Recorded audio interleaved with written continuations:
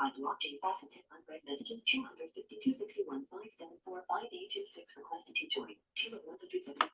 Actuate pre-post in Nairobi Summit. Actuate biomedicine Nairobi Summit. One unread message 254,792,3049. WhatsApp. Now, good morning, Tom.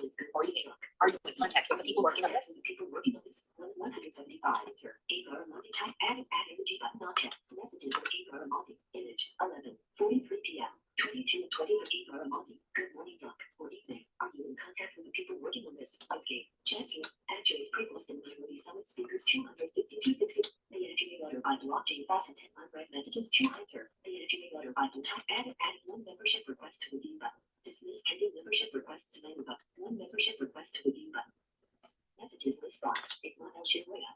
Brian Eccles 200 Turtle 200 Phila Eccles 12 3 200 Eccles 12 Eccles Eccles Eccles Eccles Eccles Eccles Eccles Brian 12 Eccles NCB Eccles Urban Power Barbara. We are back in session. Join us in our environmental health workshop and ethics Moses Leach. Let us keep joining. HTTPS 02 web Zoom must J85 billion. We are back in session. Join her. Launch meeting. Zoom. Google Chrome Sherry Marungi. Heading level 3 having issues with the Zoom Workplace app. Join from your browser button. Zoom Workplace. Connecting. AI companion has been turned on. Zoom Workplace. Button tab selected. Frida is currently host. Reclaiming host name is what breakout rooms, polls, and screen share. Frida. Yeah, hi, Doc. Susan has joined the meeting. Are you getting echo because of what? Because maybe I'm on my iPad. I need to unmute my app. So maybe even log out. I don't need this. This iPad is.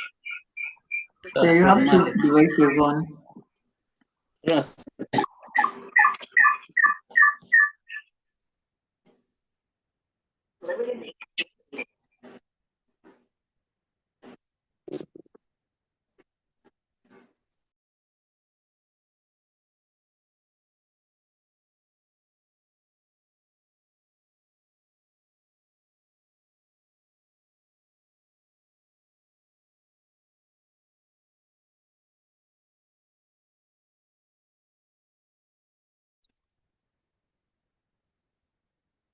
Okay, the iPad is off. So it will not. So who is here now? We have Susan and Glory and Lillian. Also, when does the meeting start today? Yeah, it was supposed to start 7:45 right now, but The first session. yeah, but the speakers Walubengo cancelled. Oh yeah. And also Anthony Ngatia. So yeah. Okay. So today, so the speakers for today have cancelled. So today is just the summation of the summit. Yeah, but Augustine says Dr. Mvurunya Ngala would like to present. Dr. Mugala? Yeah, Ngala. Okay, that's the Mugala of Technical University of Mombasa. Yes. At what time would you like to present? He was saying about an hour from now. Because I think that's when the Infotech workshop was supposed to present the presentation. Also, it can be in a plenary session. Yeah, so I think we can just start and then we'll ask him. We'll just wait for him to present at 45. Actuate biomedical knowledge translation site. Okay, so we can get started. Hold on a second, I need to check a message here. Just came in.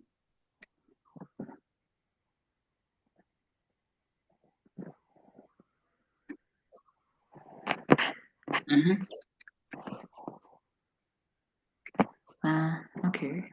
So today we. Because every time I think we just. At what time would you like? At what time would you like to us to start? Because today is the day the summation of the summit, and I said in the message, in the summation of the summit, That's the time we go through every presentation one by one. And then, so the, let's say the workshop leaders, you will tell us what was presented in the workshop for the full, for the 3 days of the summit. And then we can debate for each presentation. We discuss the likely mechanism of funding. See, there are 4 ways of funding these projects that were presented. One is quadratic funding, which is this a future type of project. The other one is retroactive public good funding, and then the other one is minting new tokens for tokens that the projects that lend themselves to tokenization of their work. And then other projects could actually just receive straight up grants by people buying tokens. Yes, and what I want to say about that is that for us, for these funding mechanisms to be effective, actual token has to be pretty liquid. So it's so funding for project is second intention. So the first intention is to get people to get into Actuate, have Actuate token itself, and then so that then they can qualify for retroactive public good funding or public good funding. Yeah. Okay. So let's start from there, and then of course, this now it's a launch pad for what's going to happen throughout next year, even let's say for the next 5 years, because the next 5 years, first of all, is capital formation. So we bring capital formation to the center stage.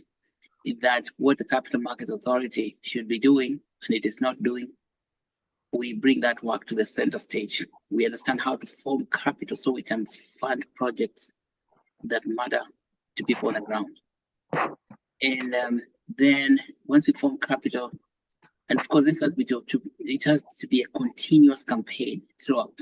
It's not something we do once in a while. Capital formation has to be an ongoing project on a continuous basis, because that's what it's all about. That's what's going to liberate us. And I was surprised today.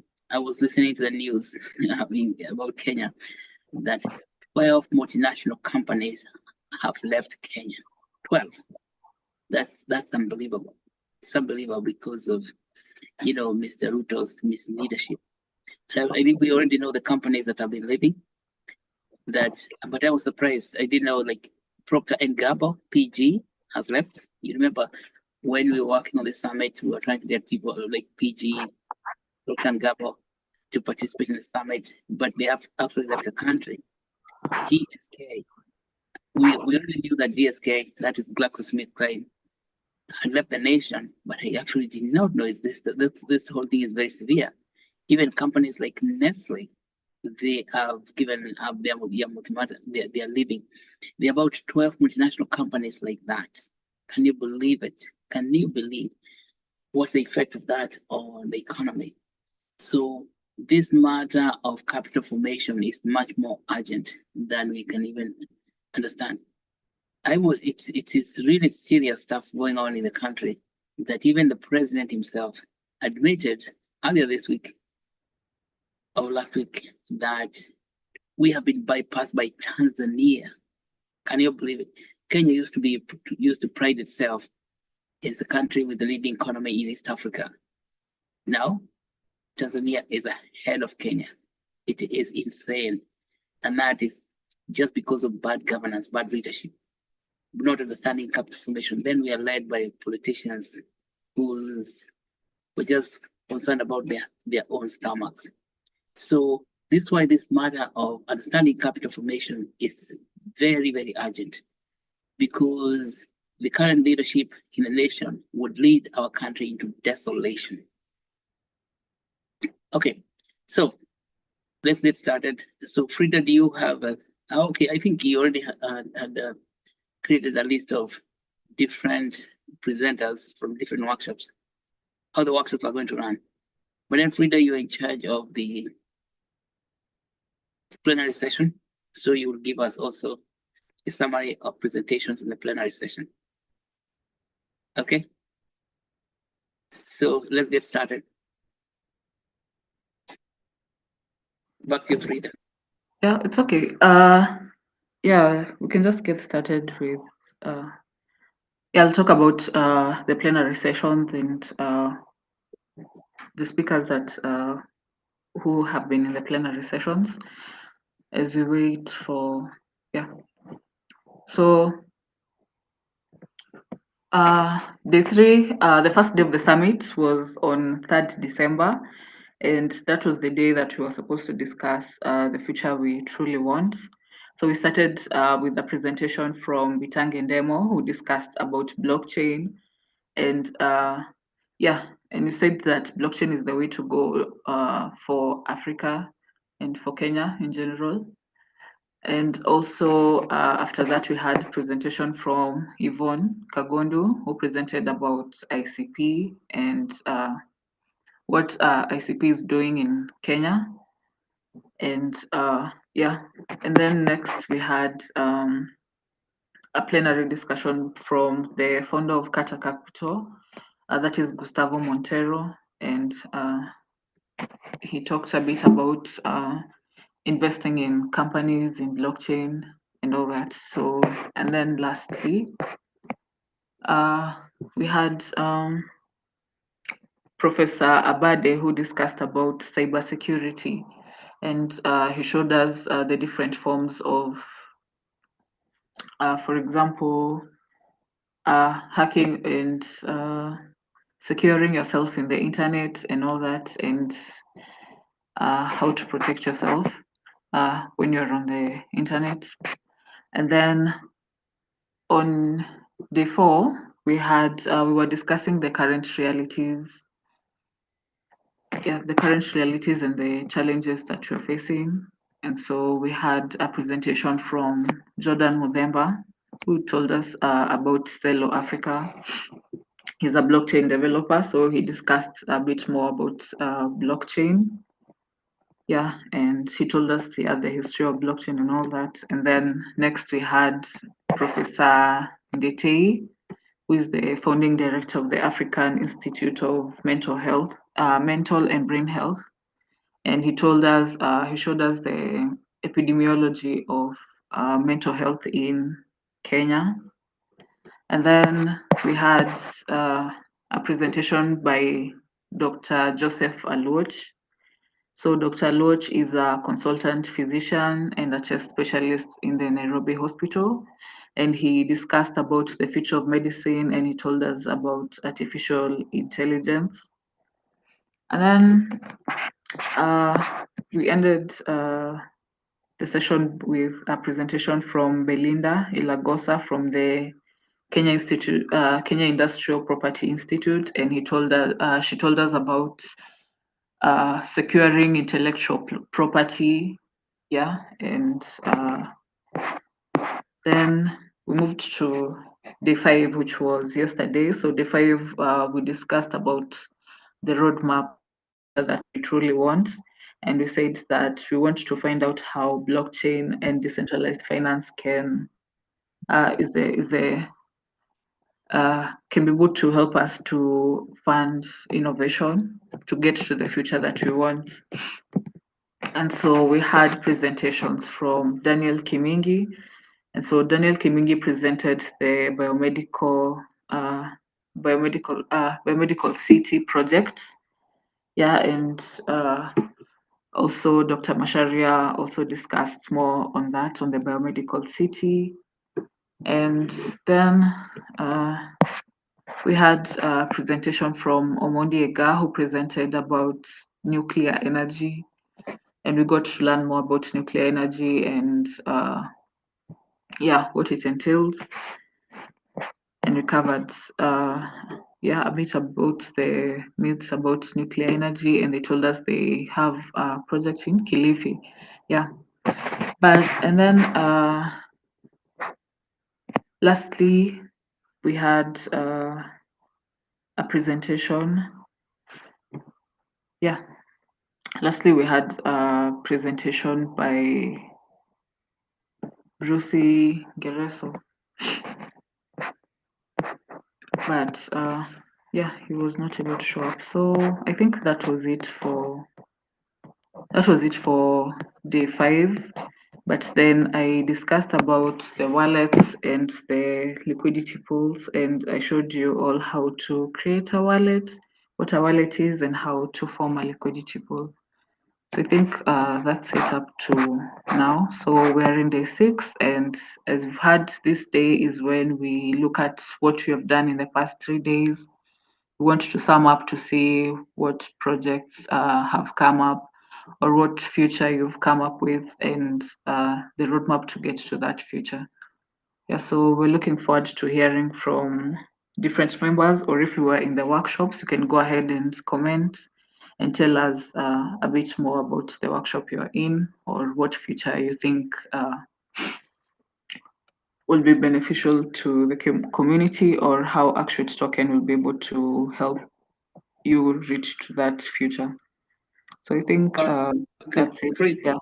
let's now go back so that we can do this slowly, one by one.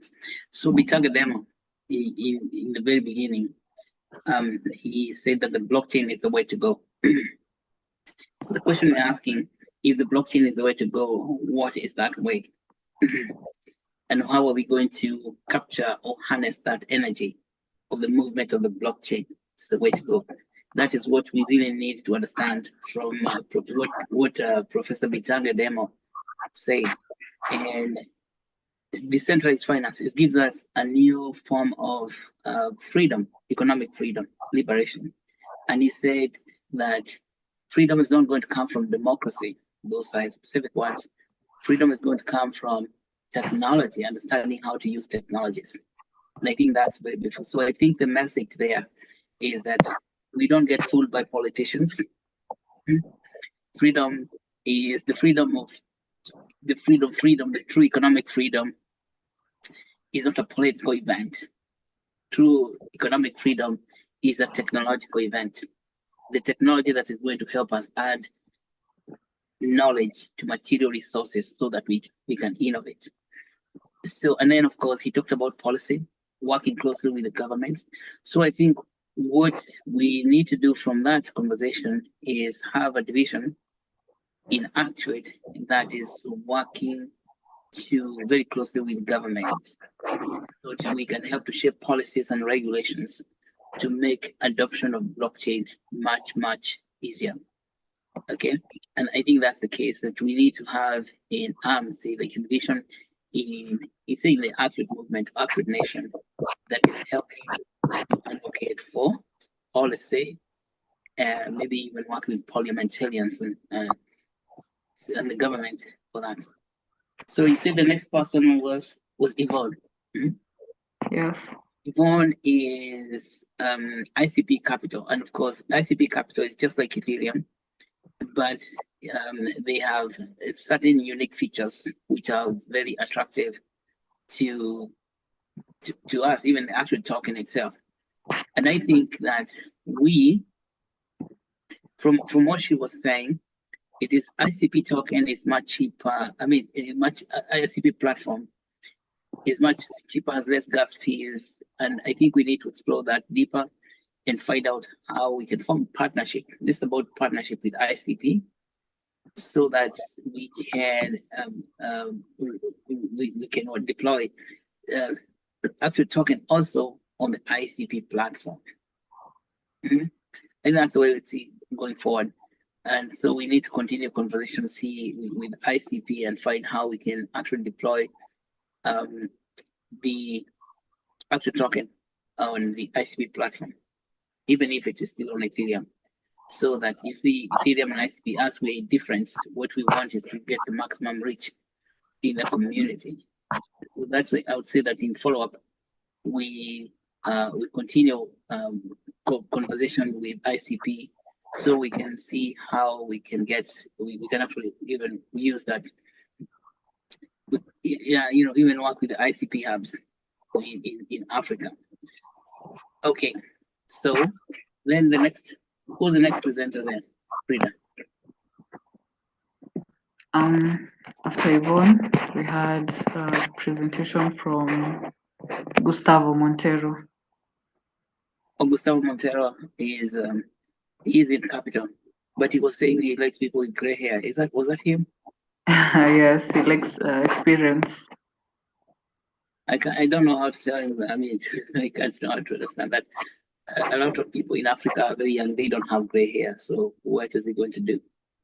I think we need to tell him that gray hair is not the source of wisdom, unlike the popular belief. People like Mark Zuckerberg did not create Facebook because they had gray hair. Yeah, so long as, and of course, if he has got, he understands capital formation, and he has got venture capitalists or investors, and then it is interesting to work with him. But we have to disabuse him from the idea of gray hair people. What are we going to do? The young generation. I mean, I think if somebody has gray hairs already and that person is getting started, that person is too late. People get started in the early 20s or maybe in the late teens. For example, Vitalik Buterin was 15 years old when he started working on the Bitcoin, and later he made Ethereum when he was only 23. How much gray hair did he have?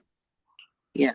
So even someone, Elon Musk, did not make PayPal because he had gray hair. See, that's kind of a misguided notion. And we do not want such misguidedness to get injected because it creates certain sort of visions or judging by appearance. It is written, do not judge by appearance, but judge righteous judgment. Okay, that is in Matthew.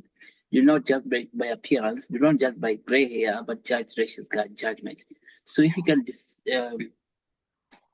we can disabuse Gustavo from the gray hair type of narrative, then he can become a great partner in capital formation. Yeah. So who's next? Yeah, so we had next Professor Elisha Abadi discuss cybersecurity. Oh yes, cybersecurity is a big deal. Cybersecurity, but he was so much focused on cybersecurity in Web 2, which is very important, particularly. So we also had in Infotech workshop yesterday about cybersecurity in medicine. Oh my goodness. So that is all Web 2 so far. But then we want to add blockchain. I think these are something we need to continue advanced communication. Professor Abade is professor of computer science at the University of Nairobi, C4D lab. And I think what we need to do is continue forging partnership with C4D lab at the University of Nairobi because that's great potential. And besides cybersecurity, they also have students working on other aspects of infotech and even blockchain projects. And I think with Lipona, we understand how we can use the blockchain itself for cybersecurity because the blockchain is immutable. But we could not have much discussion to that, meaning that is much more discussion needed, even so we can fully understand about cybersecurity. What came out about cybersecurity is that because, say, for example, all this work is going to be happening on the cell phone, say like a Samsung phone, or even a Huawei or is it called Xfinity? I can't remember. Yeah.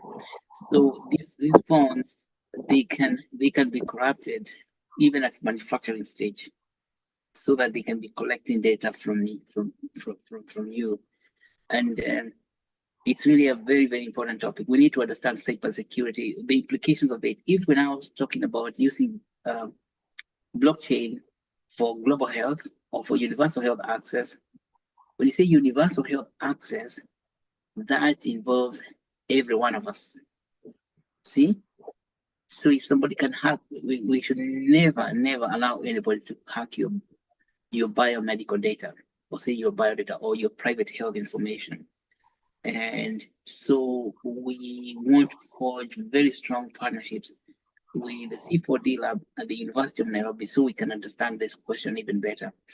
And one way to prevent cybersecurity or cyber attacks is to test the device and to, first of all, to install the protection mechanisms, maybe antivirus software, and make sure that all members of Actuate Nation know about that. But then that is after the fact. That is preventing after the fact.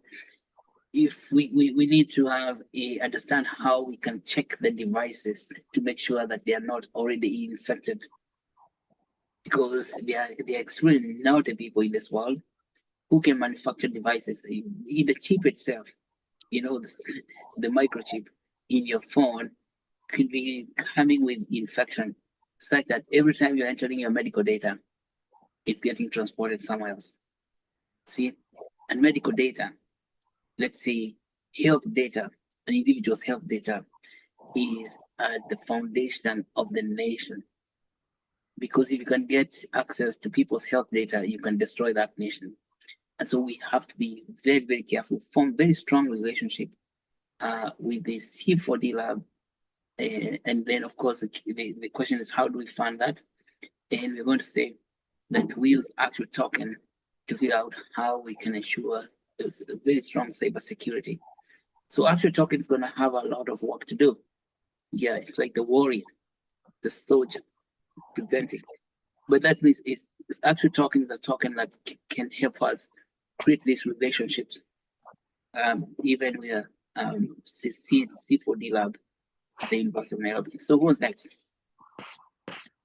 So next we go to day 4, where we had Jordan Muthemba, and he discussed about Celo, DAO, and then differentiated between blockchain cryptocurrency, and also he told us about the evolution of money, and also explained the concept of peer-to-peer and proof of work and proof of stake.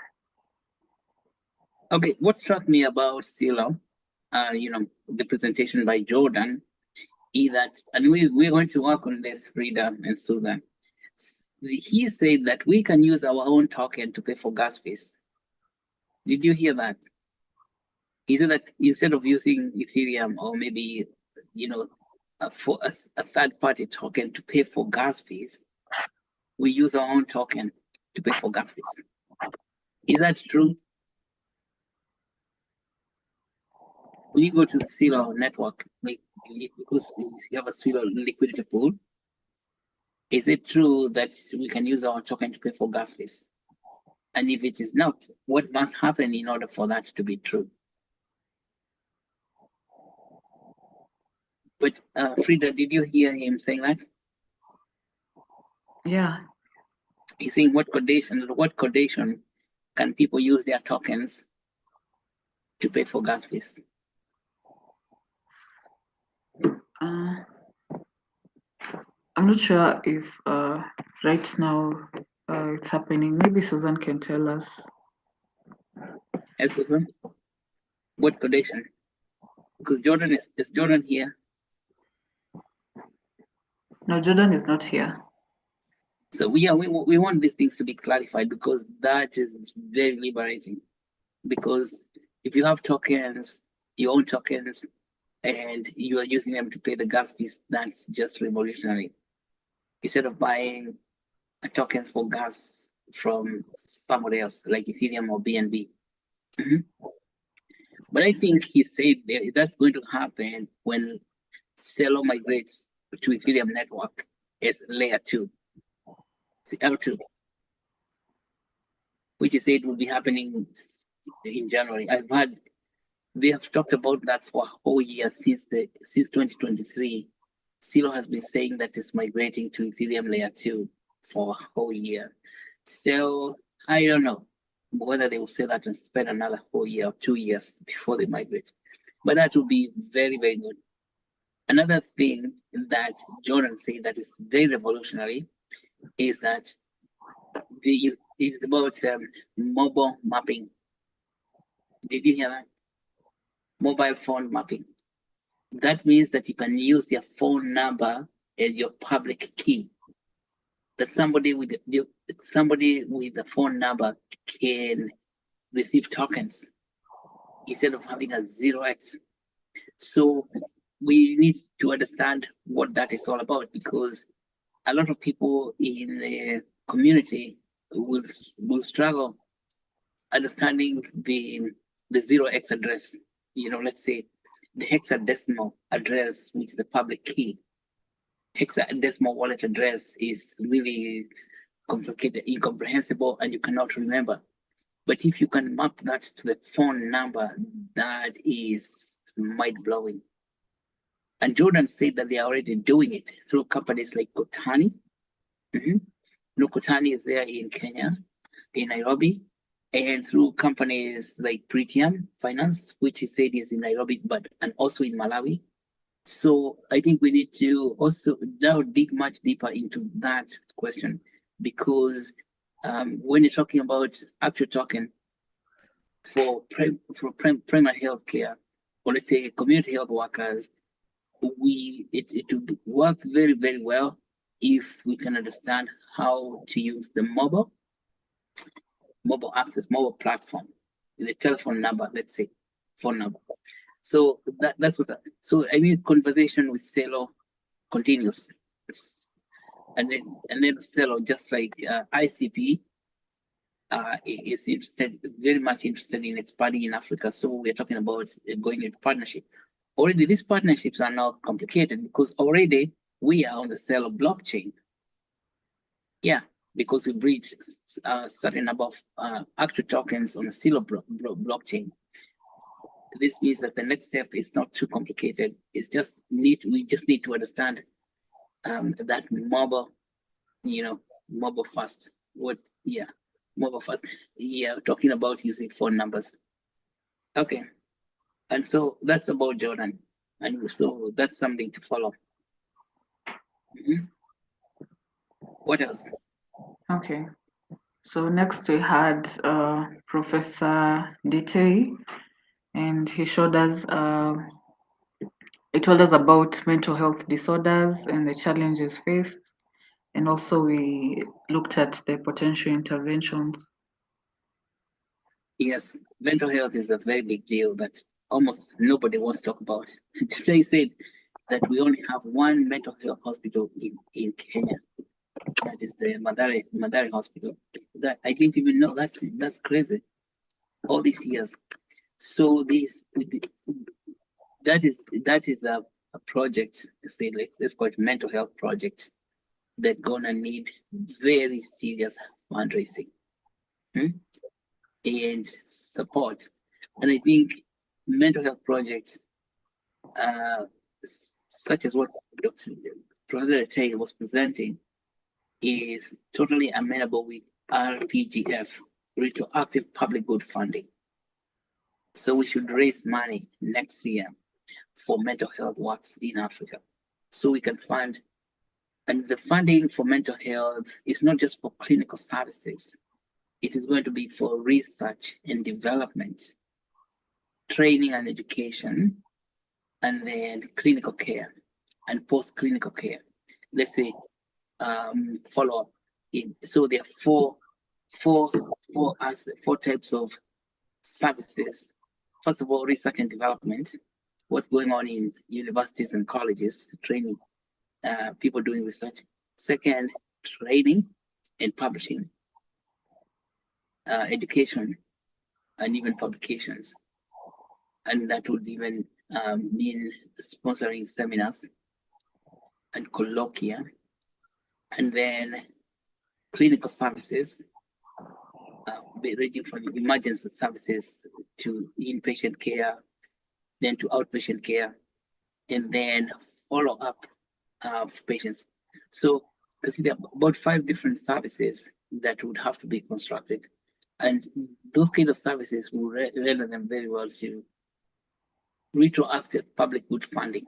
But for that to happen, we must get someone or some people in mental health to create proposals so we can raise money. So that's why next year, 2025 is going to be the year of fundraising, so that we can get money to allocate to those kind of places.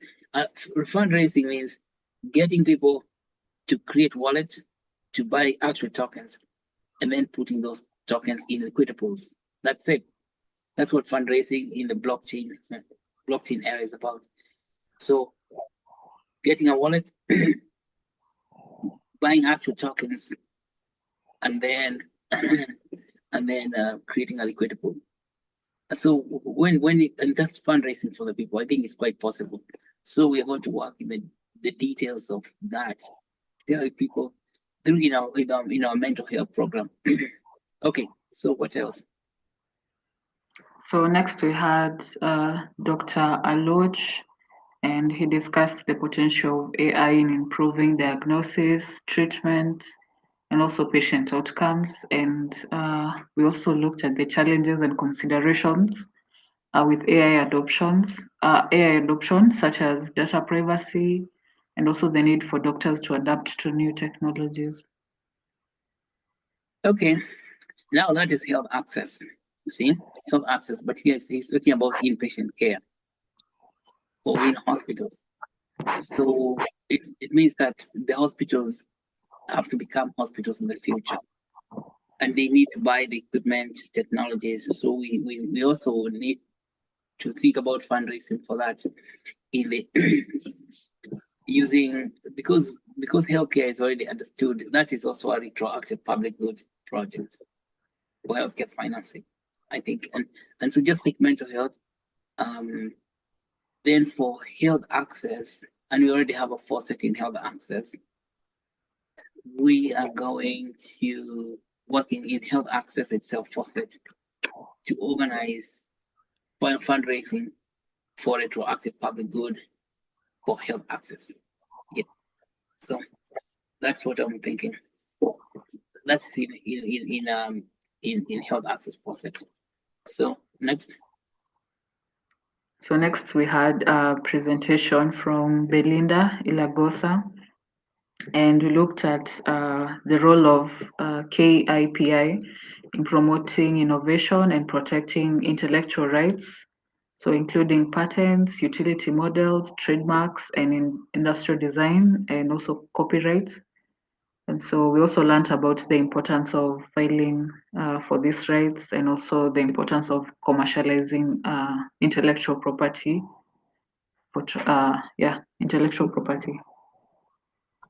Yeah, that's very important. I see intellectual property protection is not understood. We have not understood it in Africa, and our intellectual property, it gets stolen every minute from it on a daily basis.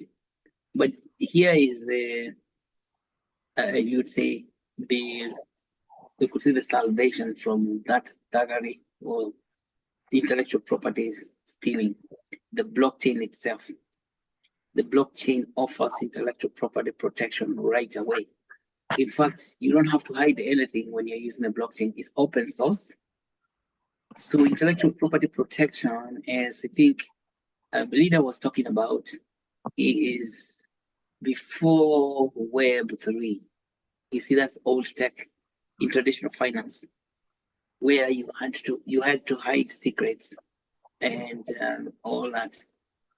Now, instead of hiding, you can figure out how you'll be earning from people using your product. Yes, because without having to prevent them from using it, it's to hide in the intellectual property.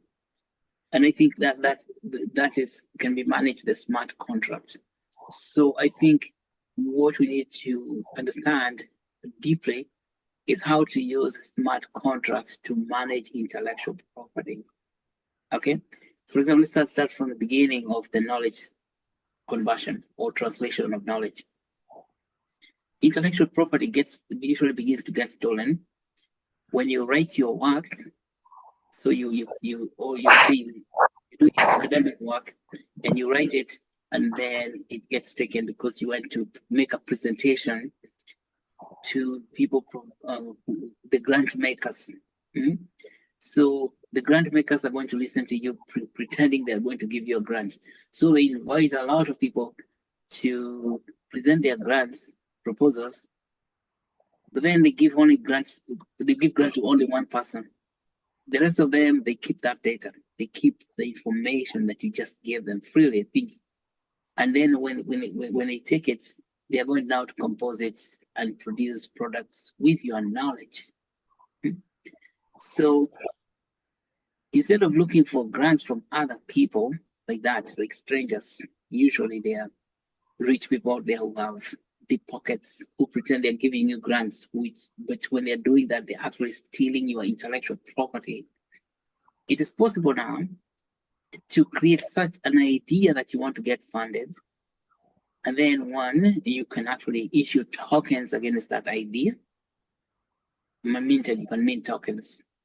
And then you raise money in the market without having to go for a grant. You raise money in the market using your tokens. Okay? And I think that's one way you can get 100% intellectual property protection, because the tokens are yours and they are going to create value so long as what you're proposing is something of value. Get paid. Another way, second way of getting protection of your intellectual property, because we're talking about property. Property is something of value you're selling for some money.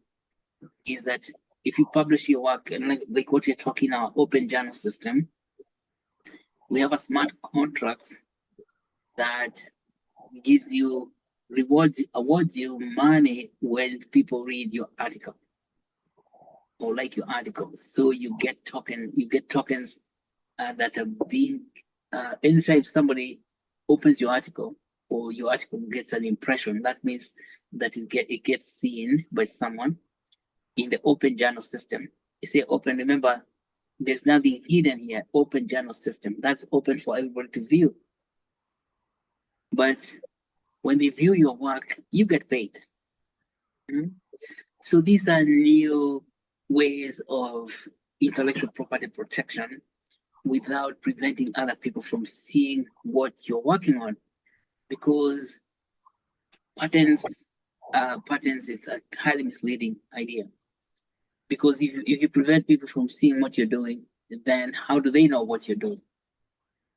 You see, that creates a lot of secrecy that is self-defeating, that you cannot even share what you're doing because you're afraid that other people are going to steal it. What if by other people attempting to steal your work, they pay you? You see, that is only possible in the new technologies like blockchain. You get paid no matter what. So, and I think we want to dive this to its deepest end possible, so we can understand the intellectual property on Web3, intellectual property protection on Web3. Let's call it the new age of intellectual property protection. It's not a protecting people from seeing your work. It's getting people to pay you ahead of time, so that you're always earning money whenever, because of your ideas. Okay, it's some work to do, but we really have to do this very seriously in Africa, because Africa is a place where anybody comes and they can steal anything they want. Even if they are not stealing things underground like minerals, they are stealing things on the surface of the ground. And even if they're not stealing the things on the surface of the ground, they are stealing intellectual property, things in the minds of men and women of African continent. So ultimately, Africa looks like a continent that's poor. It's that resources are being stolen right, left, and center. Now we have a technology that is going to stop all that theft, but we have to understand how to use it. The technology is not going to do that by itself. Okay, so that's what I would say about intellectual property. That it's not the government. Governments in Africa have never stopped this. Has never protected anybody's intellectual property. In fact, our governments are the ones who are on the first line in selling our own intellectual property. Like what you're seeing Mr. Ruto saying now, crazy stuff, like he's going to export young people to go to other countries and work. What is that? Is that not the first intellectual property kind of loss. All right. Yeah, so let's understand how we use the blockchain most effectively to protect the intellectual property in the nations and the continent. All right. Okay. And what was next, Brina? And next, it's day 5, and that's when we had the presentation from Daniel Kimingi about the biomedical city. Oh yes, biomedical city. That's a very large project, very large capital project, which in its full flower would have consumed total capital, upfront capital of about $5 billion. How do you raise such money? Except with the blockchain. A blockchain, and if you want to raise that money, you may have, in the traditional finance, you may be negotiating with the government of China, China's development bank. Even the African Development Bank cannot fund such because it's not that liquid. Or you'll be probably negotiating with the European Union. All that is just getting recolonized again. But thank God for the blockchain. We do not have to go and borrow money from other countries, which means that they would come and own our country all over again. So today, funding such a large capital project is as easy as 1, 2, 3. Again, it's on the tokens.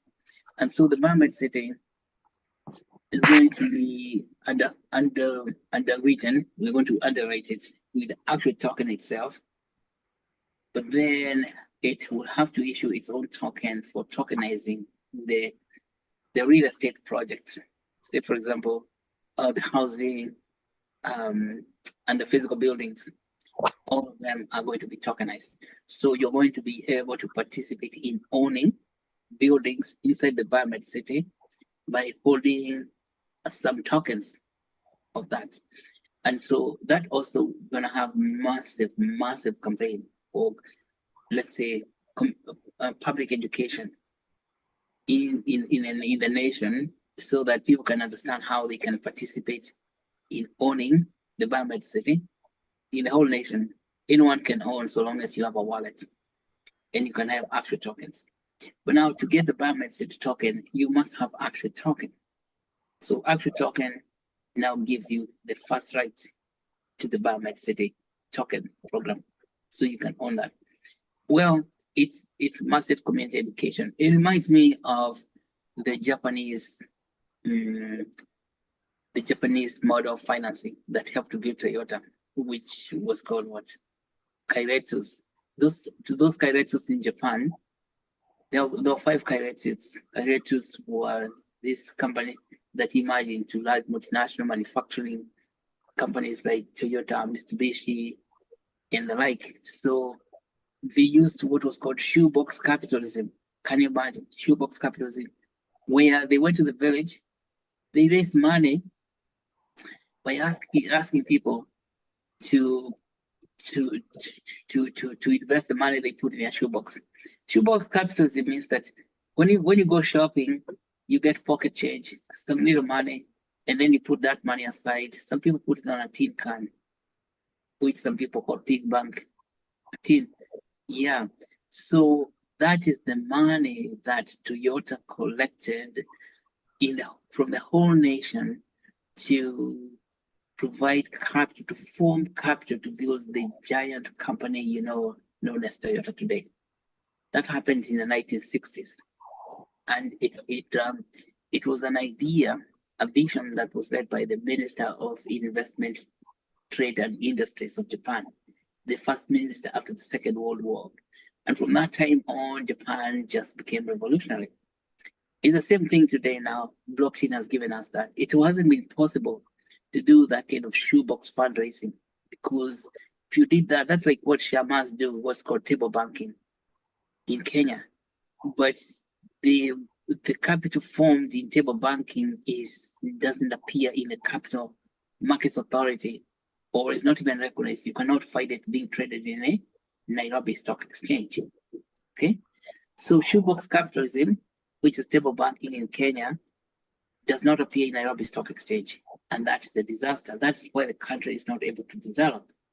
because people can raise money all they want for as long as that money never appears in capital markets. It's all in vain.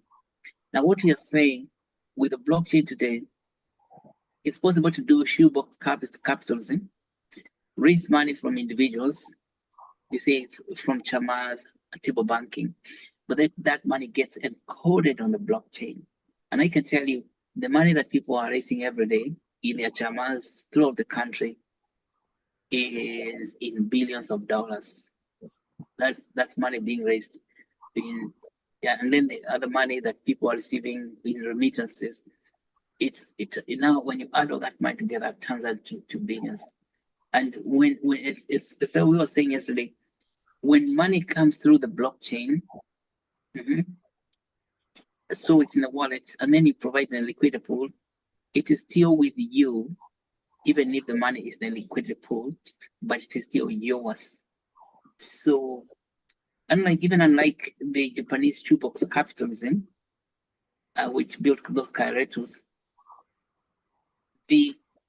when they took your money and then they took it to the Tokyo exchange, the money had to leave you. It has to depart from your piggy bank.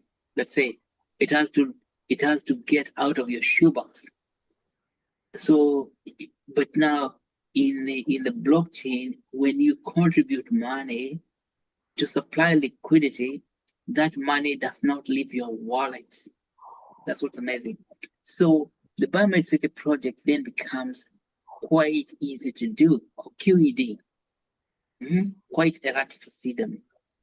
So it's quite easy to do today with the shoebox capitalism on the blockchain, because the money stays with you, although it is contributing to what? To liquidity that will build the Biomed City. Isn't that amazing? It is intensively amazing.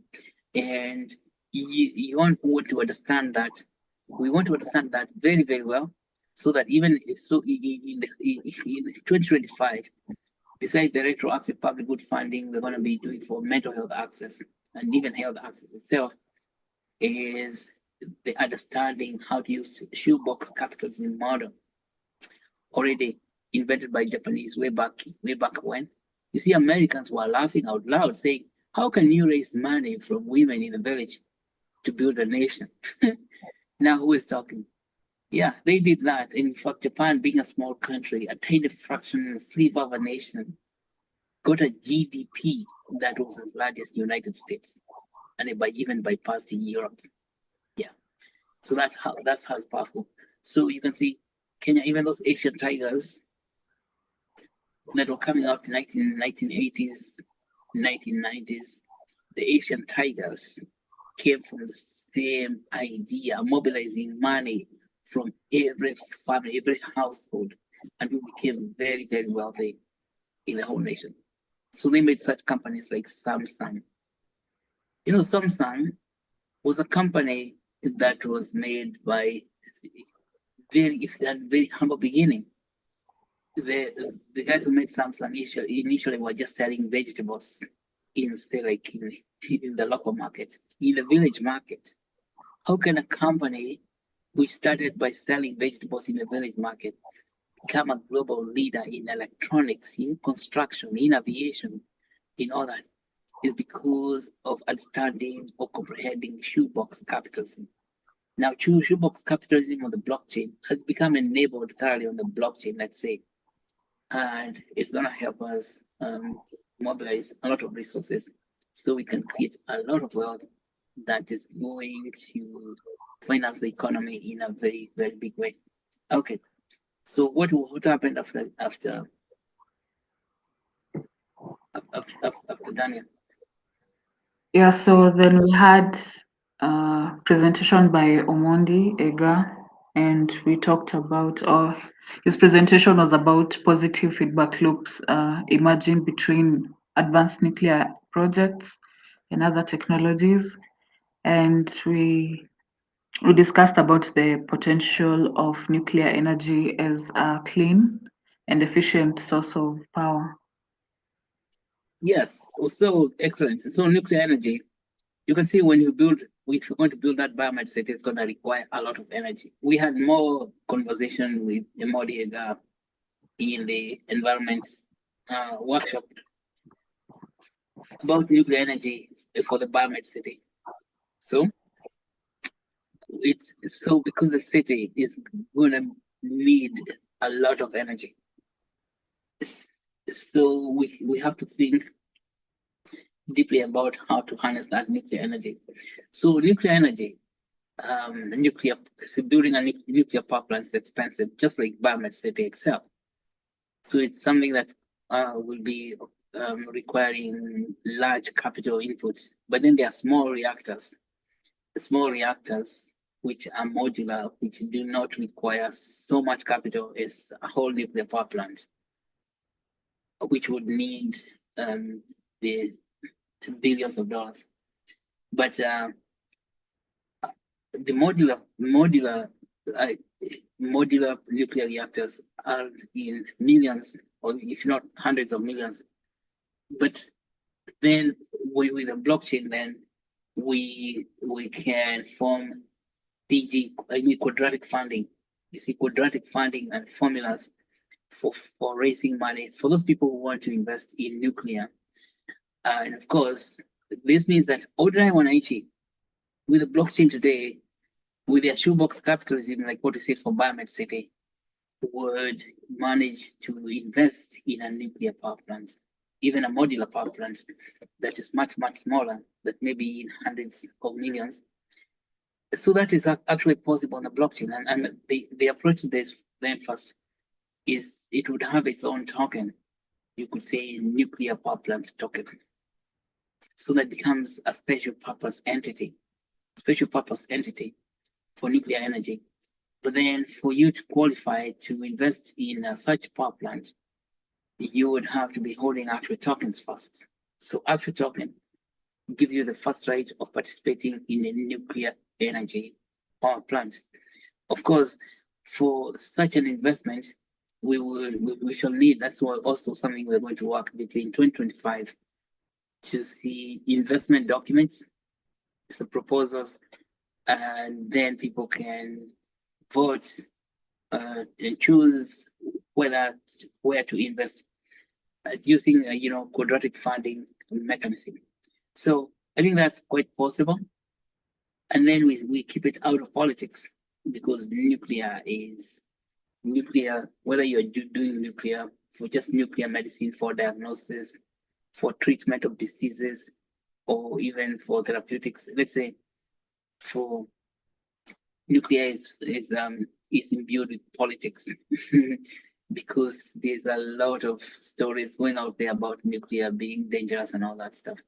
But those are we're gonna need massive community education, public education.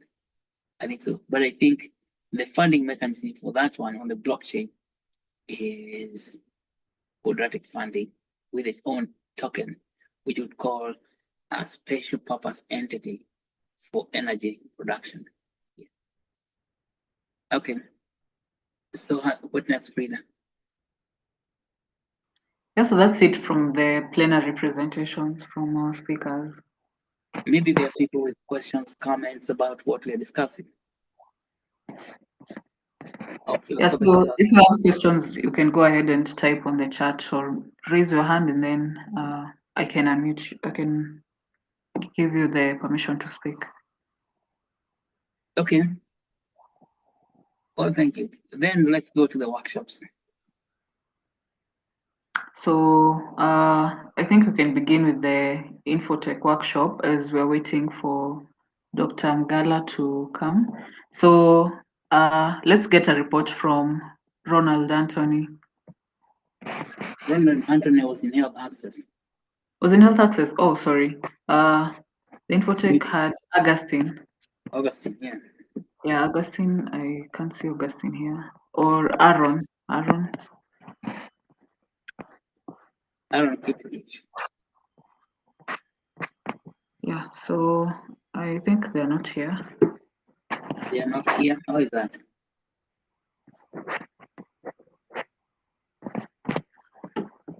They don't have access.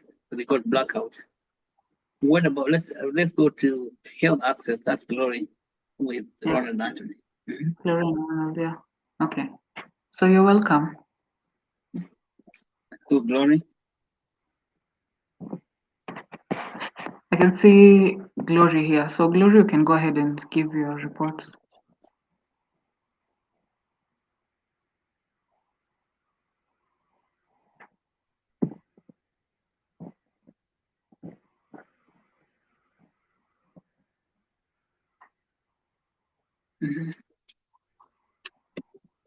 What is going on? Glory is not. She's muted. She has no audio.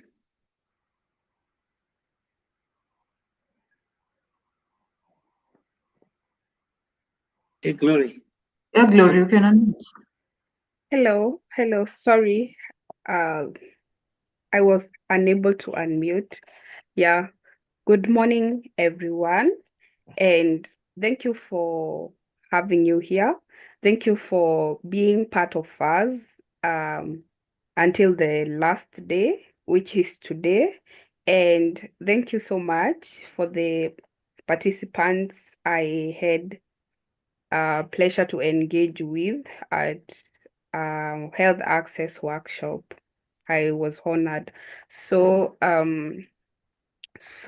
as we conclude the summit today, I will give the key insight that we got from the presentations and discussions from health access workshop.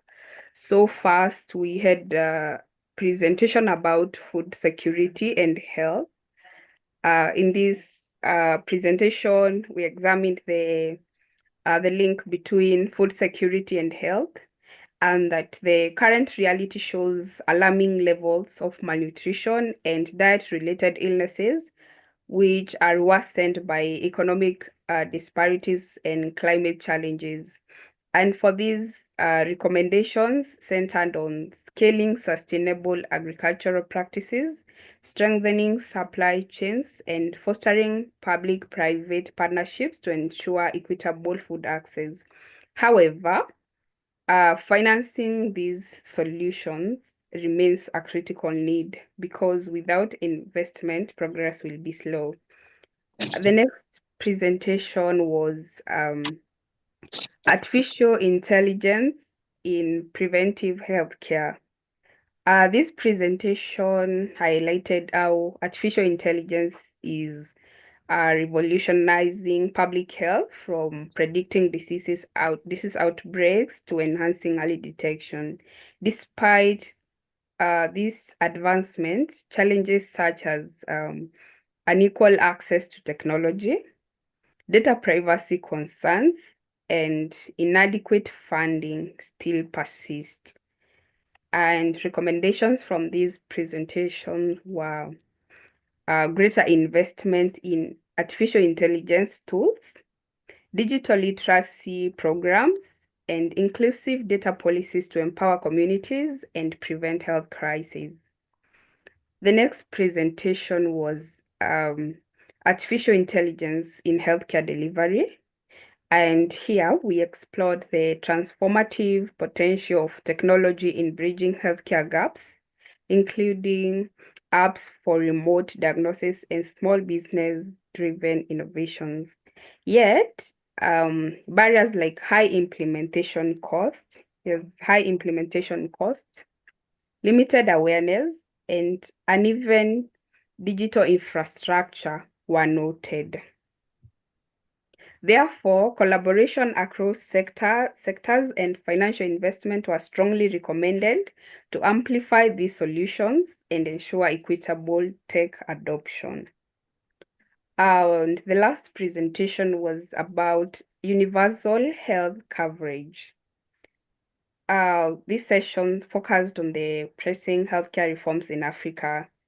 And while strides have been made, gaps still remain, such as insufficient healthcare professionals, and this is due to brain drain, whereby now the healthcare professionals are migrating to other countries to look for greener pastures, and as well as now the cost of treatment, therefore burdening the patients. Recommendations for this included policy reforms, workforce development, and financial solutions, such as health risk pooling to reduce the burden on the patients. So that's what we had, and this workshop reaffirmed that achieving equitable healthcare requires collective effort. Healthcare professionals, researchers, business leaders, and innovators all have critical roles to play. And above all, financial innovation and collaboration must be prioritized to support sustainable solutions in healthcare access. That's what we discussed in health access workshop. And thank you. Back to you, Frida. So, thank you, Glory. Health access, health access is dependent upon something called equity, like equitable distribution of resources. See, resources, that's the word. You see, when people say the word resources, they actually are not saying what they mean by resources, because resources is just a general term that indicates so many things. Resources, there's human resource, there's material resource, there's the biological resource. So healthcare resource or resources, when it says stuff like that, then we actually do not really get down to the bare bones to understand actually what is missing. Yeah, so what are those resources that are missing? And you can see it begins with food security. If people don't have enough food, don't even expect them to be healthy. Because if you're not eating well enough, balanced diet, anything will attack you, not even a lion. If a lion shows up, you can't even be able to run away from it because your muscles are not strong enough. And even if we met with a monkey baboon, you cannot fight it because you don't have strength. However, there are things that are not as big as monkeys. Some of them are not even visible, like bacteria and parasites and viruses.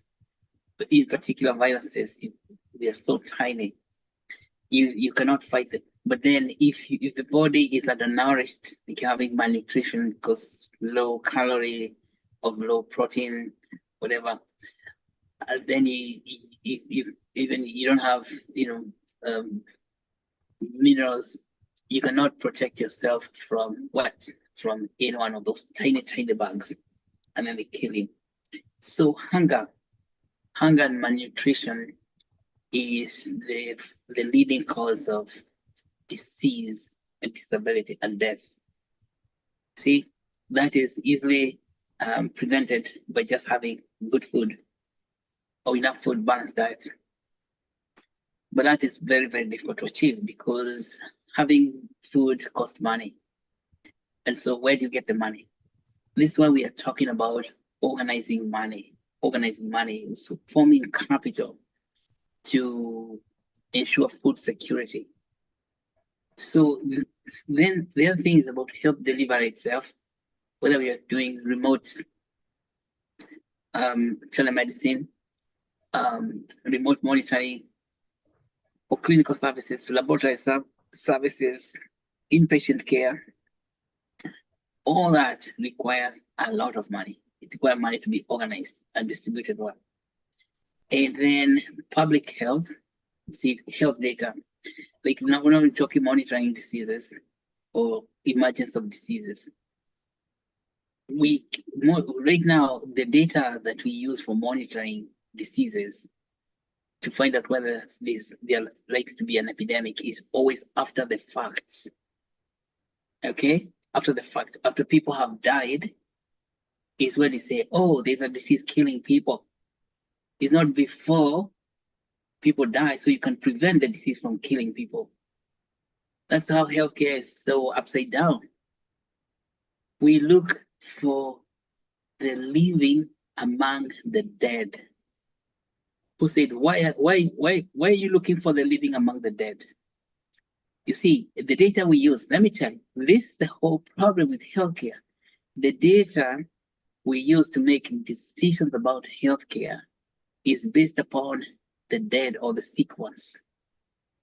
Because we don't do anything when people are healthy until they get sick. They come to hospital.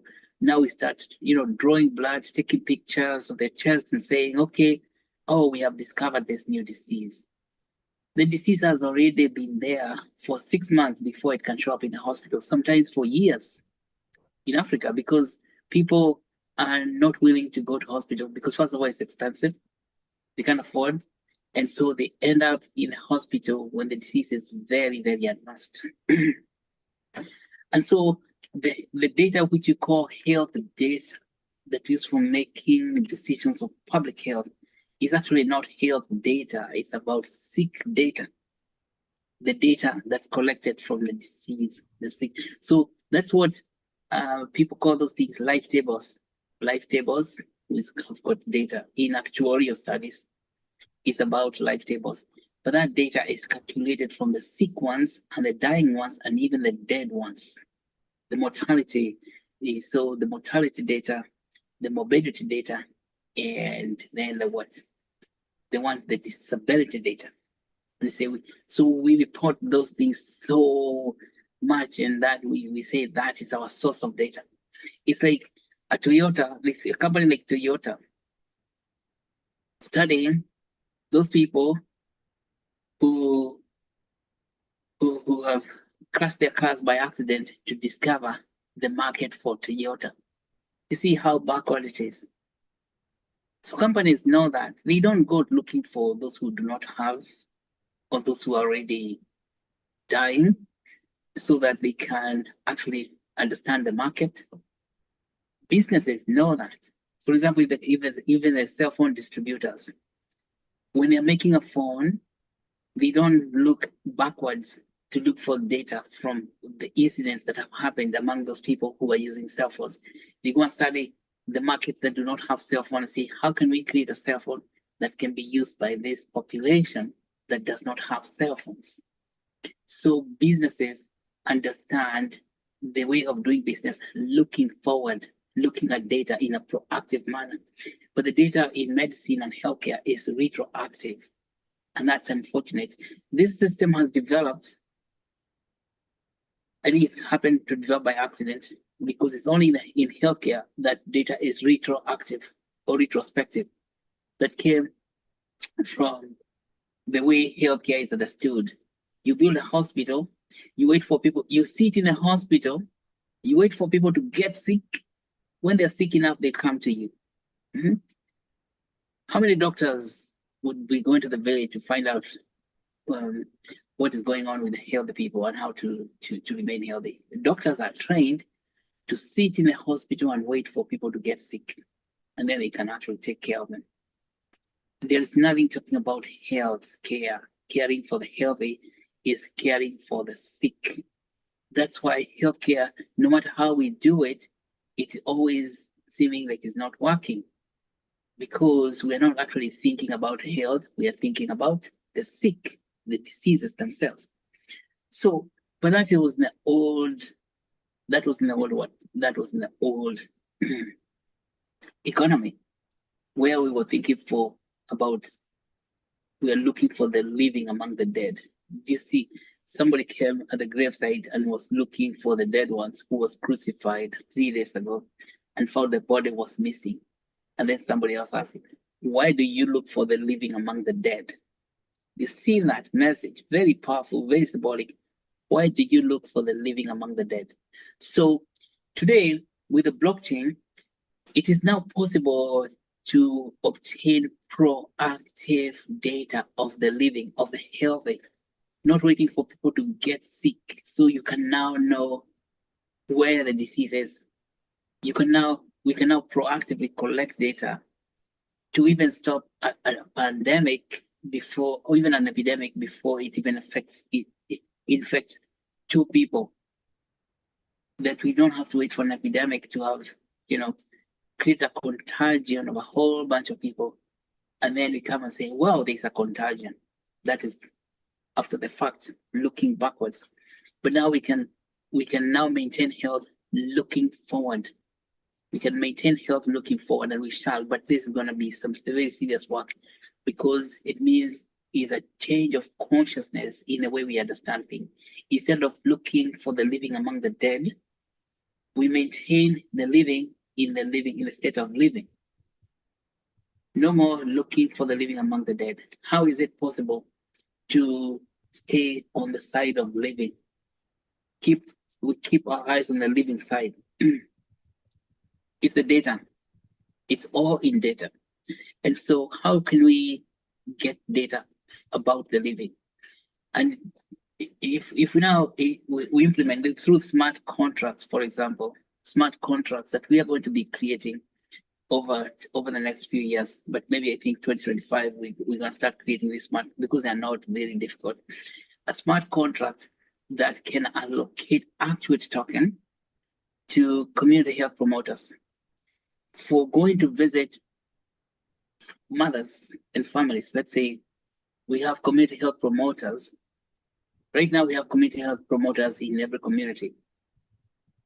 But these community health promoters, armed with a cell phone, like a Samsung, a Galaxy phone, or even a Huawei phone, can enter data about the living, the healthy, by having home-to-home visits. And when this community health worker or the health promoter in the community talks enters the family, talks to a woman about issues of remaining healthy, eating well, even, we have to create a small questionnaire that for collecting data, and that data is entered through the cell phone. That's about health data of that particular family. So the community health worker will collect health data, the nutritional status, and then we'll collect data of the economic status and the social status, and the occupational status of that family, of individuals in that family. So we can have data ahead of time what's going on. And any incident that is being reported, any health incidents, like anyone complaining in the family about headaches, fever during the week. If you have community health workers visiting families once a week, but then even at least once a month, and every community health worker who completes that document well, that community worker gets rewarded or awarded tokens. Okay, because these tokens are there, so they get awarded. So if you incentivize the community health worker to do their job, and then even the mothers or women, a woman in a family who gives a positive, who actually gives information about her health status from all those data points, from either personal health, the health of children, and then the occupational health, the economic health. All that data is collected right away. And then that data goes into a database, which is on the blockchain. And that means that you can actually notice anything that changes in the database. For example, if the community health worker detects an incidence of new headaches plus high temperature just in the home, if it's possible, just following one person, you can actually see the changes in that particular person month after month after month, so that we can even monitor blood pressure, blood sugar, and such things all the way in the village. Yeah, where people are using the cell phone, and that data gets put into the data system, which is the blockchain. Then it is possible now, the blockchain on the dashboard, you can be analyzing the images. You can, because the data is going to be creating charts of the incidents, because there are numbers that are coming in, and all those numbers, the data is analyzing. And using even artificial intelligence, you can tell whether there is any change in the data. And any change in the data means there's something wrong in that in the health of that person. So it's possible to capture that data. And again, the blockchain is very powerful because it's decentralized, it's distributed throughout. Now, we know that this is possible because it's possible to get data from every family, because there's not a single family in Kenya that does not have access to a cell phone. Okay, so the cell phone penetrance, the penetration of cell phone in the community is more than 100%. That means that there are certain families that have got more than one cell phone, even as many as 5.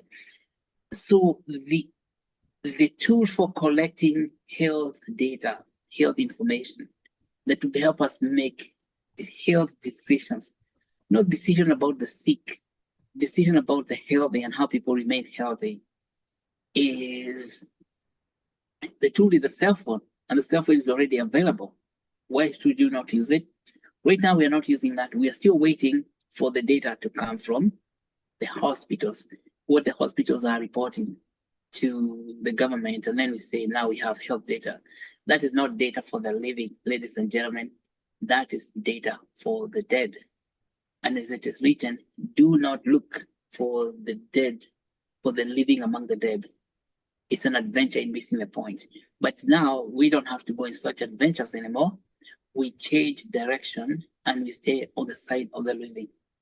So those are community health workers. Similarly, the blockchain itself, smart contracts, has got the capability of incentivizing doctors and nurses. These are the clinical providers, to share information, because they can get paid using tokens for everything they share. I mean, when they do the right things, they can even get awarded. Just like when we were talking about intellectual property, if patients, say a patient goes to is seen by a nurse or even a doctor and receives good clinical services, that nurse, I mean, that the patient can now give a reaction, like the way you react when you read an article on Facebook, or you read an article or you see a good video on YouTube, you give it a like. Now, LinkedIn is even more expounded, the reactions that you can love, support, celebrate, and stuff like that. Those reactions, love, support, celebrate. Like if patient gets a very good experience with a doctor, you can say, I love the experience. Now that reaction becomes transmutated into tokens. Okay? And that token is money, that people can be earning money for doing the right thing. And if a doctor does nasty stuff to the patient, and then the patient does not like that doctor, then did not enjoy the experience. So the doctor gets subtracted tokens. So tokens are taken out, so it gets reduced. The balance of tokens reduces in their wallet. And so that is a smart contract on the blockchain that is going to help us award tokens to those people who are doing good work, and subtract tokens from those people who are doing nasty stuff. So you can say excellence awarded. And so we're gonna also now, in our partnership, we have to build smart contracts that are doing that. That way, if doctors are awarded tokens, they're actually getting paid, even nurses. I think we're talking about human resource now. The doctors are getting paid for doing what they're supposed to do. So doctors now, they don't have to go on strike to force the government to pay them, or even flee the country to go and work in another country because they're not having money. But all the doctor has to do is be a good doctor, and the patient loves him. And every time you get a love reaction, because after the end of the visit with the doctor, then the patient gets a notification. How do you rate your experience? Give us feedback about what you see. And the feedback is not complicated. It's a list of questions. Was it good? Was it good, bad, excellent? Did you love? Did you support, celebrate? Stuff like that. And that is a software we're going to be building with partners in 2025. See, and now that begins to address the human resource problem, that the brain drain that we're experiencing is because we're expecting to be paid. we're expecting maybe the government to pay people, but I think we can raise money. You see, those tokens, reward tokens, are only going to work when actual token is liquid. That's why we have good, in our capital mobilization, liquidity. We get as many people to own those tokens, and then they create liquid pools. And then, of course, when you contribute to liquidity, you'll be making money also.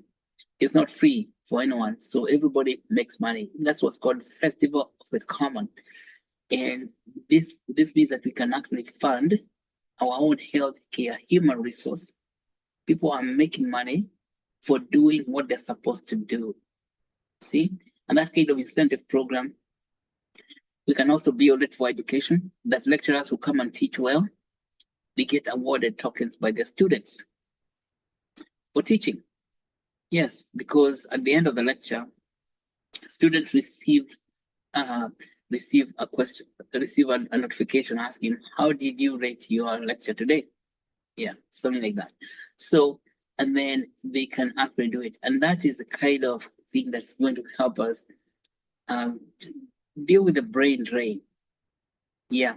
And so the thing is for us to work together, you implement that shoebox capitalism, like what built Toyota, but now take it to another level so we can keep the best of the best of the best, the best of the best of the best of the human resource in the country. Contrary to what now our government is doing, trying to sell our people out there, saying they're going to look for jobs for them abroad. What kind of nonsense is that? So this is what to talk about equity. Then for the health insurance, you say the payment system, which is a very big problem right now. People cannot afford to pay because we are being told to use the Social Health Insurance Fund, Chief. Before it was National Health Insurance Fund. And those funds cover only about 3% of the population. 97% is left uncovered. There's no coverage. But now, if we have, if on the blockchain, then how would it work? How to create universal health coverage? Universal health coverage, that means 100%. If there's a cell phone in every family, and that cell phone has got a wallet, and in that wallet, there are actual tokens, and they're in the liquid pools, means the holders of the actual token can actually receive free health coverage. And this is how. We will need to build a smart contract also that for every transaction, not every transaction anywhere in the world on actual token, a small fraction of that transaction is set aside in a liquid pool, which we call health risk pool.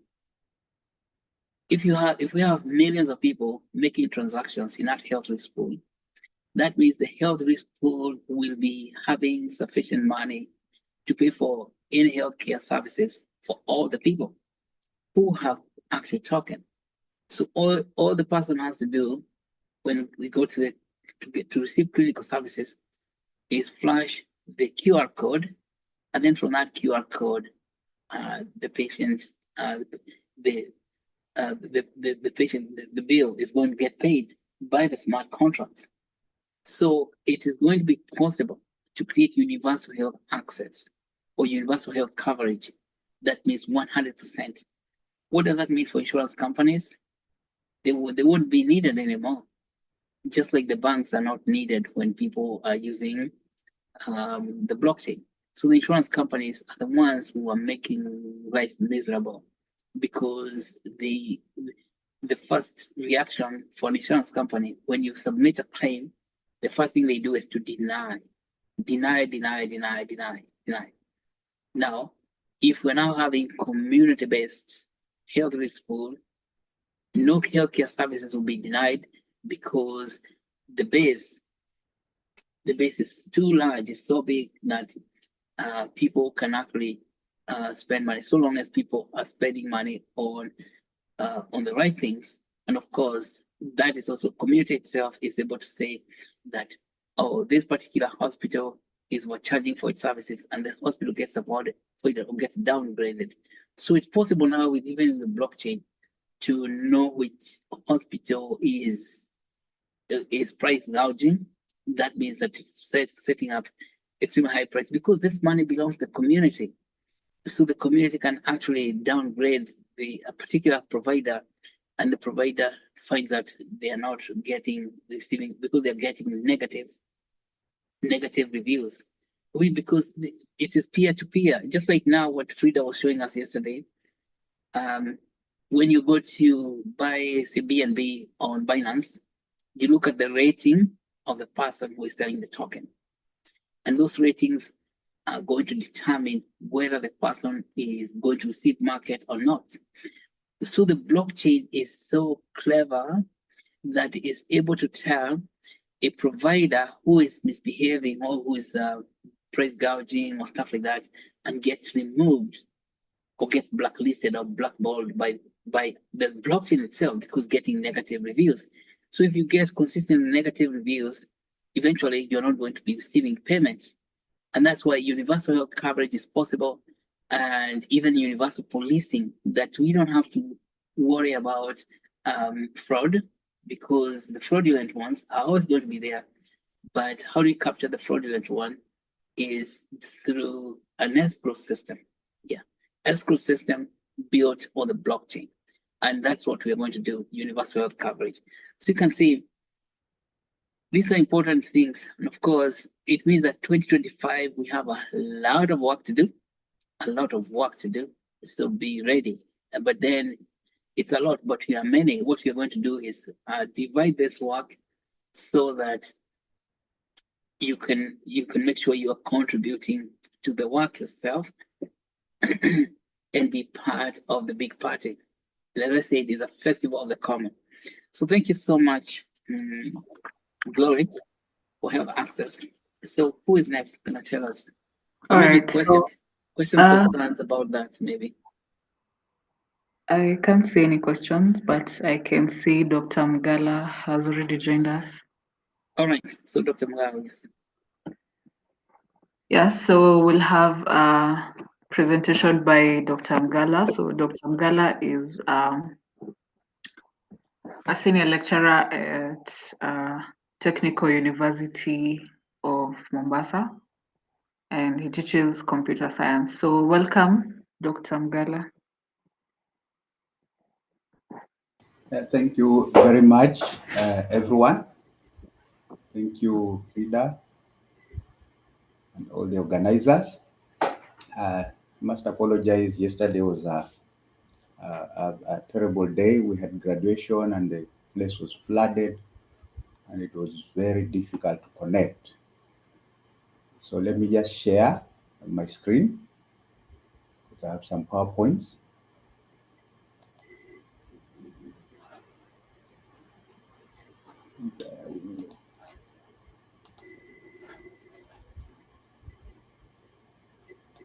Kindly confirm that you can see my screen. Yes, we can see your screen. Yes. So I'm talking about opportunities and challenges of leveraging AI in the healthcare space in Kenya. Now, this presentation explores how AI can transform Kenya's healthcare system, highlighting opportunities, challenges, and actionable recommendations. Now, this is where I reached. At least we need to have an understanding of what AI is in relation to what we are discussing. So, basically, there are systems that think like humans, systems that think rationally, systems that act like humans, and systems that act rationally. So that's a very basic definition of AI systems to help in understanding. So Kenya's healthcare overview. Currently, there are about 30% of Kenyans that lack access to basic healthcare, agree that some attempt has been made, but still we have 30. It could be more, but at least these are the statistics that are available. There are also resource constraints and workforce shortages. In fact, if you go to the rural areas, you go to the health centers, you find in many places, at least in the coast region, where I've visited quite a number of facilities, you find maybe just one nurse managing a whole health center. Uh, and that's a real challenge. So not even a clinician, but just a nurse. Now, AI offers innovative solutions to bridge these gaps. Now, role of AI in global healthcare. So AI drives advancements in diagnostics, predictive analytics, telemedicine, and drug discovery, improving global health outcomes.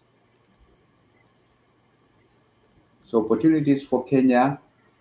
Now, Kenya can benefit a lot from enhanced diagnostics, AI-powered tools such as imaging systems and predictive analytics, speed up disease diagnosis.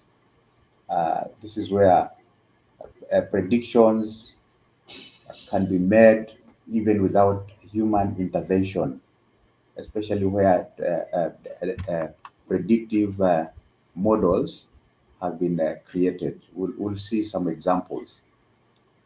We also have what we call personalized medicine.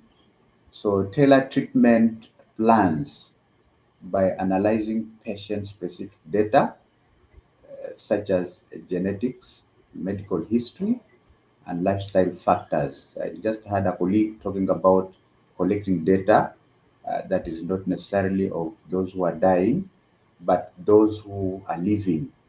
So that historical data, historical medical data, lifestyle factors, and even genetics, all those can be collected and analyzed and models made, and you can personalize medication to persons depending on the model. Then we have telemedicine access for virtual consultants and chatbots. This will bridge healthcare access gaps in the underserved area. Again, that can be made possible, and that will be an opportunity for Kenya. Further opportunities include improved operational efficiency, automating administrative tasks such as patient triaging, appointment schedules, and resource allocation. Now, if that can be embraced, definitely there will be improved efficiency. Unfortunately, you could be very sick, you go to hospital, and you queue uh, many hours. I've seen this happen, especially at our referral hospital in Mombasa. If you go for appointment, maybe you have a condition, you can go there, and I have seen patients queue for the whole morning, and then they are told, we cannot serve anymore. You come another day, and that other day is next month. So it beats logic. In fact, it is really disturbing, because that person has not seen the doctor. That person, their drugs have expired. So what really happens? So if this can be done, can be automated, and so that everyone is given a scheduled time, and when they go there, they meet the consultant or the doctor, and they're served. That would be a great thing. Then accelerated research and development, definitely by facilitating drug discovery, designing clinical trials, and analyzing biomedical data. All that can boost. It's an opportunity for Kenya the health space in Kenya. Okay, just briefly to look at some of those opportunities, some selected ones, like the improved diagnosis. AI-powered systems enhance early detection of diseases like cancer and diabetic retinopathy, enabling timely interventions and better outcomes. Now, of late, cancer has been on the increase in very dangerously, and there's need to embrace uh, AI to save our populations. And of course, diabetic has always been there. Uh, and so these are conditions that really need to be intervened. Yesterday, I had the CS talk about increased cancer cases, the CS for environment, and they're talking about asbestos. I don't seem to really think that that's the only, because asbestos have always been there. Like they are in Kenyatta Hospital, they are in many schools, they are in many health centers. But now there's a rapid increase. In fact, those people who are in the medical, in the health space, should should figure out what could be the reason for this increase in cancer cases, because it's quite disturbing. But I believe if AI empowered systems can be embraced, then this could be of great help. Okay, the telemedicine and remote care, so AI tools expand healthcare access to underserved regions. As I mentioned earlier, I have gone to places, there's a county called Kilifi where we were doing some research, and we visited quite a number of health facilities, and there are places which are really remote, and people are not getting medical care to the expected standard. So the telemedicine would be of great help, providing virtual consultants, diagnostics, and patient monitoring. That would really save lives. Then some of the challenges in AI adoption. This is where we really need to zero in. One of the challenges, as earlier mentioned by the previous speaker, the issue of data quality comes in, privacy issues also come in. So there are significant challenges related to availability and quality of healthcare data. Challenges, as mentioned earlier, where we take the wrong data, where we really can't get the data. We can't get the data because we only collect data when people go to hospital. I'm also aware of the itches where CHVs collect data and feed, but that need to be expanded. That need to be expanded to reach this level of data that can be useful. And then, of course, the systems, the EMR systems. You go to some of these rural places, some of the facilities do not even have electricity. The solar is not there, so they work during the day. They don't have systems. A few do have systems, but it's quite a challenge. It's quite a very big challenge. A lot more investment need to be done to improve the quality of data.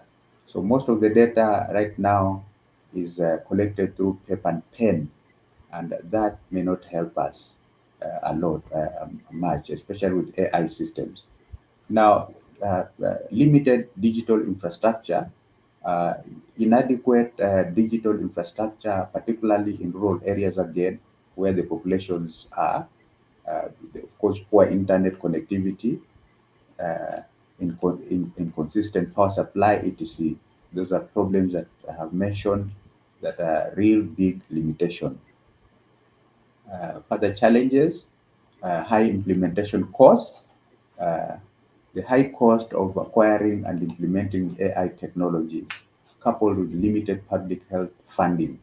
I think this is where the problem also features a lot more. uh, Limited public funding. The source of fund or the is limited. We seem to be having less money in the things that matter, and maybe we need to have a framework that will make sure that money is put where it really matters. So this is a challenge because most of these AI technologies, again, are not cheap. There has to be major investment to realize. So skills shortage and cultural resistance, shortage of skilled professionals to develop, implement, and maintain AI systems in healthcare.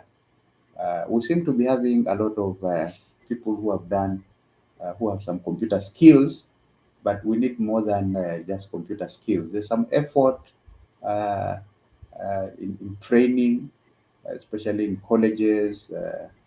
There's quite some effort, but it's not enough. It's not enough. We also know that AI is driving the fourth industrial revolution, but even in universities, not everyone is doing AI or is exposed to AI. They just hear, they know a bit, they read, but it's more to it. There's more to it than just knowing a few things. They need to understand the algorithms. They need to understand a bit of mathematics, and many people have also run away from mathematics. So we have a deep challenge that we need to do a lot more to increase, to reduce the shortage of skilled manpower. Then cultural and social challenges, resistant resistance to adopting AI-driven healthcare solutions is common due to lack of awareness and trust among healthcare workers and patients. Uh, People need to be really trained or taught or made aware of the advantages of using AI. It will take a bit of time for people to trust AI as opposed to a clinician or a nurse, and that's the reality. Uh, but probably with a lot more awareness, that could work out, where you go and you're treated, you're served by a robot uh, instead of a human person, and you trust them. So that's a challenge. Infrastructure and skills gap, we're just focusing on a few of these. So rural areas face inadequate connectivity and resources. AI integration requires skilled personnel and robust infrastructure. That is for sure. Not a situation where even internet is up and down. That's an unfortunate case. So some case studies in Kenya, it's not all black. There has been some good effort, and we have something to show. There's the matibabu, which is a non-invasive malaria testing, non-invasive diagnostic tool that uses light scattering and magnetism principles to detect malaria without blood samples. So this, if embraced, can clear malaria because many more people will be diagnosed without having to give blood samples. But it's already there. There are details about it. People have done it. Then we have the Sophia bot. It's a productive health education system. Now, this provides young people with confidential, accurate information on sexual and reproductive health. So it's basically an AI system where young people can ask any questions, those questions that they wouldn't ask their parents, they wouldn't ask anyone, but they can ask the system, and the system, because it's AI based, it can give them all the information that they need. And that could help quite a bit if embraced. Then we have AI tools for tuberculosis diagnosis. Now, tuberculosis has also been on the rise, and there's some stigma associated with it. Recently, we had tuberculosis testing in our university, and few people go to be tested because there's that feeling that do I really have it? So diagnostic tools that analyze chest X-rays to detect tuberculosis early. So this would be of great help because of that early detection. We have some cases uh, in Kenya, some of the things that I've done with my students that relate to health also, and they have used AI. Recently, in fact, one of the students was graduating yesterday with a master's. They did the prediction of suicidal tendencies among adolescent girls with access to social media. So in this research, the student is able to came up with a model that they can use to, and of course, identified the key features.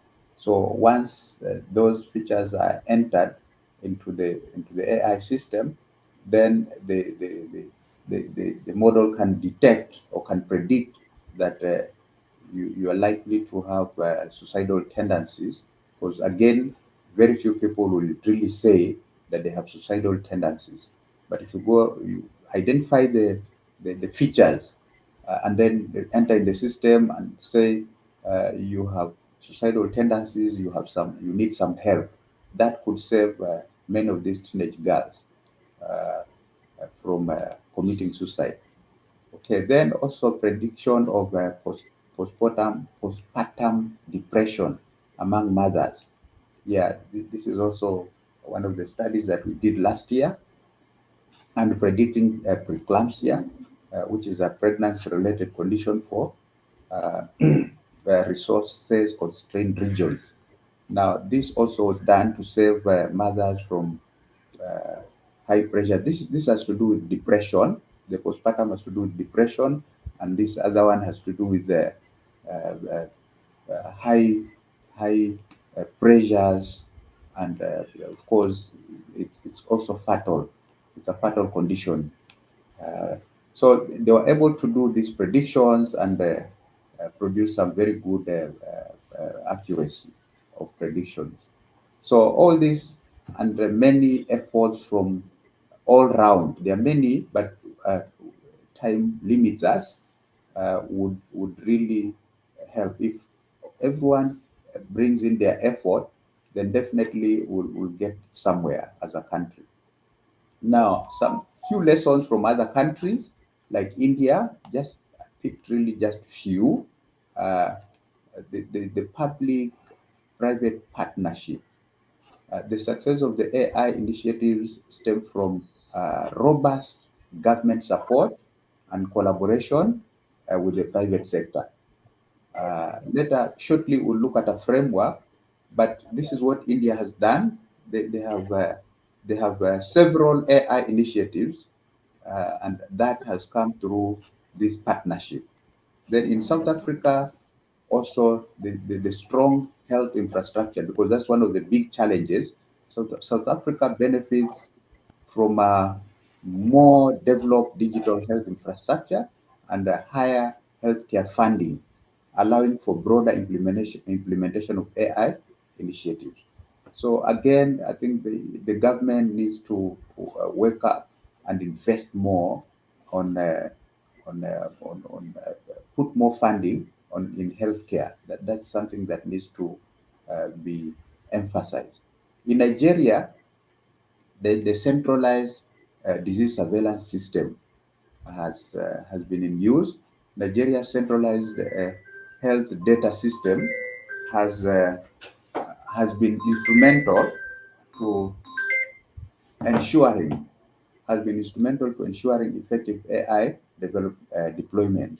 So incidentally, Nigeria has managed to have a centralized data system. There's some effort towards that in Kenya through the Kenya EMR, which I'm partly also involved with the Nairobi University, to make sure that this system is, is, is, is, is installed or deployed in most facilities, and then data can be brought to a central place, and patients, whenever they go to any other facility without far from their locality, could still get their historical data could be found, and that would improve health or disease surveillance, and very positively have them treated. Okay, so that is happening, and that's where we need to go. Some recommendations for Kenya. We need to strengthen AI governance. We need to invest in digital infrastructure. We need to build capacity through training, and we need to foster public-private partnership. Now, some framework here which touches on those recommendations. So we have AI. There's it's a bit more elaborate. There's the infrastructure investment, of course, capacity building, capacity development, policy development for Kenya. There has to be a very clear policy, issues of data security, issues of public awareness, issues of course, investment of infrastructure. So all these put together will see us realize the benefits of AI. Now, just to pick a few of them, there's the community engagement. Engage communities to build trust in AI.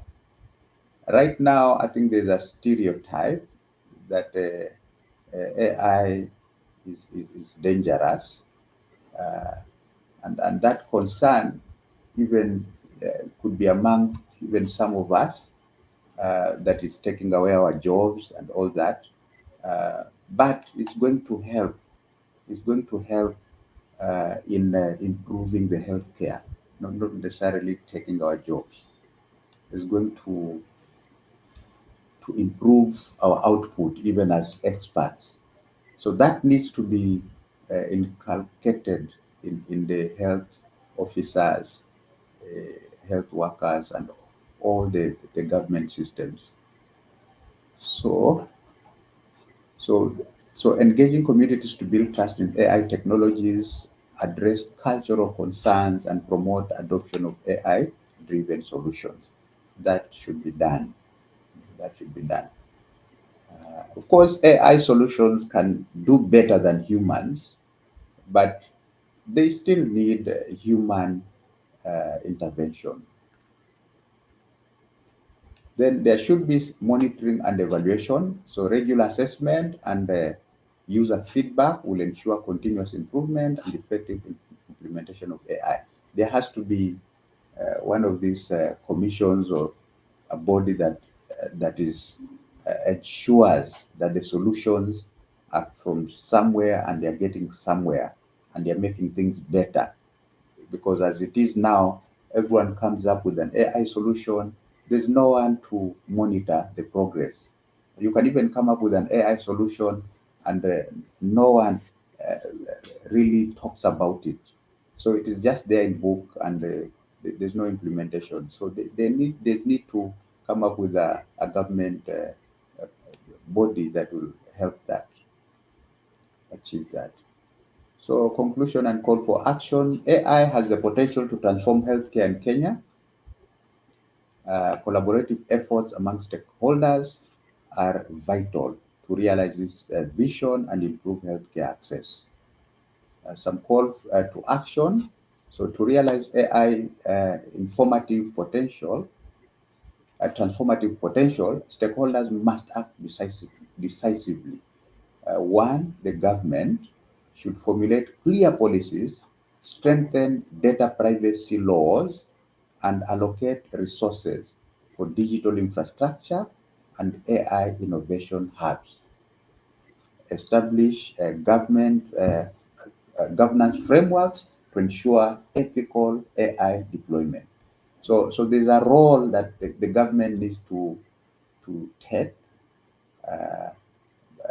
much more focused, other than just reactive, and that will help us get somewhere. Then the private sector should also be incorporated. So collaborate with healthcare providers and researchers to develop scalable AI solutions, invest in capacity building initiatives, and support public-private partnerships for sustainable funding.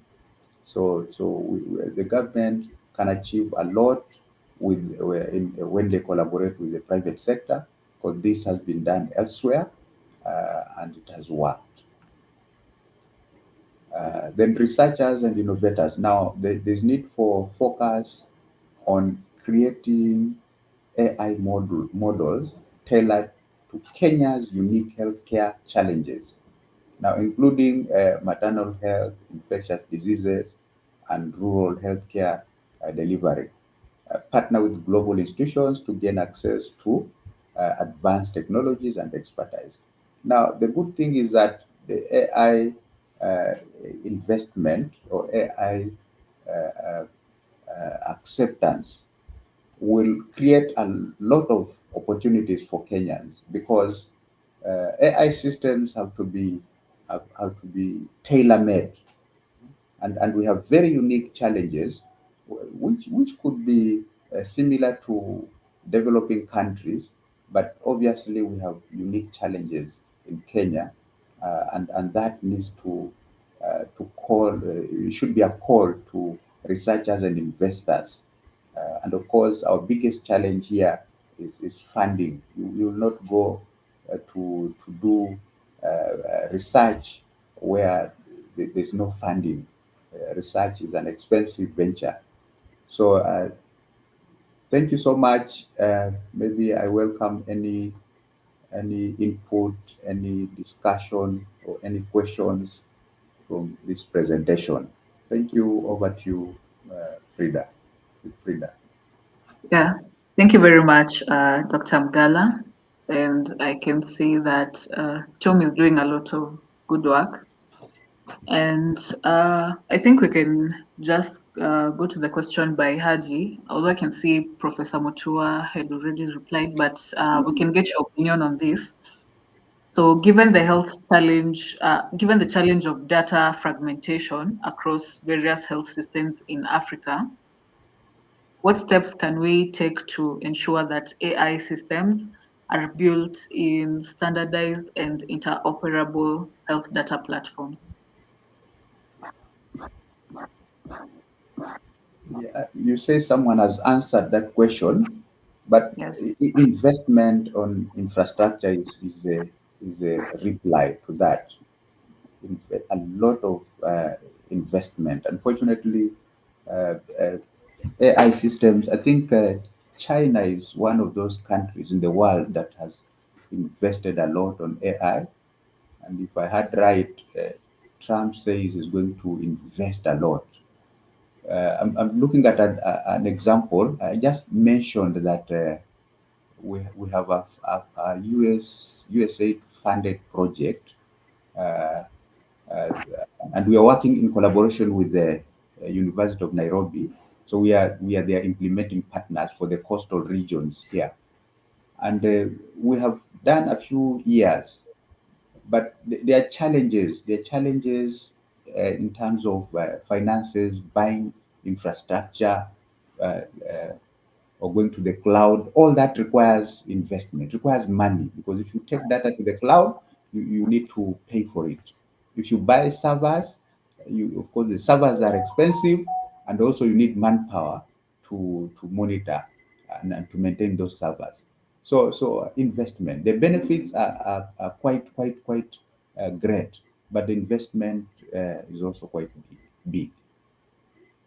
Thank you. That's what I All can right. say for now. Yeah.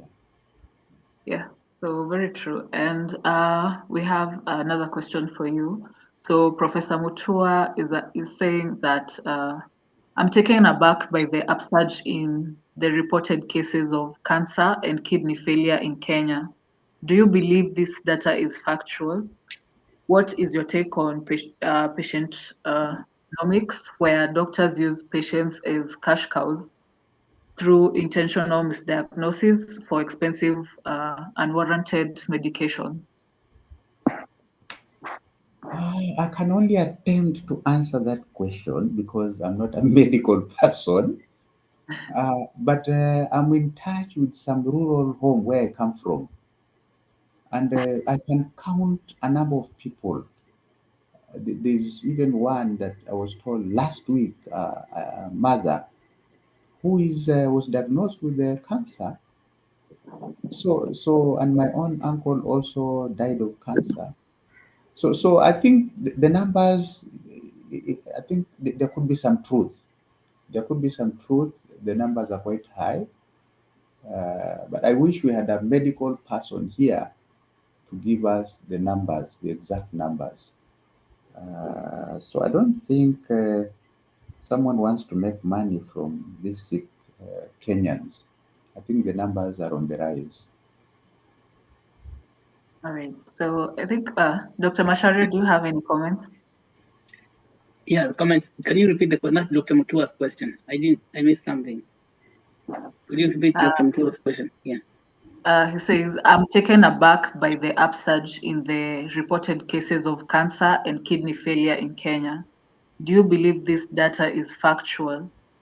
What's your take on patientnomics, where doctors use patients as cash cows through intentional misdiagnosis for expensive, unwarranted medications? Okay, patientonomics. That's what patient economics. I never heard of that term. But misdiagnosis. It's called medical fraud, Dr. Mutua, or Professor Mutua. That is medical fraud, and it's very, very common. Doctors can practice fraud in three ways. One, they can tell patients to keep coming back for review, even if the patient does not need a review. Every month, see you next month, meaning that the doctor is guaranteed to earn money by the patient visit every next month. Another one is that some doctors open laboratory services within their clinic. And then every time you go there, you get blood samples taken, even urines taken. They do tests. Even some doctors put imaging machines like ultrasound, ECG, so they can be doing those tests. That's very common, by the way. I'm sorry to say, because patients do not know why the doctor is doing an ECG or why the doctor is doing an ultrasound, whether that ultrasound is warranted. So that really is very common where there's no oversight. Now, our government, the government of Kenya, has no way of checking out that medical fraud, particularly in the patients who are paying out of pocket. Now, insurance companies try to review the medical need, what they call medical need for every test. But a doctor can say, how do you know whether I needed to do an ultrasound or not? So medical, I think this is a problem that is really common, and unless a doctor is, doctors have taken this, or the Hippocratic oath, do no harm. But how many doctors are following that oath, do no harm? So medical fraud, and of course that comes with a huge expense for the patients. And see, the other way doctors engage in fraud is for first of all, they can be knowing what's happening in the patient because doctors are trained for many years. They have probably already found, but then they say they are looking for differential diagnosis. So they ask for what's called a battery of tests. By the way, something that surprised me, this battery of tests by doctors, that doctor who is smart enough, very, very smart, he does not need to do 30 or 40 different tests to make a diagnosis. There is usually one test. It's called an indicator. one test that tells you what is wrong with that patient. So long as the doctor is astute enough, is smart enough, doesn't need to do a whole bunch of tests so that he can make a diagnosis. But you see, when they do a whole bunch of tests, either a doctor is colluding with the laboratory because the laboratory can be giving them kickbacks for studying them, or the doctor owns the laboratory. Okay? If the doctor owns the laboratory, that's a very dangerous situation because the doctor can order all the tests he wants, and the patient is going to pay. And why does that occur? It occurs because of something called asymmetry of information. Asymmetry of information. See, doctors know so much because it takes 6 years to just train an undergraduate doctor. After that, they train another 4 years. After that, another 4 years. So I mean, a common person cannot understand the amount of knowledge that the doctor has. So there's a huge asymmetry of information. And so the question that now you're raising, Dr. Mutua, is that how do we hold doctors accountable in that? And I think, as I was saying earlier, the blockchain itself may help us to hold doctors accountable. And of course, using AI, because today, if you can tell from asking AI whether certain tests were necessary. It's possible now to, the artificial intelligence AI, even ChatGPT alone, can tell you the type of test you need to do when you're suspecting a certain diagnosis. And so this is about about awareness. And this, but then, and of course, this killing healthcare, like we have to diskill healthcare to the point that large asymmetry of information where you have very high knowledge against patients who have almost zero knowledge about what's going on, and then they get exploited. Now, when you have third-party systems, like there's the patient, there is the hospital, and there's the insurance company, that now creates so much opportunity for medical fraud because it's not only doctors who are participating or practicing this fraud, it's even the hospitals themselves. Because you have seen many situations that hospitals, when you get admitted to a hospital, first of all, they have to understand whether you're able to pay. If you have insurance, they're going to admit you. If you don't have, they ask you for your title deed.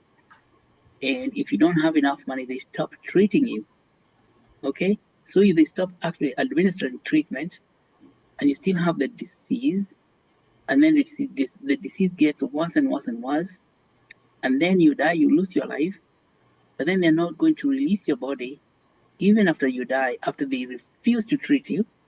So meaning that they killed you, and then they hold your body hostage so that until your family can sell the shamba to come and pay the hospital.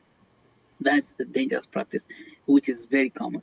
So I think we need to speak about these issues and bring awareness about all this medical fraud that is, robbing patients who are, and it looks like the doctors and the hospital systems, and even the owners of the hospital, some of them may not be worried about the outcomes of the patient care.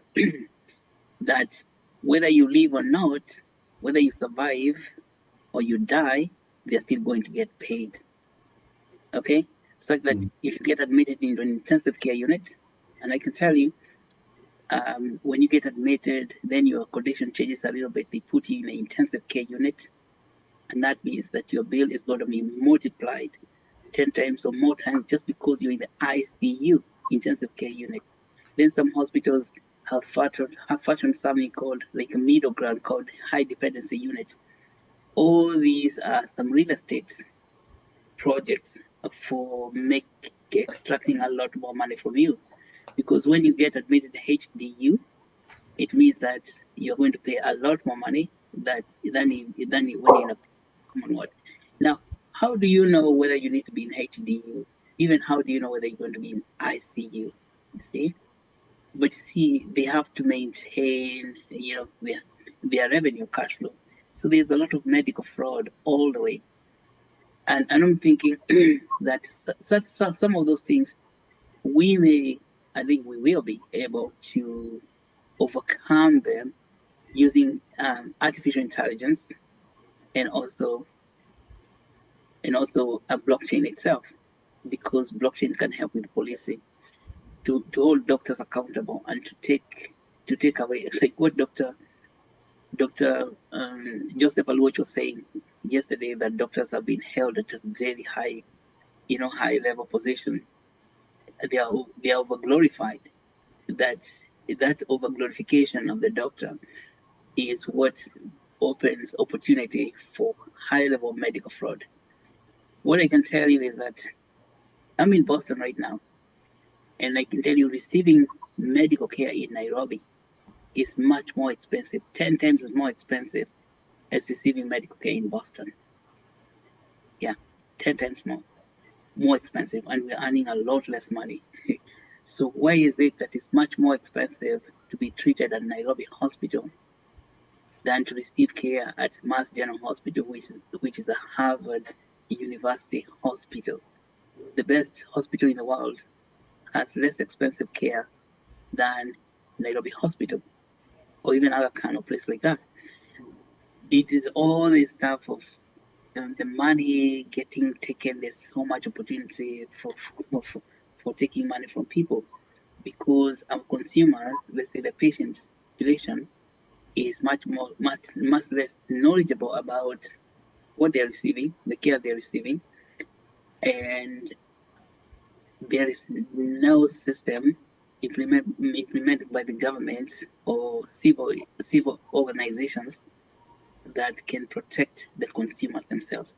So I think some of this work is in the hands of Kenya Medical Association.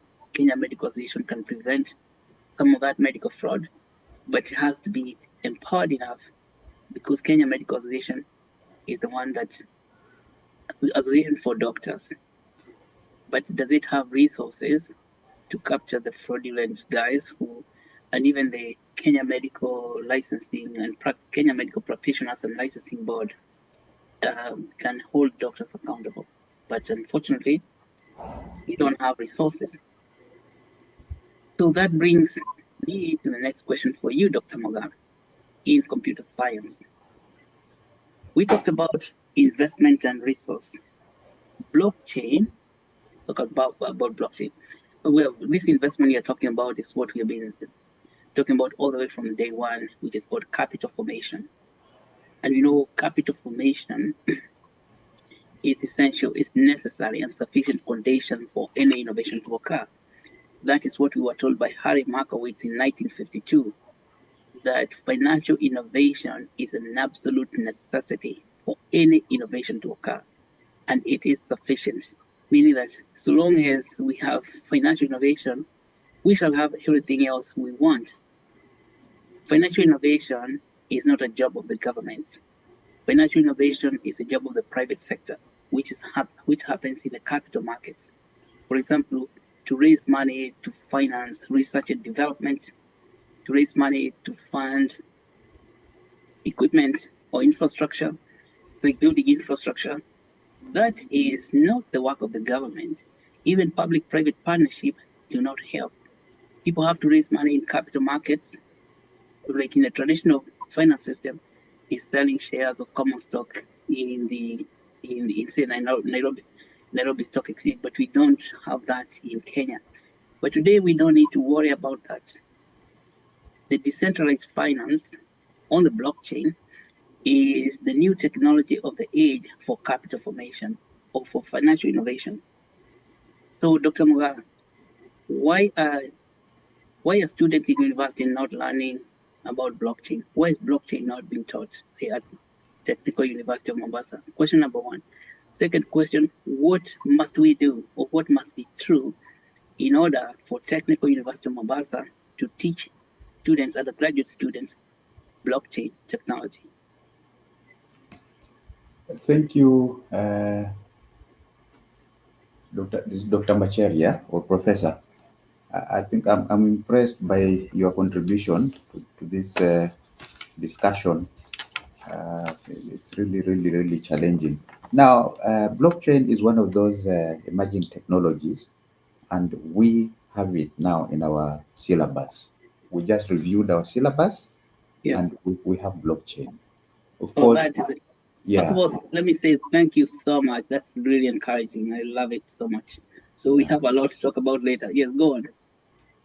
Yes, so I was saying, because it's just emerging, it has really not been embraced.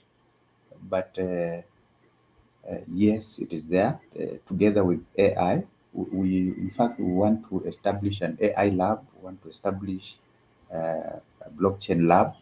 But our biggest challenge, just heard that you are in Boston. You know our challenges because I believe you are a Kenyan. Yes, Even the universities don't have money. So and then that collaboration with the partners. You remember the Adani case. yes, Uh, at some point, Chinese wanted to come and invest and modify our university, but that didn't go well. It didn't work out. So because China would be a private partner, all they wanted is to do the upgrading of the university, and then we pay slowly. But that didn't happen. The management didn't see the point. So I think a lot more education need to be given to the yes. stakeholders. I, I think I agree with you because blockchain is decentralized finance. Why Chinese investment failed because relying on centralized finance. That centralization is the problem. Decentralized finance means that the decisions are away from those people, the power people in power. But the power gets now distributed into the periphery. But so if students themselves, because Mm, students are very creative, first of all, blockchain is the technology of value, the internet of value, the internet of money. Blockchain itself is money. It's called cryptocurrency. yes. Okay? Students, very clever enough, they will figure the funding problem. Because why we do not have access, why we are not able to form capital, Mhm. that thing is done by design. And it happens before even we were colonized. Not anywhere in Africa are we allowed to form capital by law. And this happened that they give us the Nairobi Stock Exchange. Nairobi Stock Exchange, if you find the companies listed there, majority of them are owned by Europeans, really from Kenya breweries through to Equity Bank, Safaricom. They are not they are not locally owned companies.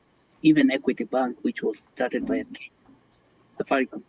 So we are not able to form capital by design. We are kind of prohibited from that. So capital becomes a mysterious thing that we cannot form in Africa. Now the blockchain itself, we can form capital directly by creating what's called liquidity pools on the decentralized finance platform. And this is money that can be formed by just doing local harambes because we know how to do harambes. But unfortunately, the harambes that we do, which can actually sometimes raise a lot of money, but that money, no representation in the global capital markets. It doesn't appear anywhere in the capital markets. And that when money doesn't appear in the capital markets, it does not exist. It is dead capital. So what I would love that we do is let us introduce blockchain decentralized finance education among our people so we can learn how to form capital that we don't have to rely on investment from China or South Korea, wherever, but we raise capital the way we know how to raise capital among our own, which is known as Harambe. We do chamas, we do table banking. And now what we need to do is bring those table banking efforts onto the global capital markets, which is on the centralized finance platform, such as PancakeSwap, Uniswap, or such places. And then so we organize capital for resources, and you find we already have enough money in the country, so long as that money is in the capital markets. Plus, also, we combine that with the diaspora remittances. So it's possible to fund all these things we are talking about from our own ingenuity and our own productivity and our own work, so long as the efforts of our people is represented in the market, so it doesn't continue being dead capital. Okay. So That's great. this is what's called decentralized finance. We just decentralize the idea of raising money, and the money that is within the community among ourselves now gets organized and composed together, so that now it can we can use it for funding. But you're not going to get there if the university is now teaching people decentralized finance. So I say that matter of teaching decentralized finance get accelerated in the universities and colleges. The University of Nairobi, Technical University of Kenya in Nairobi, also in JKUAT, places like KU, but Technical University of Mombasa. And I'm very glad that you're here so that we can implement these things in 2025. We just need to mobilize students. Students will know how to make money on the blockchain. Yeah. That's great. I wish to get your contacts. I think that will be of help. You get my contacts from Grace Gary Jovona. She's our developer. You know Grace Jovona, yes. I'll reach out to her. Thank you so much. All right. So thank All you. right. And Frida. Yeah, so I think we have another question for Dr. Mgala. So Haji is asking, you mentioned that we lack computer skill in healthcare, and I have noticed that in our healthcare system, there is a significant gap in computer skills among many of the healthcare workers. How can we address this challenge to ensure that our healthcare professionals are equipped with the necessary digital skills to improve patient care and integrate technology effectively into our healthcare systems?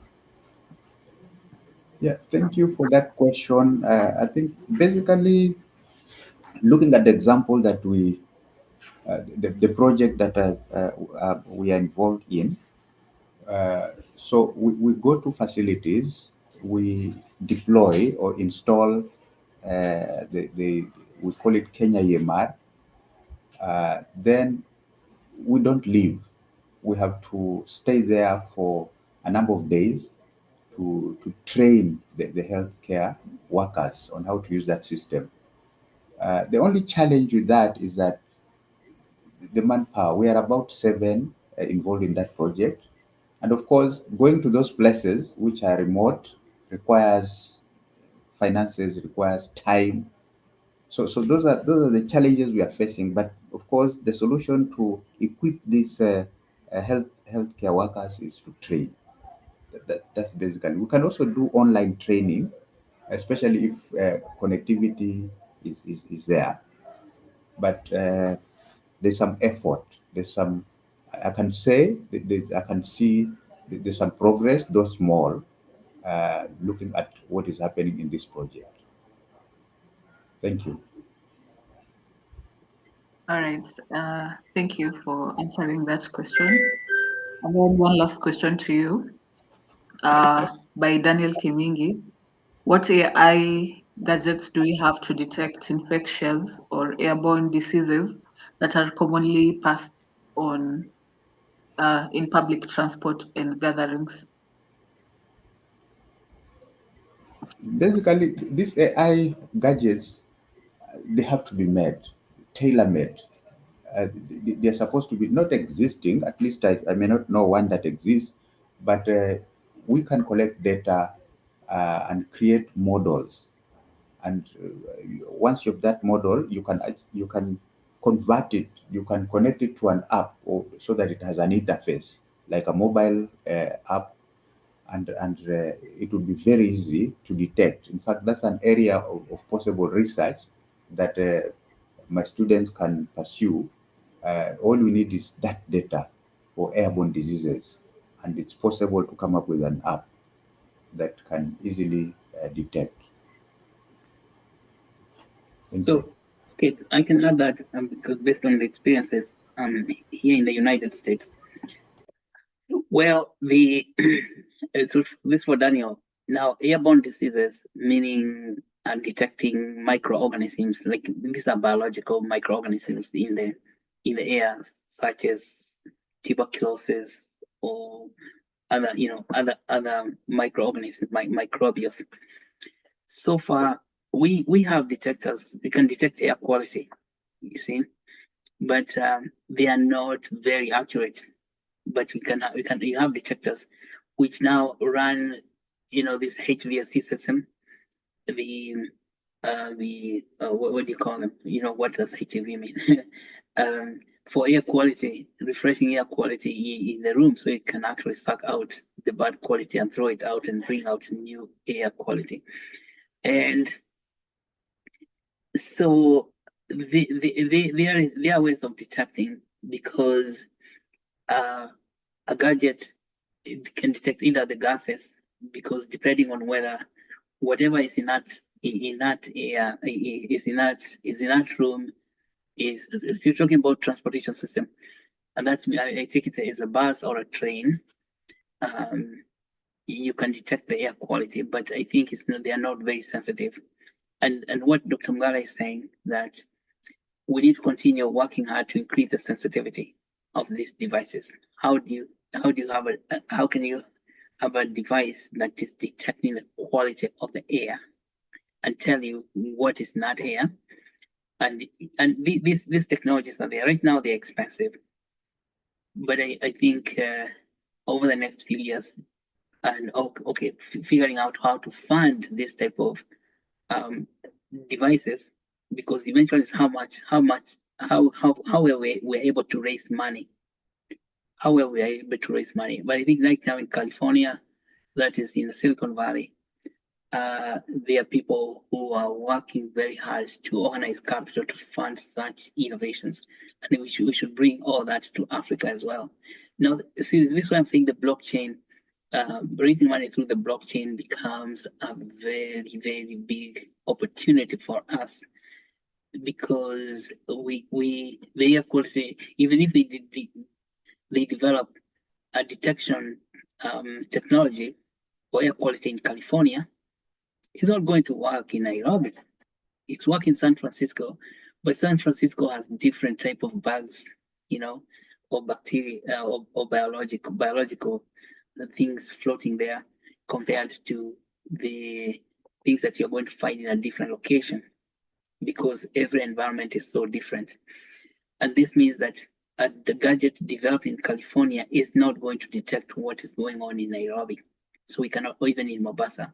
So we cannot import such things. That's what we're calling precision. So they have to be precise and specific to the location. So the devices must be able to detect the environment on a very particular location, specific location. So it's about being very specific. Yeah. Okay. Thank you, Daniel, and thank you, Dr. Mgala. So. All right, so thank you very much, Dr. Masharia, and thank you, Dr. Mgala, for the presentation, and also thank you, Haji and Professor Mutua, for the questions. So if there are no more questions, I think we can move to the next report about the biomedical knowledge translation workshop.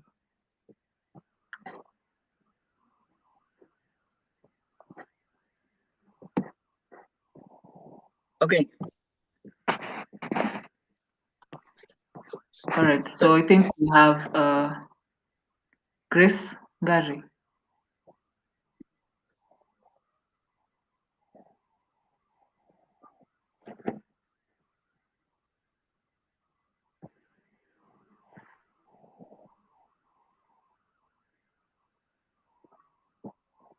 Grace, are you able to unmute? Are you able to unmute?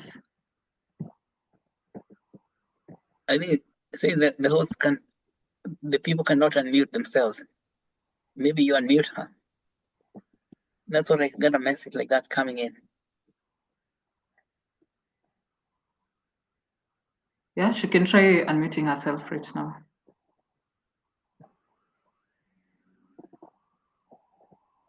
Hello, can you hear me? Yes.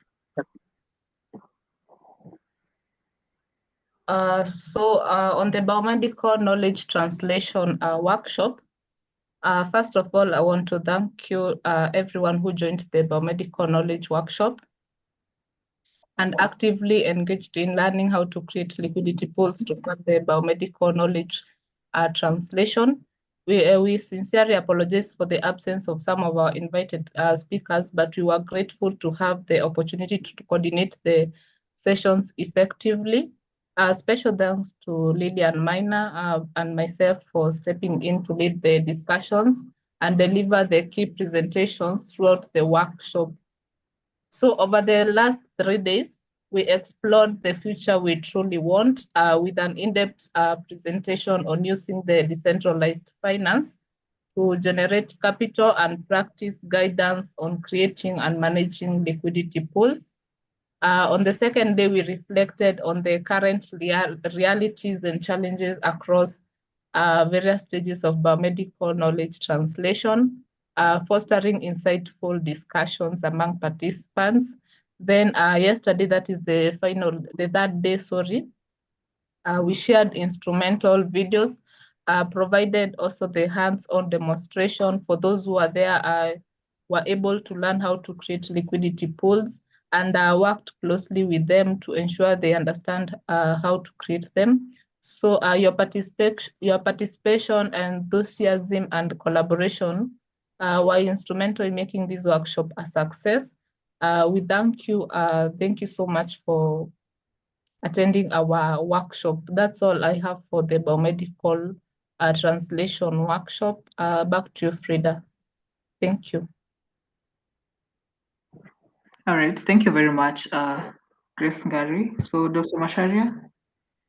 Okay, thank you.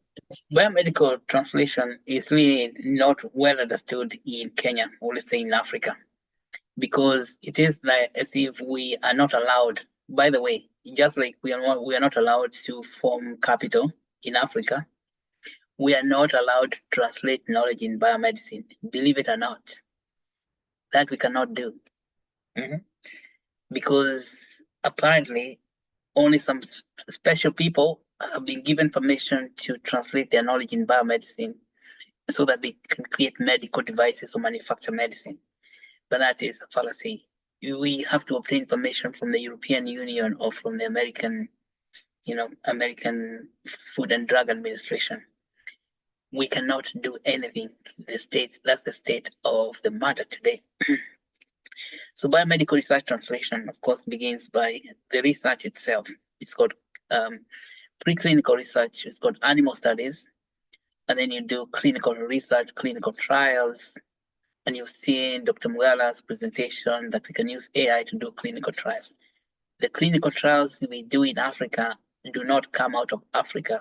We are trying medicines that are manufactured somewhere else, usually in Europe or United States. So, and clinical trials usually have got 4 stages, clinical trial stage 1 going all the way to stage 4 before now the drug can be released. Even for drugs, the drugs that we use in Kenya itself does not have the capacity of approving its own medication. So medication approvals for a nation like Kenya happen through something called bioequivalence laboratory, a bioequivalence lab. We don't have any bioequivalence laboratory in the sub-Saharan Africa. There is nowhere to test medicines. That if you want to test a medicine, if you want to test medicines for using in Kenya, you have to send the samples to Europe. Okay, that's why. So even say for medicines that we're using for tuberculosis, HIV, malaria, all those things are tested in European countries or in the United States. A biomedical equivalent lab. Equivalence meaning it means that the drug that is proposed, does it have the equivalence power to treat the disease that you're saying is indicated for?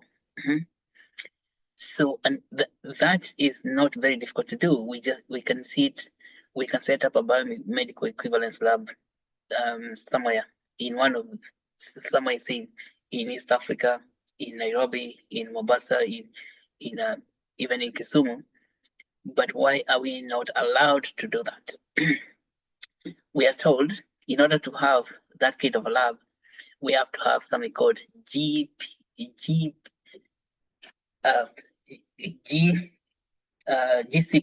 good clinical practices, because our clinicians have not demonstrated GCP. or good clinical practices, or good clinical practice. That's the standard, which is, out there by the European Union. Good clinical practice. And then we have to have good laboratory practice, GLP. And when you don't have those good GLP or GP, GLP and good clinical practice certifications, and I don't think there's anyone who has that, so that you can be given the primary job of developing medications. You cannot develop medications and test them because you don't have GCP, you don't have GLP, good laboratory practices. I can tell you it's all political nonsense, because it means that people are not qualified enough to do the work they are saying they are doing. And these are the things that we have to overcome. And you see, because of that, we cannot even form capital to translate our knowledge in medicine. So biomedical translation looks like something totally out of reach for us. And that's why we cannot have even much conversation or discussions in this summit. And so the other thing is about biomedical translation.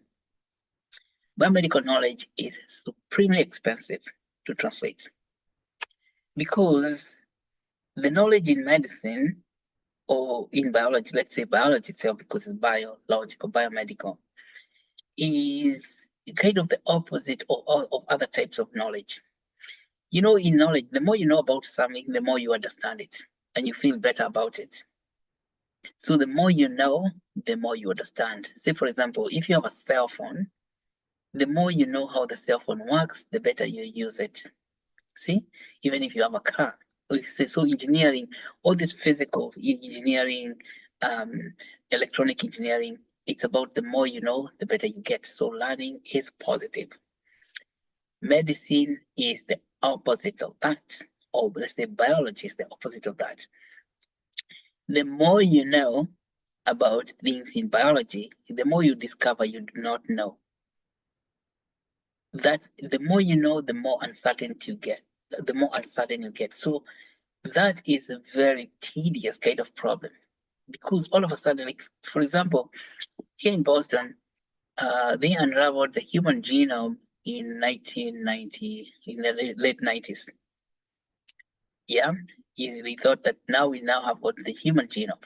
We can now understand how the genetic expression. But then you discover that the human genome is composed with so much data that you cannot even comprehend it within 10 years. Yeah. And what you thought you knew, you discover you actually did not know anything. It was kind of guesswork before, because you didn't know. So that kind of uncertainty does not augur well with investors. Investors don't like uncertainty, because people want to put money about something they know that's going to be true. And that's why you can see semiconductor industry and mechanical engineering, manufacturing vehicles and stuff like that can gain investment and grow positive investment. But whereas in biomedicine, biology, people run away from it because it is too risky, because you don't know whether what you knew today that you thought you knew tomorrow is going to become history. See? But that was before artificial intelligence. Now with AI, because the knowledge, say like the information packed in, say, genetic code is too much for ordinary minds to comprehend. And that's why AI becomes very, very powerful, because not only can we comprehend a lot more, a lot faster, but at the scale of what? Billion. So interpreting genetic data, or let's say biological data, becomes now easy and achievable. Something that was not achievable just in 2 or 3 years ago. And now, and this is why we have to train people how to use AI, so we can use it for what? For understanding biologicals, the biological system. Because biology is dense with information. There's nothing that has got more information than biological system. A single virus itself, like COVID virus, has got more information than an atomic bomb that was used for destroying Hiroshima. See? a single virus has got more information than in an atomic bomb, or even say like that nuclear energy we're talking about. So if a single virus is so dense with information, what about the whole human body, which has got, it's like capital city of all biological information, is so intensive and dense. And that's what makes AI very, very important. Now, for us to achieve that good clinical practice and good laboratory practice, we need to master the AI as much as possible so that it can give us a leg up in the competition. And then when you have decentralized finance platforms, we don't have to worry about looking for approvals from anybody else, because decentralized finance is permissionless. That whole thing of permission from Europeans so that we can move ahead, forget about it. And this is why really we have to introduce decentralized finance in our universities. So things we must teach our students in the universities: decentralized finance, artificial intelligence. Decentralized finance, artificial intelligence, those things go hand in hand to create our own ultimate liberation from this European hegemony, where we cannot even do biomedical research because we are not good enough. Like, we don't have the good things, the good clinical practice, the good laboratory practice. And then we know that our people are very, very smart, so long as we give them the opportunity. But the opportunity is about funding. We figure out how to raise money through the blockchain, and then all these problems go away. Yes, and now I can tell you, although we are told we don't have good clinical practice and good laboratory practice, many of the scientists who are doing this work to get these approvals here in Boston are Kenyans. Yeah, and they're also in North Carolina, Research Triangle Park. So that means it's not people being Kenyan that they don't have good clinical practice. It's they have migrated and they are living in the United States, and they are living in say in North Carolina and also in California, doing this world-class work. But they'll be very happy to come and do that work at home, so long as we figure out how to compose the money or to form capital so that they can get paid well enough for them to agree to return back home. Okay, that's why decentralized finance is very important. We have to teach it in all universities if we want our professionals to come back home and help us understand what is this thing we are told we don't have good clinical practice, and they're actually practicing good clinical practice when they're in Boston and when they're in California. But when in Boston or when in California, nobody's asked them whether they are Kenyans or Ugandans or Americans. They are all Americans, but they are working under that umbrella of being American, but they're actually Kenyans who are practicing good clinical practice, which means they actually Kenyans know what is good clinical practice. Why is it when they're in Kenya, they don't know good clinical practice, and when they are in the United States, they know good clinical practice? You see, this is what's called a geopolitical problem. And with decentralized finance, we are now able to overcome that kind of geopolitical nonsense. Yeah, because of classifying people because of where the person is sitting, instead of classifying people because of the knowledge they have in their mind. Okay, so then you can see in biomedical, this is a serious work we are going to do, because it is by understanding those things that we are going to be able to manufacture our medications from our own, just compounds that we can create, active pharmaceutical ingredients that we can get from our own plants. Like in the coastal province, we have Mwarubaini. Mwarubaini is well known traditionally that it can cure up to 40 diseases, kind of rheumatic diseases, malaria, and the like, all these inflammatory conditions. And then we have moringa and so many other, green leafy substances, which also happen to be superfoods. But we are not allowed to say that. Now, Morubaini should be composed and distributed to people who don't have access to it because they don't live in Kilifi. Morubaini is also called Mukilifi or something like that. So we have a lot of medicinal plants that we can translate into commercial products and services that we can use to help improve life and create lots of jobs.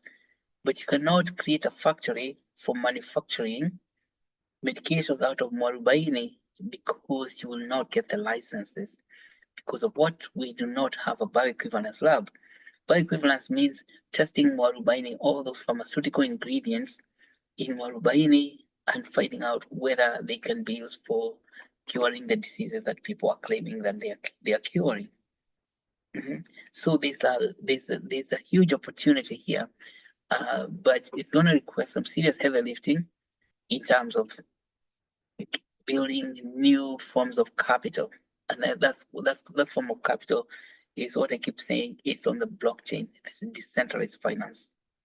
Yeah, yes, decentralized finance is the panacea.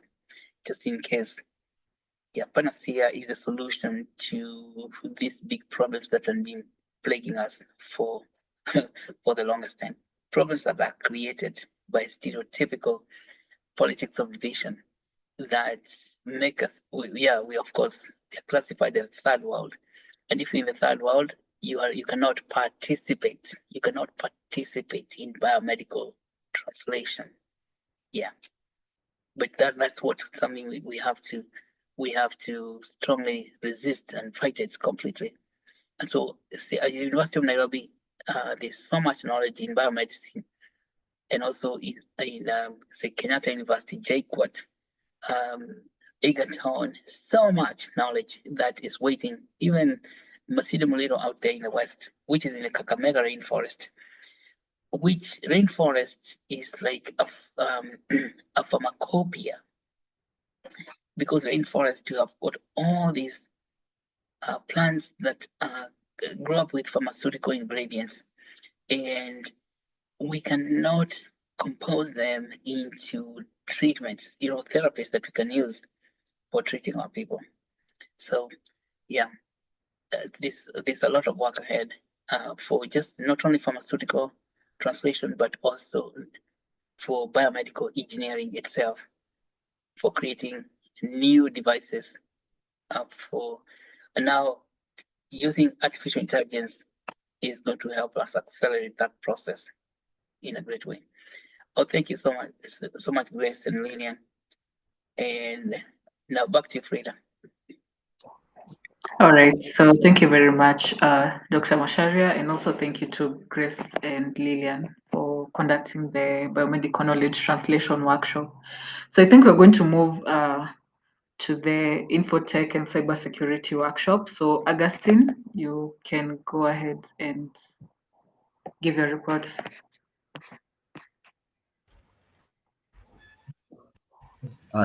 Thank you so much, Frida, and thank you so much, Doc, and also thank you so much, Dr. Mvuria, for making time this morning, and all contributors and all other workshops coordinators for the great work in making this summit a success. So, my name again is Augustine, and I coordinated the Infotech Cybersecurity Workshop. And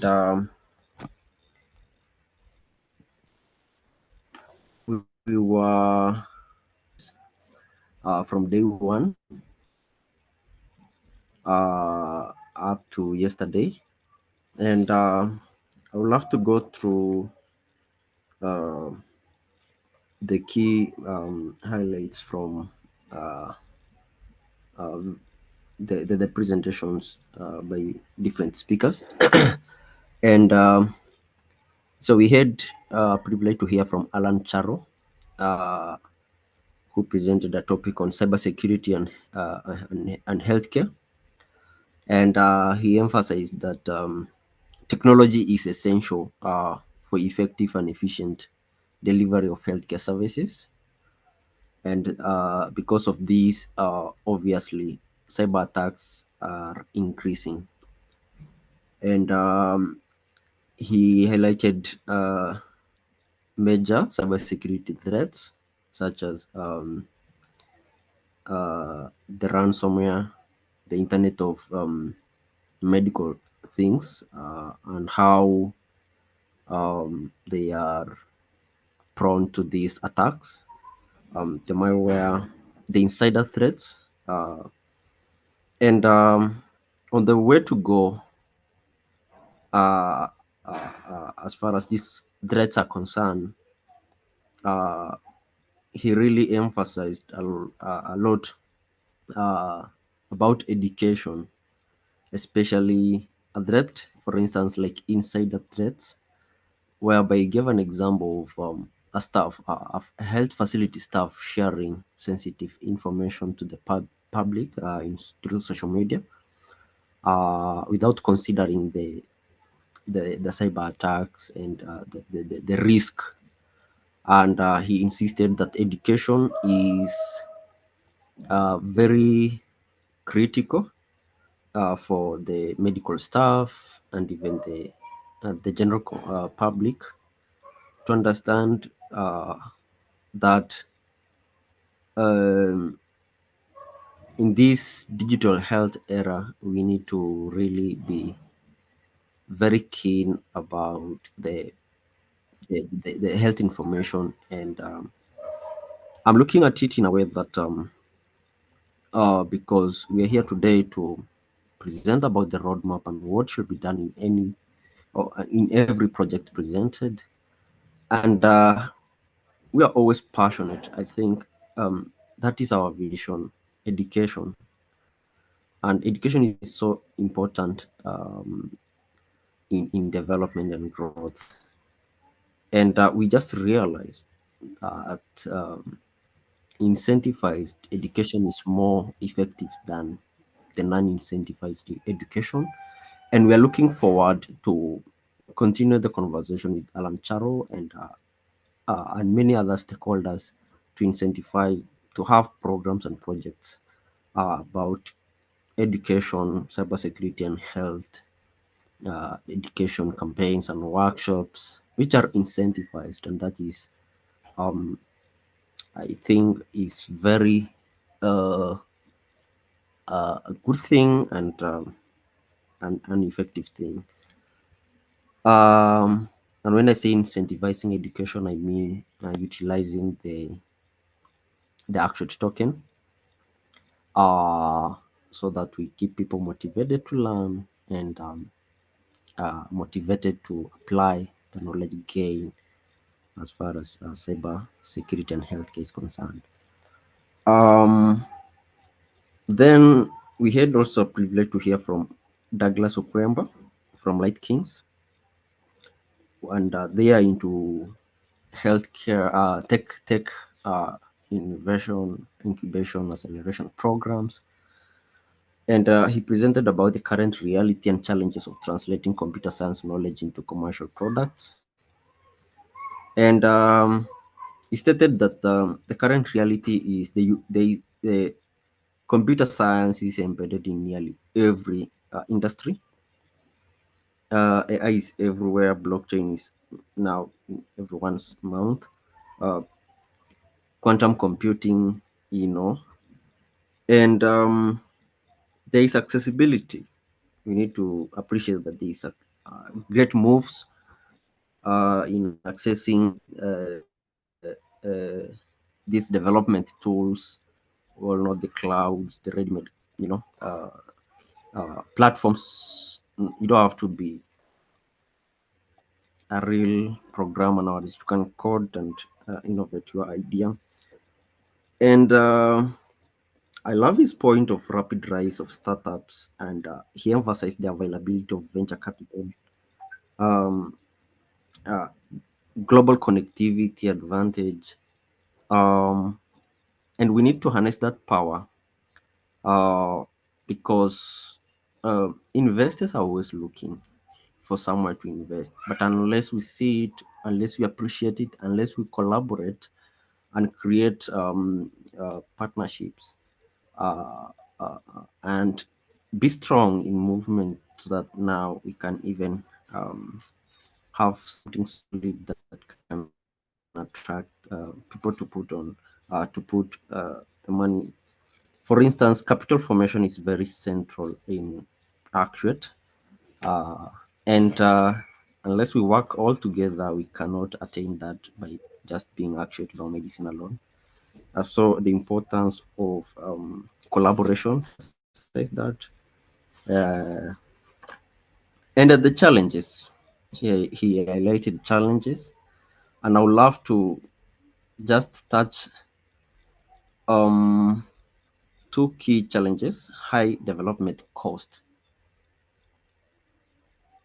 Expertise is there, knowledge is there. People are willing to innovate. Knowledge is being generated in a minute and every hour, but the development cost is high, and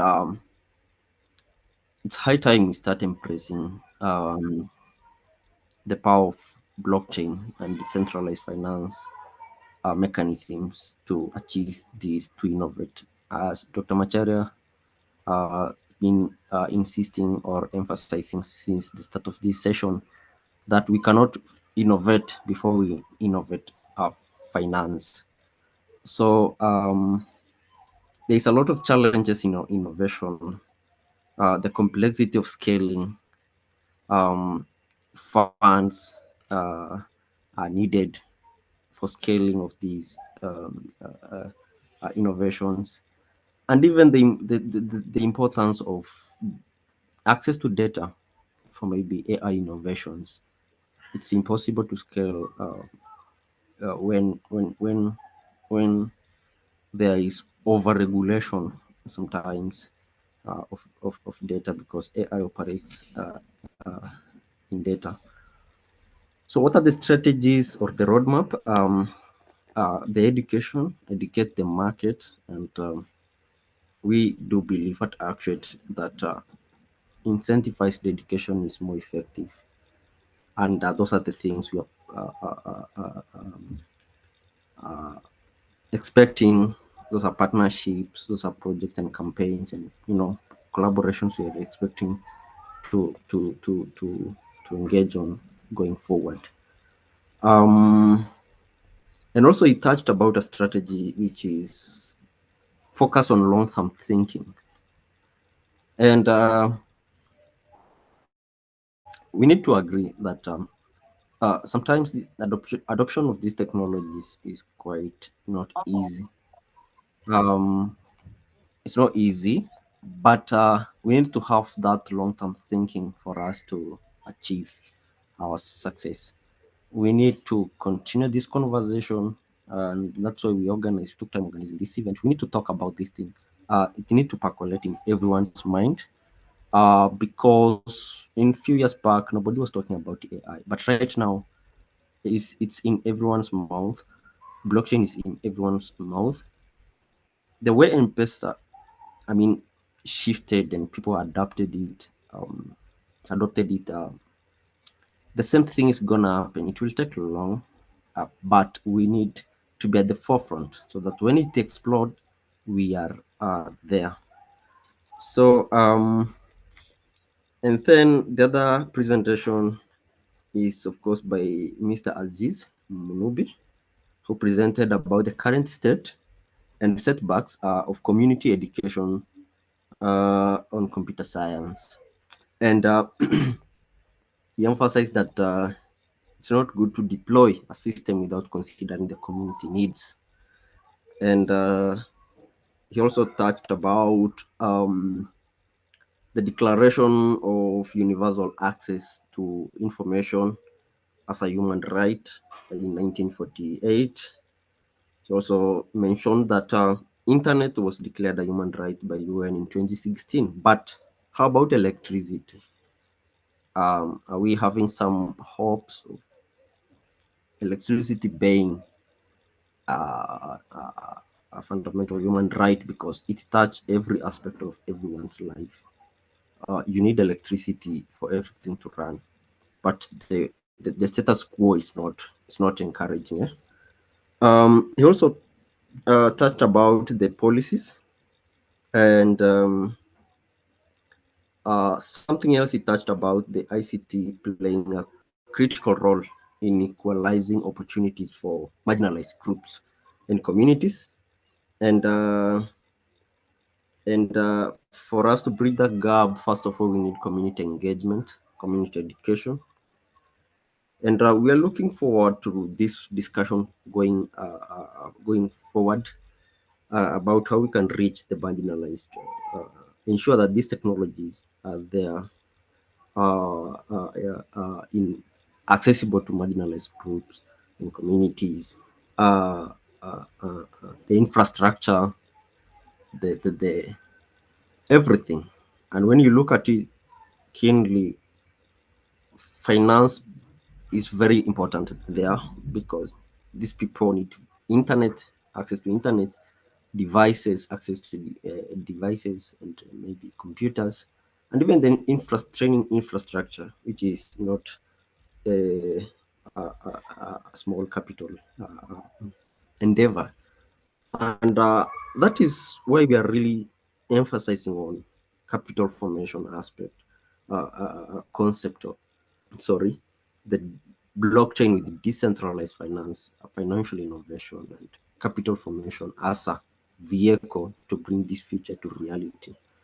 Also, we were blessed to have a conversation, a presentation from Ubuntu Labs by Hamilton, who the first presentation, he talked about the importance of, again, this embracing blockchain and the potential of blockchain technology and decentralized finance. And he emphasized on the collaboration between academia, industry, and innovators for us to attain the future we truly want. And going forward, again, those are the engagements, conversations we're gonna embark on, how we can work with academia, how we can collaborate with industry, so that we bridge that gap, because there's a big disconnect between what industry want and what is being taught in the academia. And also collaboration with government agencies, collaboration, bringing on investors, so and donors. So a huge conversation and work ahead of us, and it needs coming together. Yes. Also, the second presentation by Hamilton, he dived deeper into public knowledge projects, open general system, and the power of decentralized finance and blockchain in enhancing the open general system. It's all about rewarding the authors, the reviewers, and also now the application of decentralized finance and blockchain as far as IP is concerned.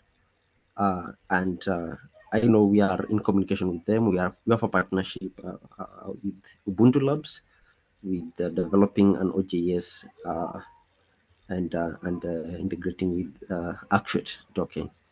And those still this project is now gonna bring a lot of stakeholders on board: academia, education, community, or education, to make people understand and answer some critical questions around the project. So a lot of work ahead going forward. We also had a presentation by Dennis Mugusa from Tanzania, who talked about importance of accessing quality computer science education, and the challenges around it, the financial constraints and infrastructure, and now we see now we are still thinking those are the things we need to form capital for all these things to be achieved using blockchain and decentralized finance. I was also excited to hear one of point he made about a strategy of diversity or a recommendation, diversity and inclusion in computer science, women in tech, and also underrepresented groups in tech and computer science. So we are into this because we have STEM, Actuate STEM project, and which we always teach, or bring experts to teach, to teach our learners across universities every Friday via Zoom at 8 p.m. East African time, and we incentivize that learning.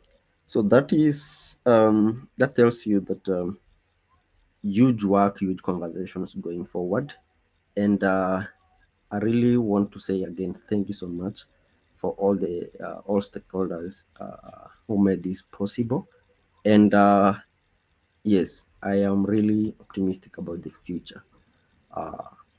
The new heaven coming down. Thank you so much, and over to you, Frida. Okay, thank you very much, Augustine, for that report. Yeah, so it was a very fruitful workshop. If you have any comments, you can go ahead and type in the chat. Yeah, so I'm going to invite Dr. Masharia for his comments. Oh, thank you, Frida. Then I saw a new heaven and the new earth, and the new Jerusalem was coming down like a bride. Is that what you're referring to, Mr. Augustine? You saw the new heaven coming to the new earth. Yes. All right. So this new heaven, you see new heaven. That's in Revelation 21, by the way, for those who want to know where that comes from.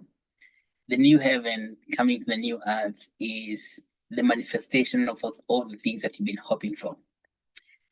That comes down as a new bride who is called New Jerusalem. She was adorned. That's what John saw in that revelation. So I think we are in a revelation moment. That is what Augustine is telling us. Revelation.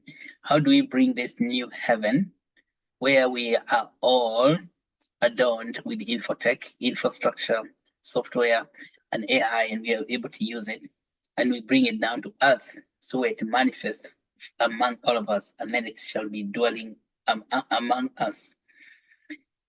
So that is the work ahead. And first of all, cybersecurity, very important. And what Chala was doing, and of course, was telling us, is that we need to guard ourselves against all these hucksters in the various characters on the net who are trying to steal your data. Then that means steal your money or steal your reputation, things like that. And as Augustine said, we have a learn-to-earn program. First of all, we're going to need community education. And we have learn-to-earn program called Actuate Learn-to-Earn Program, Incentivize Learning, where we incentivize your learning with Actuate token. And so, because today we are talking about how do we move forward with all these propositions, is that Learn-to-Earn program is the best way forward for cybersecurity, so we can teach people. And I think we can be teaching them in one of our Learn-to-Earn programs, classes, or we make a special Learn-to-Earn class for called cybersecurity. Okay, so that is, we usually do it from Zoom, as Augustine have said. And these Zoom meetings are occurring at 8 p.m. East African time, which is about 12 p.m. in the Eastern Standard Time. That means in Boston. And then, of course, if you're in China, that's something different. I don't know what time it is, but I think 8 p.m. was voted by many Kenyans, saying that time they're settled at home and they are ready to partake of great knowledge as you're getting incentives with Actuate tokens. Yes. So even the same thing with what what's his name? Light King, the Light King taught us is about the Light King. What's the name of the Light King gentleman there? I'm forgetting. I'm blocking on it. So, but he's in business strategy about how to form new businesses and startup business. So there is no startup business without money. Yeah, truth be told, you have to have capital. So forming capital first for new businesses, and this is why we are talking about decentralized finance. So for him, also we need to work together and make sure that we understand decentralized finance and the value of decentralized finance in startup businesses in Kenya.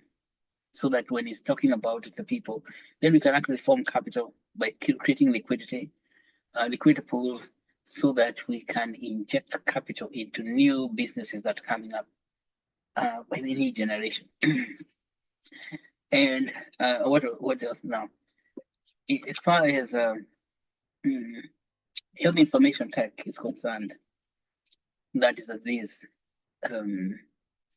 Now, how do we fund that usually? That is eventually that will lend itself to retroactive public good funding, because already we know the benefit of health infotech.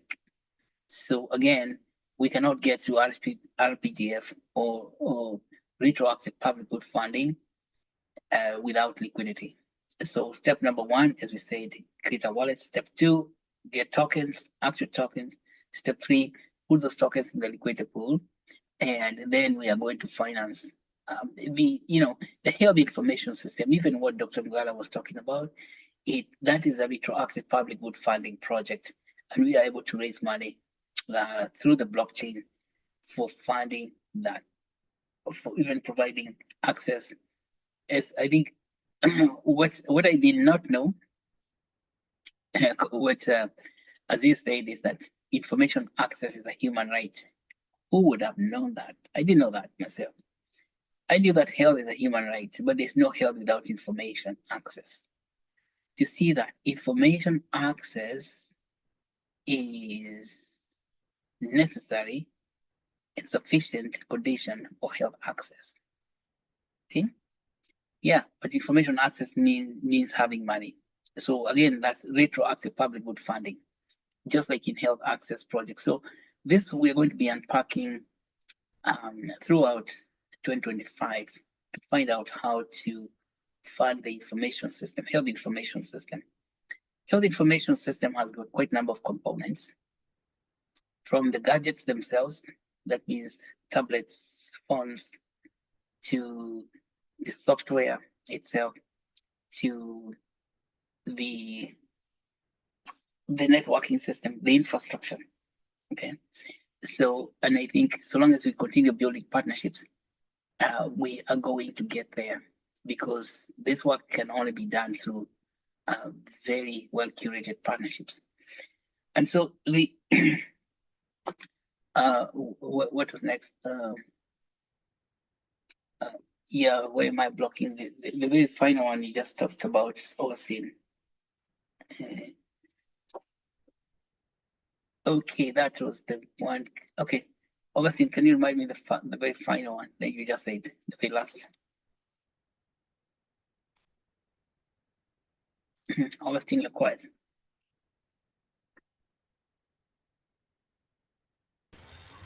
Hi, Doc. Yeah, what was the last one? Yeah, the very first. Oh, yeah, OJS. Now that you speak, Yeah. talking about open journal system. Yeah, by Pete Hamilton. Now, OJS. First of all, we have been working with that's Ubuntu Lab.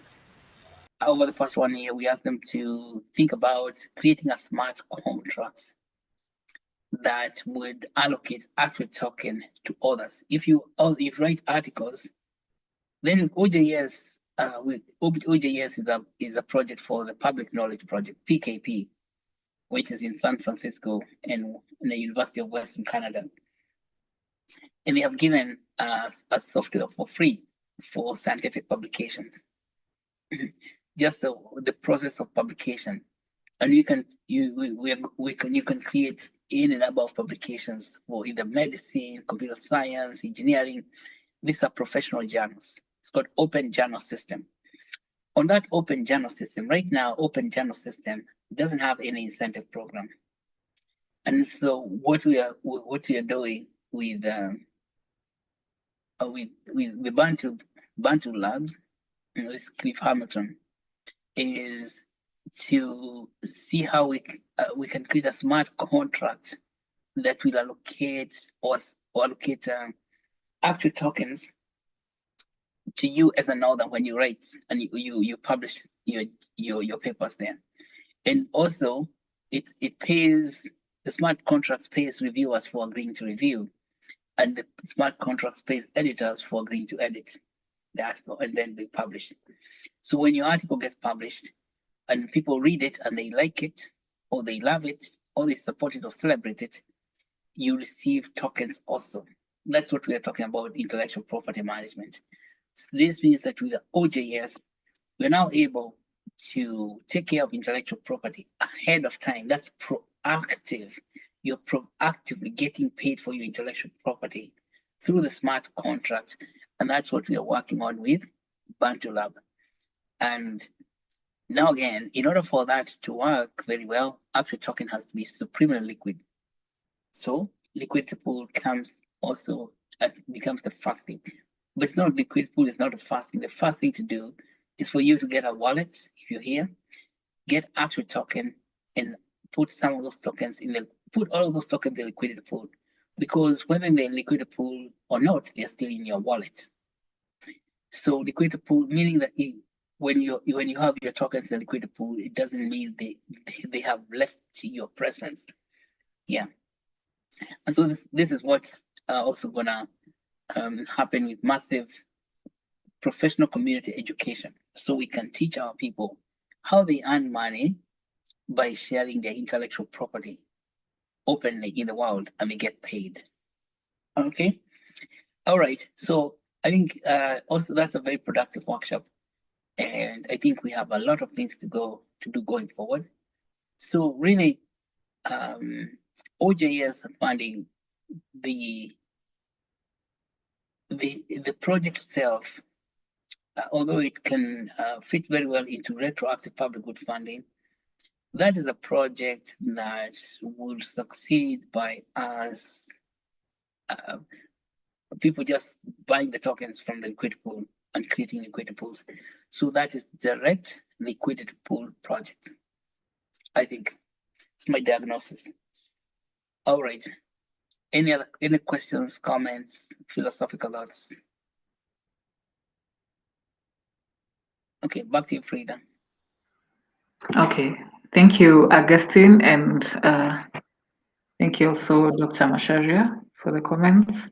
So we can move to the next workshop, which is the mental health workshop. So, Susan, you're welcome.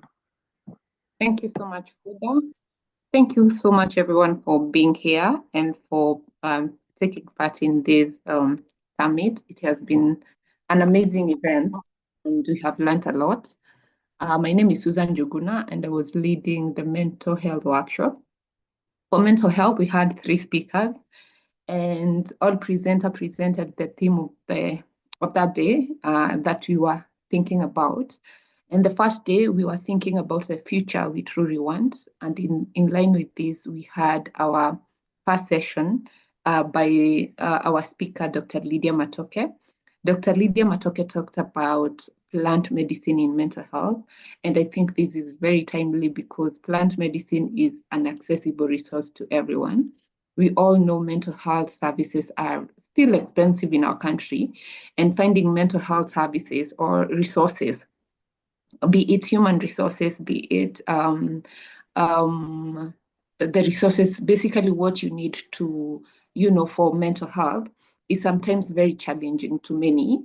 And to even those who have physical access to mental health services, we know access has other aspects like financial. We know you can have physical access, but ideally you cannot, there's something limiting you from accessing that resource or the mental health services, yes? So we talked about plant medicine as a complementary for conventional mental health medicine. And I think as Dr. Ri has pointed out when we were speaking about health access, he said that nutrition is one big, it's a major thing when it comes to when we speak about health.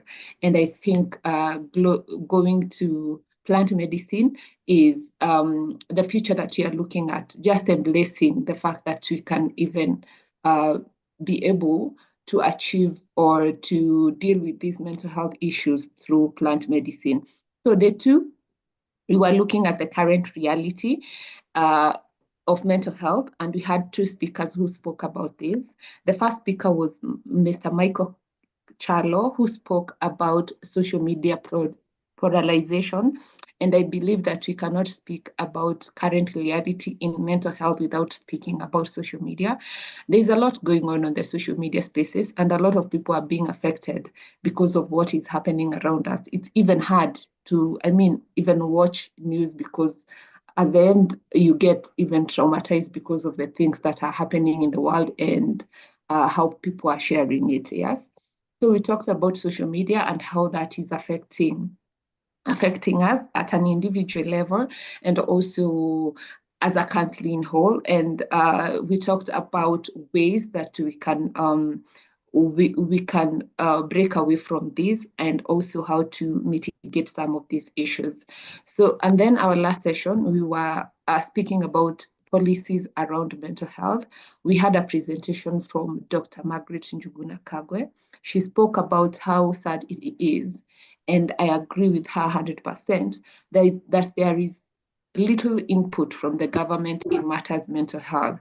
The current reality is that the government is just talking about the issues, but very little effort is being implemented.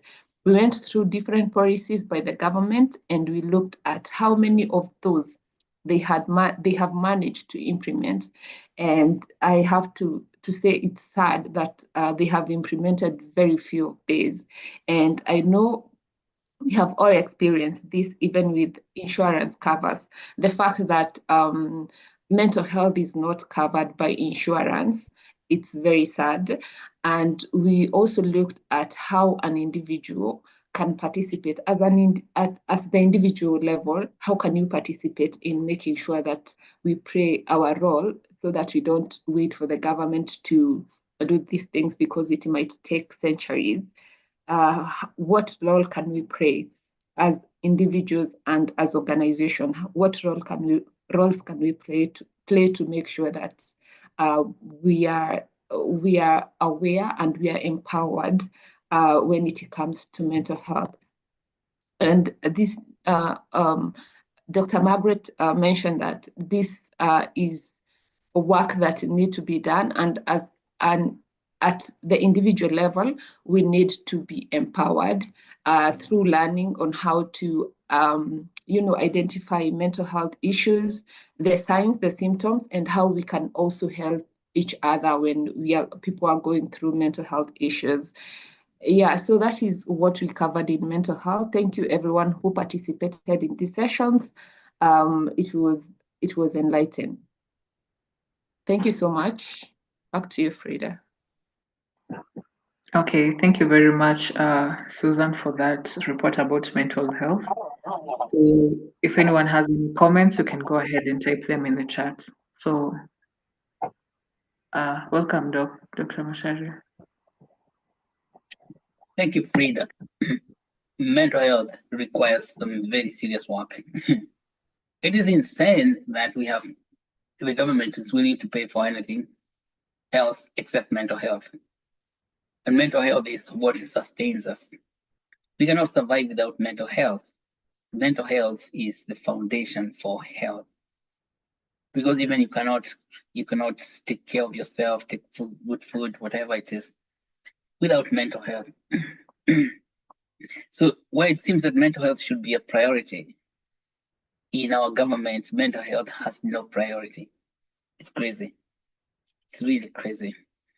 But then we don't have to worry about government anymore, because we have decentralized finance, so that we can take matters in our own hands using DeFi. As we have seen, mental health is highly amenable to retroactive public good funding. And now, for those people who do not understand how the retroactive public good funding is working on the blockchain, I think you want to study that a lot more, and we shall be talking about it in our blockchain class on Saturdays, that one session, so you know. But this is how it works basically. Cedric Foot, you know, Dr. Kagwe she has a whole group of followers who are about 400 people who she's interacting with them every day on WhatsApp. How retroactive public good funding would work for such a group is that each one of them opens a wallet, and each person gets tokens, and then because they have obtained tokens and they want to invest in a mental health program, whatever it is they want to do, whether they want to do education or maybe clinical services for clinical mental health, say like put together a clinical facility. Depending on the amount of money that those 400 people have raised, there are 400, then you get a donor to donate 400 times the amount of money contributed squared. Okay, that's quadratic funding. So you apply the quadratic funding equation into the retroactive public good funding. Mental health is a public good. See, because mental health is public good, it's not private. Although the mental health will affect you privately, but the outcomes of mental health disorder is a public problem. So that fits very well into retroactive public good funding. And so over next year, 2025, we are going to work with the mental health professionals who presented in the summit, and we figure out how to formulate a retroactive public good funding for that, for mental health, because government, it seems like it's not aware. It's like lack of awareness. You know the thing called awareness of being, awareness that it is not, it doesn't, this thing is not being revealed unto people in government, that mental health is a human basic need. You need to be healthy mentally for you to do anything. Yeah. So it has not been understood by our government leaders. And because of that, we are not going to wait for them anymore. So we take matters in our own hands, and we formulate.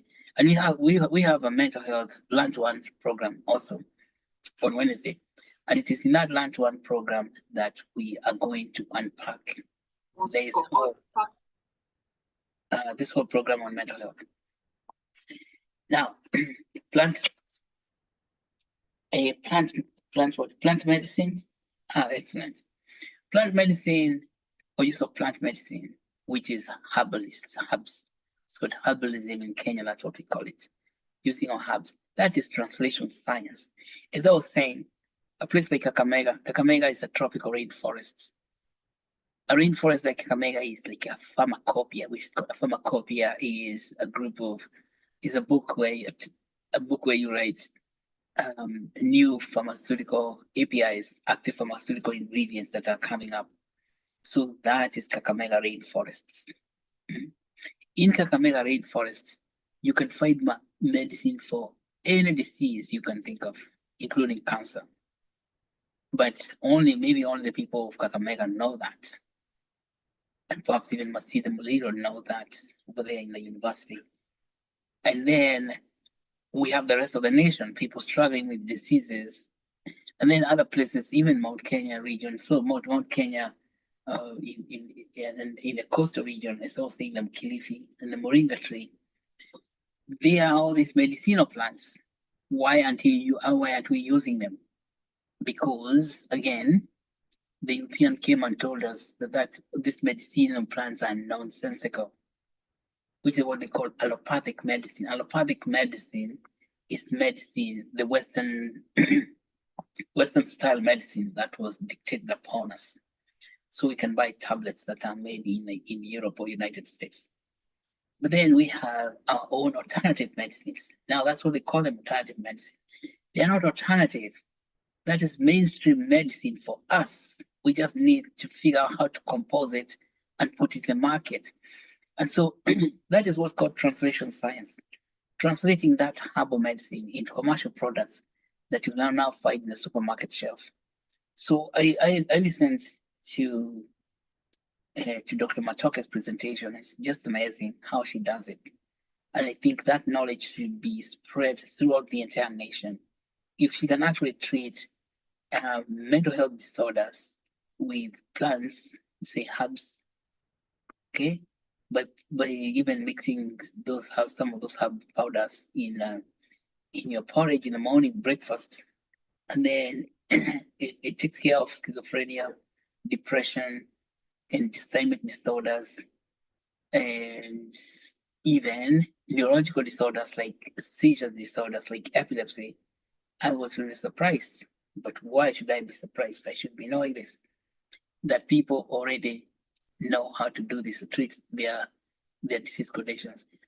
And because it is translation science, also this is also something, and she said that there's an association of herbalists, and that group of herbalists are the ones that now we need to activate with Actuate token, and they create liquid pools, and then we do a retroactive public good funding. So that's also an RPGF, because we know that what herbal medicine is effective, meaning that the fundraising is retroactive, and it's health of the people is a public good, mental health of the state is public good.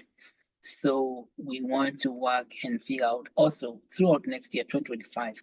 So you can see that's the project really that fits very well to retroactive public good funding model.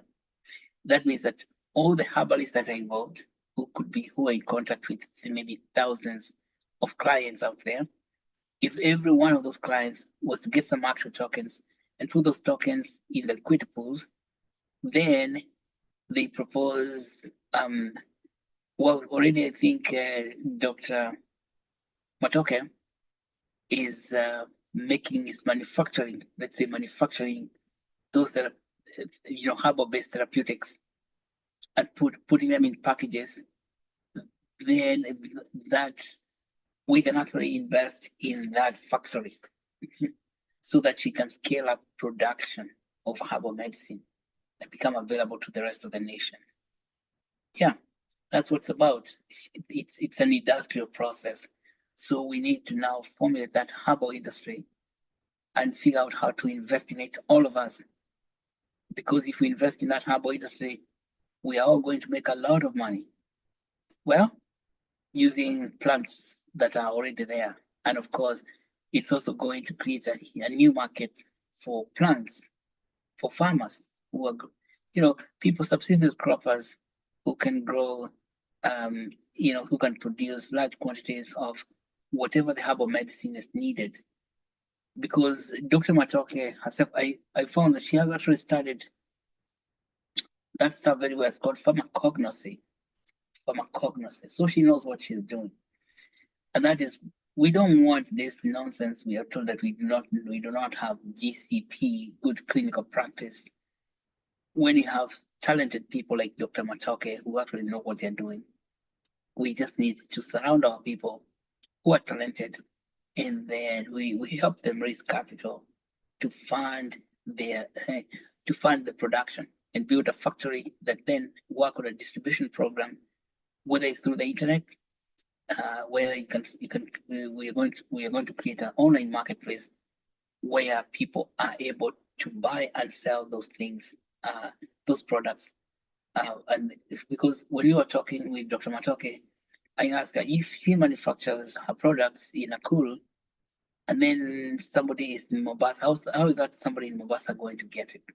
And she said, sure, she's able to coordinate that. But then that's where you see there are two business opportunities here. One of them is a factory. Actually, there are three business opportunities. The factory itself, which we should all invest in that factory for building those herbal medicines. But then we should also invest in agriculture for growing those herbs.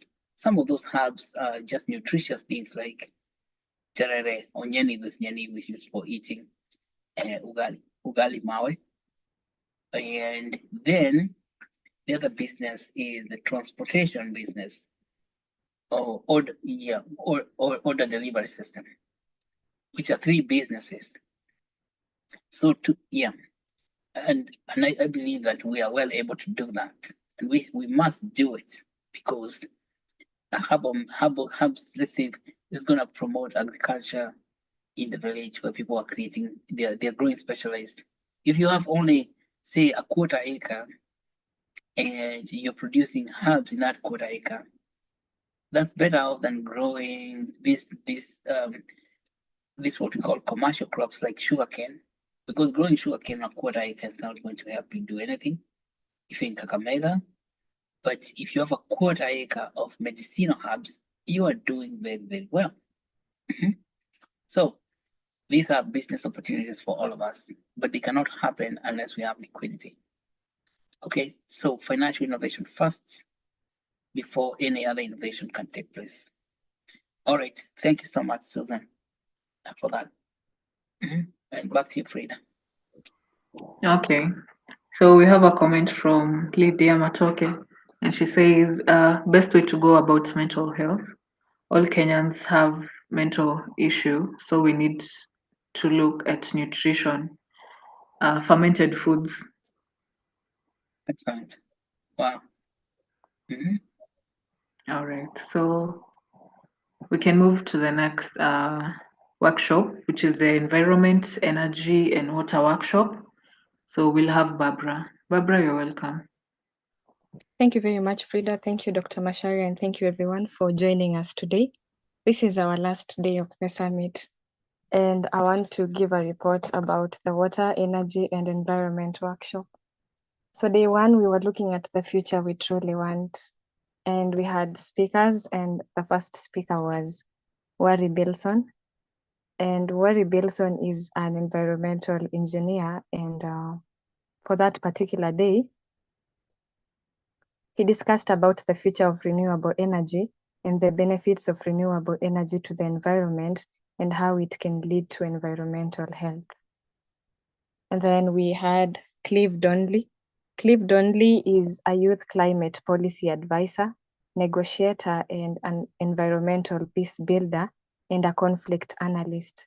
And he talked to us about how we can promote the development of the environment and energy policy and what role the youth can play in terms of climate policy and environmental peace. For day two, we looked at the current reality, and for that we had speakers, and the first one was Nyatichi Osiri.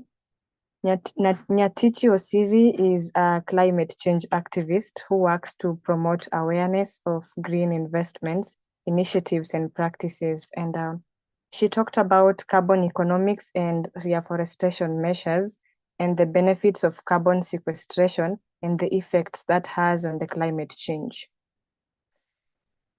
The second speaker for that day on the current reality was Alan from Makazi Africa. Alan talked about how we can empower the youth to take charge of the future through home ownership and smart investing, and also how Makazi Africa is changing the way Africa builds and invests in green sustainable housing, and currently they are building modular homes in Kenya. And then he also mentioned that at Makazi Africa, they are committed to using blockchain technology to make tokenizing physical assets to digital assets more accessible to people in Kenya. For that same day, we had our third speaker, who was Steve Teves. And Steve Teves is the CEO of Kilele Craft. He talked about what happens at Kilele Craft. They design, build, and renovate commercial spaces like restaurants, offices, schools, and hospitals, and basically project management.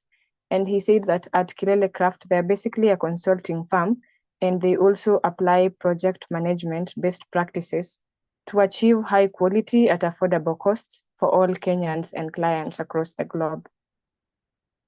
Our fourth speaker for that day was Elfik Tosi. Elfik is the executive director at 1 Million Trees for Kilifi, and he leads the department at Lands and Environment in Kilifi. And he said that at Kilifi, 1 Million Trees for Kilifi, they aim at ecosystem restoration throughout Kilifi County and part of Malindi by planting 1 million trees for schools, urban centers, and degraded farms. And then he said that he organized the first Kilifi intergenerational climate change dialogue last year in 2023 to localize climate action. And then he said that the program is focused on creating green corridors in Malindi and Kilifi and Kenya at large. And then they also have the planting of various species of trees in urban areas. And then for that same day, our last speaker was Kevin Namasaka. Kevin Namasaka is an enthusiast in waste management, and he basically spoke about waste management of and how the processes and actions of waste management can be done and what is required to manage waste from its inception to final disposal. And then he also talked about the effects of waste to air pollution, or how it can cause air pollution, water and soil contamination. Day 3 was the roadmap, that is yesterday, and our first speaker was Moses Mwaura. Moses is the CEO and director of Design Key Builders Limited, and he talked about the future design of the built environment and mentioned that the company deals with building construction services, which include full contract administration, renovation works, and construction project management. And they also guide their clients through the approval process of structures within the county government. And then after that, we had day 3. The second speaker was, after Moses Mwaura, we had Albert Oko. Albert is the student leader at Technical University of Kenya. And Albert looked at the state of renewable energy, and he looked at how to make innovations on renewable energy since they are in abundance, for example, the sun and the wind. And then he also looked at how to make and create awareness to people to start shifting to renewable energy for reduced wastage of resources. Thirdly, he talked about how to prevent endangered minerals, since some are used and are being finished, like oil being depleted in some areas. And then he mentioned that renewable energy is better because it makes people not concentrate on a certain region. For example, the Middle East is yet to have resources like wind. And then he also said that people should shift to renewable sources because we endanger the ozone layer and environmental pollution, which is becoming higher, even causing global warming and increasing ice in the Arctic, which is also melting, hence the rise in sea level, which is going to cause relocation and replacement of people along the coastal regions. And then he said renewable energy should also be made aware in every area, because in some areas where mining of energy, the oil wells are left bare since there is no economic or any activities that can take place after they are left deep wells, and no transport systems for that particular area. And then lastly, I think he mentioned that it is lack of information, ignorance, and lack of proper finance, and people not delving into serious matters that is making people not to use renewable sources of energy. And then lastly, our speaker for that day, the last speaker was Moses Liech. Moses is the co-founder and CEO of Investor Farm. And he looked at the roadmap to the future of community education on energy and empowering agriculture through innovative, creative scoring solutions for farmers and discovering sustainable farming opportunities. And then he also said they simplify the loan application processes, allowing farmers to secure quick and insured loans directly from local agro stores. And then he also said they offer tailored financial solutions that help agribusinesses to thrive in competitive markets. That is the report for the 3 days we had the workshop. Thank you. Back to you, Dr.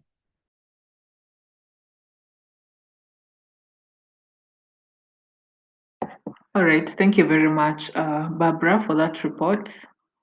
And yeah, it was a very educative workshop. And so if anyone has any comments, you can go ahead and type them. You're welcome, Doc, for the comments. Oh, thank you so much, Barbara. Thank you, Frida. Yes, Barbara, that was a very productive workshop because I think there was a lot of speakers. But what I hear about all the speakers, so green energy, first of all, renewable energy, that will lend itself a lot very well. Two types of funding, either retroactive public good funding or quadratic funding. Can raise money for solar energy. We have abundance of solar energy, so it's only up to us to figure out to fund it.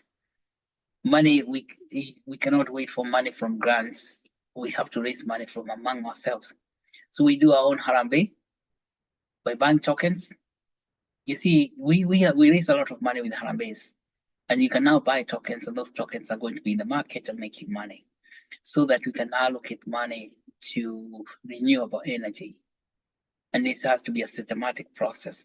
So I think what we're going to do is because there are quite a number of projects that are going to be requiring financing over the next few years, is that we compose documents for them. So renewable energy, and we find who is leading in the renewable energy, so that we can actually make sure that the money is raised, it goes to the right person who is doing the work. And that also applies to the quadratic funding, applies to the 1 million trees in Cliffy. Yeah, and of course, green carbon market.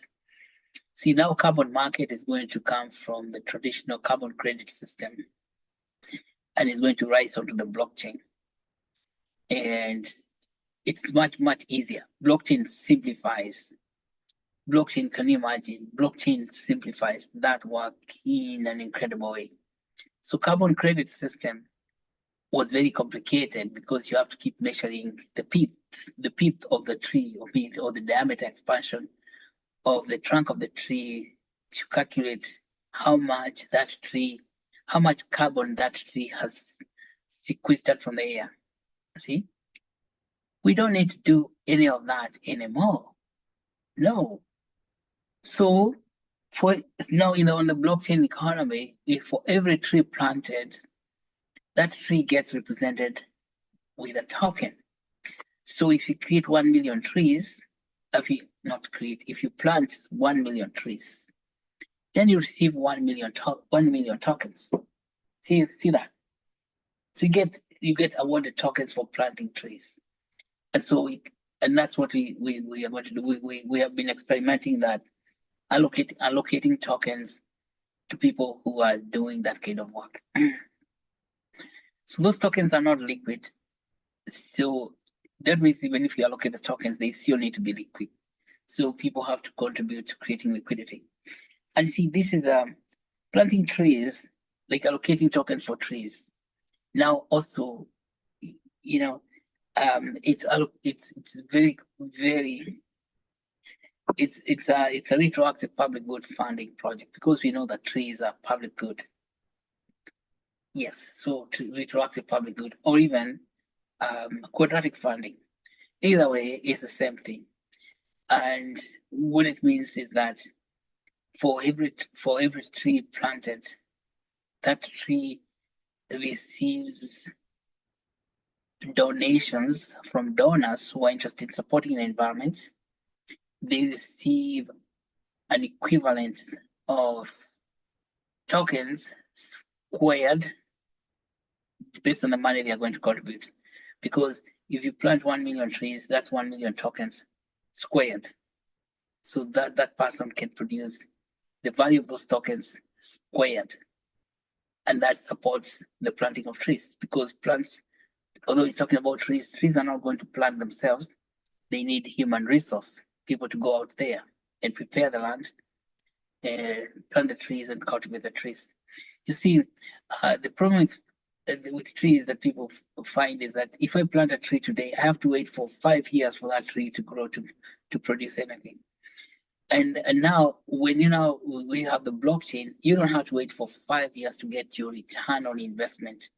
The tree is already earning through the tokens that you received for planting those trees. See, that's what the magic is about. And then we have to combine this effort of planting trees with a mental health medicinal plant, medicinal plant for plant nutrition, Dr. Matoke's project, because as people are planting trees, they want to plant trees that are of value to the human body, trees of value for human nutrition, and trees that are going to also not destroy the environment, but restore the environment. That means indigenous trees. So planting indigenous trees were indigenous to locations because they are adapted to that location. Bringing foreign trees does not help. Yeah. So planting indigenous trees so that you can have indigenous forests or reforestation. And then we have medicinal trees that are producing medicine such as moringa and the like. And many more medicinal trees can get reintroduced. And then each tree gets awarded a token. And that helps to bypass the carbon credit, which is really a sophisticated, program, because you have to come with tape measures and rulers to measure circumference and diameters of trees so that you can receive credit. You don't have to do that anymore with the blockchain. So long as you plant a tree and you receive a token, that token is yours. It continues growing in the marketplace, such as the Bitcoin. Imagine if people are receiving 1 Bitcoin for planting a tree.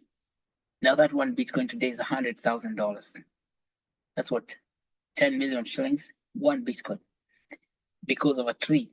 Now you can see Actuate token in another decade or so, they will be worth that much. So that's what we are talking about. Plant trees, get Actuate tokens, and then 2 real estate projects. One of them is Makazi Africa. Excellent work, Makazi Africa. And I think, love your idea for green modular construction, and then tokenization of real estate. So it's very important that Makazi Africa, you guys understand how to do that very well. Because let me tell you, tokenizing real estate is at the foundation of capital in a nation. Real estate, when you're talking about capital formation, real estate is a primary technology for capital formation. Houses, apartments, buildings. That is right now in Africa, we are not able to have capital because we don't have mechanism for forming capital from the housing projects we have. Many, beginning the property that doesn't have correct title deeds, or one piece of property has got multiple title deeds. You see that titling problem, that's where it begins. Second, buildings themselves, like apartments, they don't have title deeds. You can have an apartment building, and even if you have title deeds, you cannot use that title deed to leverage capital, like to borrow against it. See? Now, particularly if you say you're building houses in the community, in the villages, you cannot access capital because of a house you put up in your village. No. And this is what's very revolutionary about what Makazi is doing. Tokenizing real estate. Okay. And so we want to work very well. Now you can see, so Makazi, our Biomed City project is coming up. That is gonna be a very big opportunity for tokenized real estate, particularly housing projects. Let's say modular construction. And that means that you would have to issue Makazi Africa tokens that people can buy in the market. Now we are promoting the Biomed City in the United States next year. You can join the team and talk about the tokens that you're going to use for underwriting however it is, ownership of those real estate, the housing projects that are in the biomedical city. And then same thing with Moses, construction scientist, I think construction management. You bring a lot of knowledge. Also, You can see we have a very huge biomedical center project, which is a huge construction project. There's going to be buildings all the time for the next maybe next 100 years. So if we begin together, then we discover how to formulate tokens for the real estate itself, then that'd be very, very beautiful. So these two projects, Makazi Africa and Moses is it Korea? Yeah, Moses Africa, not Korea. Why do they call Moses Korea? Moses Korea is a politician. Moses Maura. So Moses project is now when we really must bring construction industry onto the blockchain by tokenizing real estate. As I said, real estate is a foundation of national capital.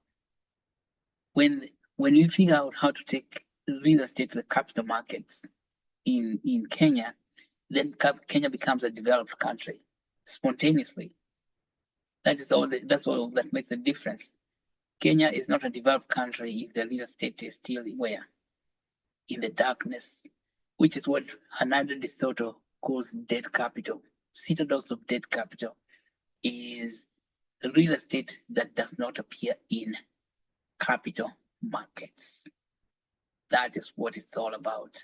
Real estate that does not appear in capital markets is dead capital, because it's not liquid. It's have no liquidity. You cannot use it for creating anything current to have money in your pocket for spending. And you cannot use it for leverage. You cannot use it to borrow anything. So you cannot grow with it. That's why it's called dead capital by Hernando de Soto. Now, tokenizing real estate makes that dead capital life.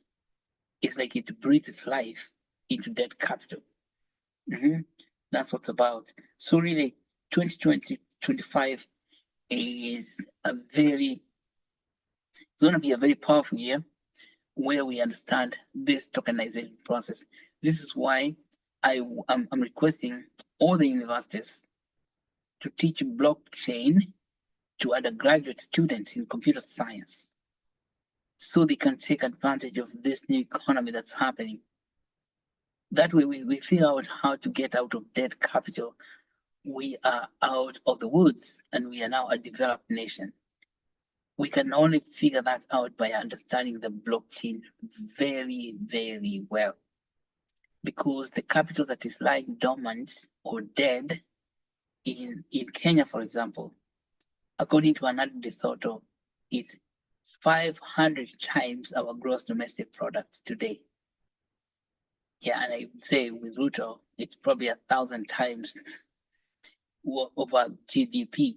So if you want our GDP to multiply 1,000 times, 1,000 folds, not by increasing by 1,000, it's increasing by 1,000 times. We figure out how to tokenize the real estate. Okay, ladies and gentlemen, that is the power right there. And so now also Technical University of Kenya, they took, we're going to follow up with what's called what's his name again, Odongo.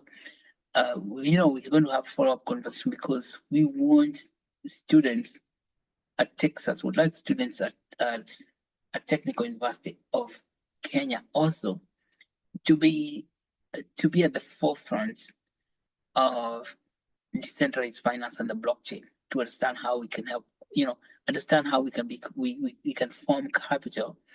And we need to mobilize a large number of students. I think all students, there's no reason students should not know this, because this is the new economy. Now, we go from using Facebook for just funny things and Twitter to the real world where we are creating real world assets on the blockchain. And these real world assets are not complicated anymore. They are Actuate tokens, put the liquidity pools, then you have real world assets that now we have us to tokenize our real estate. Okay, I think that is what I would like to say about that. I think it was a very, very productive event. Very excited about all this development. So ladies and gentlemen, you see we have lots of work to do. So by the time we meet again, which is gonna be in Boston in 2025, we shall see all the advances that we have made throughout the year in 2025. So Frida, was that all the workshops? We still have one workshop to go, the African Women in Decentralized Finance. So I think we can have Dolphin. Oh yes, okay, absolutely. Barbara, okay. Go ahead and unmute. Okay, thank you very much. Daktari, our discussion with Albert ended at how we can be able to partner with the students at Technical University of Kenya, and he requested for a meeting which we shall be able to organize and get back to him.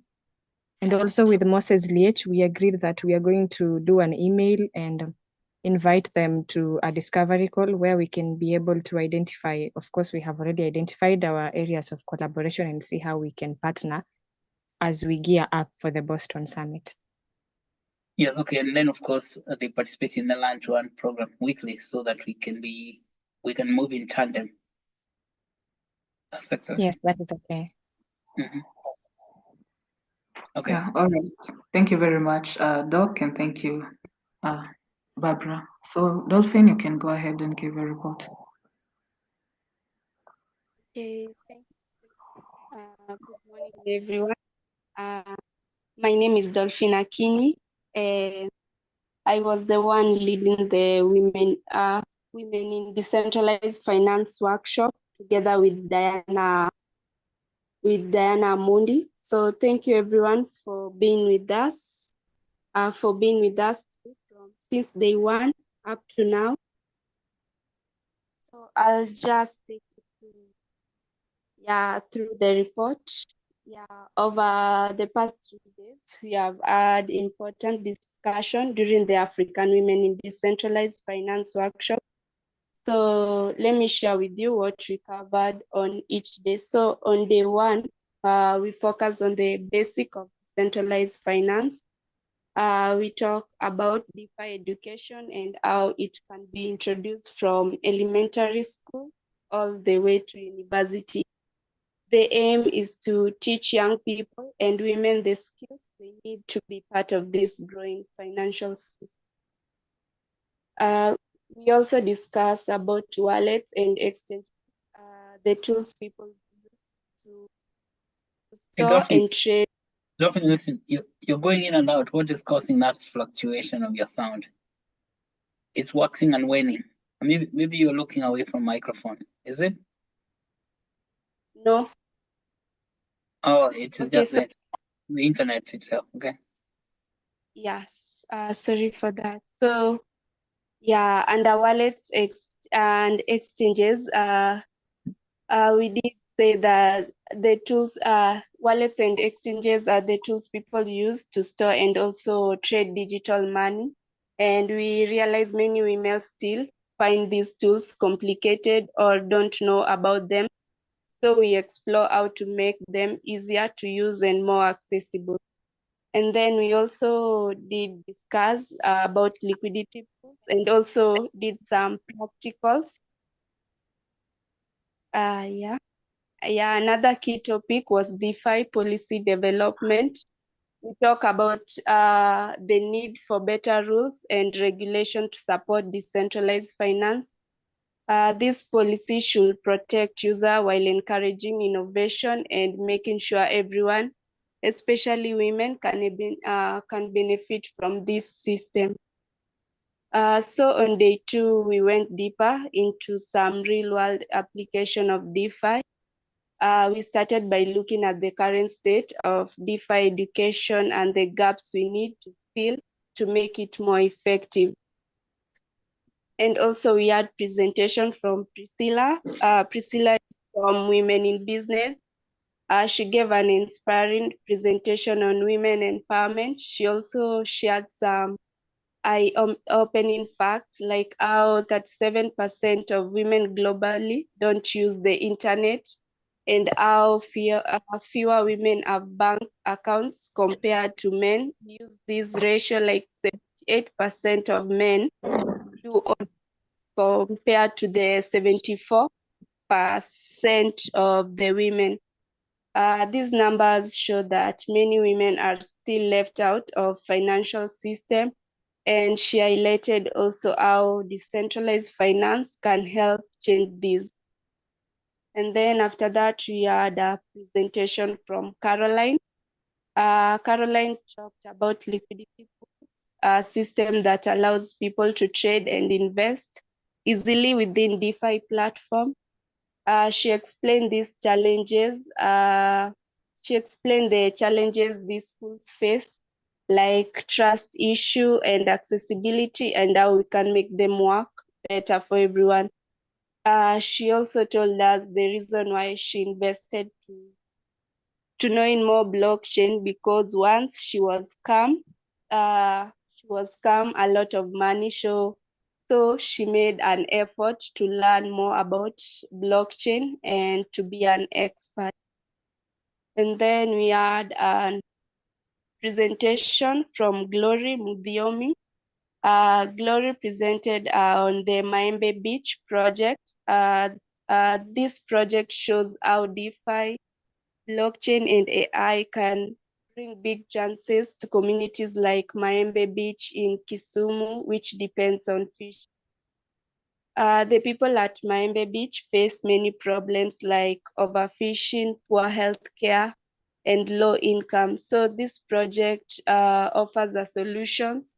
Like fisher women can exchange their fish for digital tokens.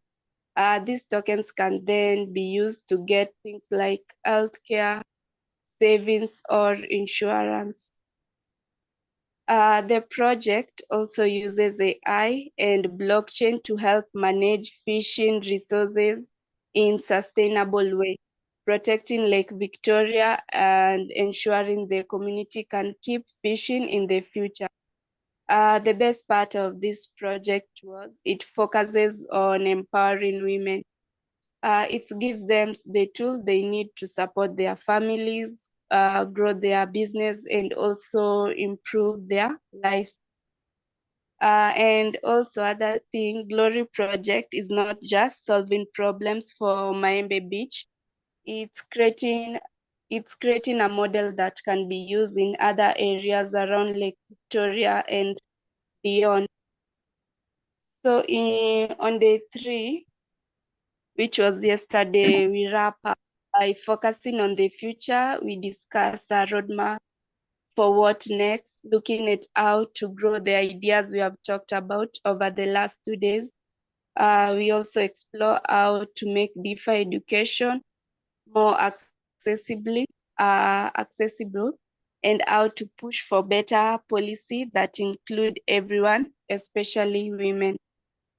So the past 3 days have been incredible. We have shared ideas and learned from each other, and also imagine a future where decentralized finance is a tool for empowerment and equality.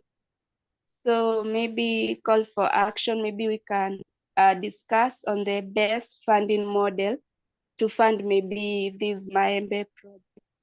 So thank you, everyone, and back to you, Frida.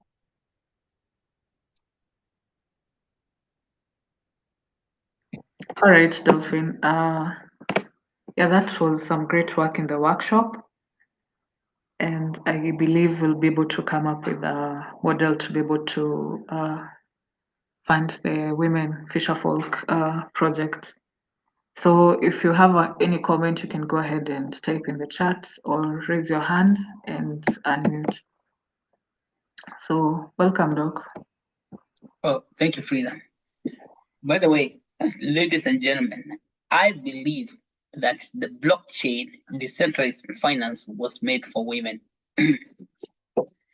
because decentralized finance is the only technology that have understood women. Decentralized finance comprehends the value of the work of women, unlike centralized finance.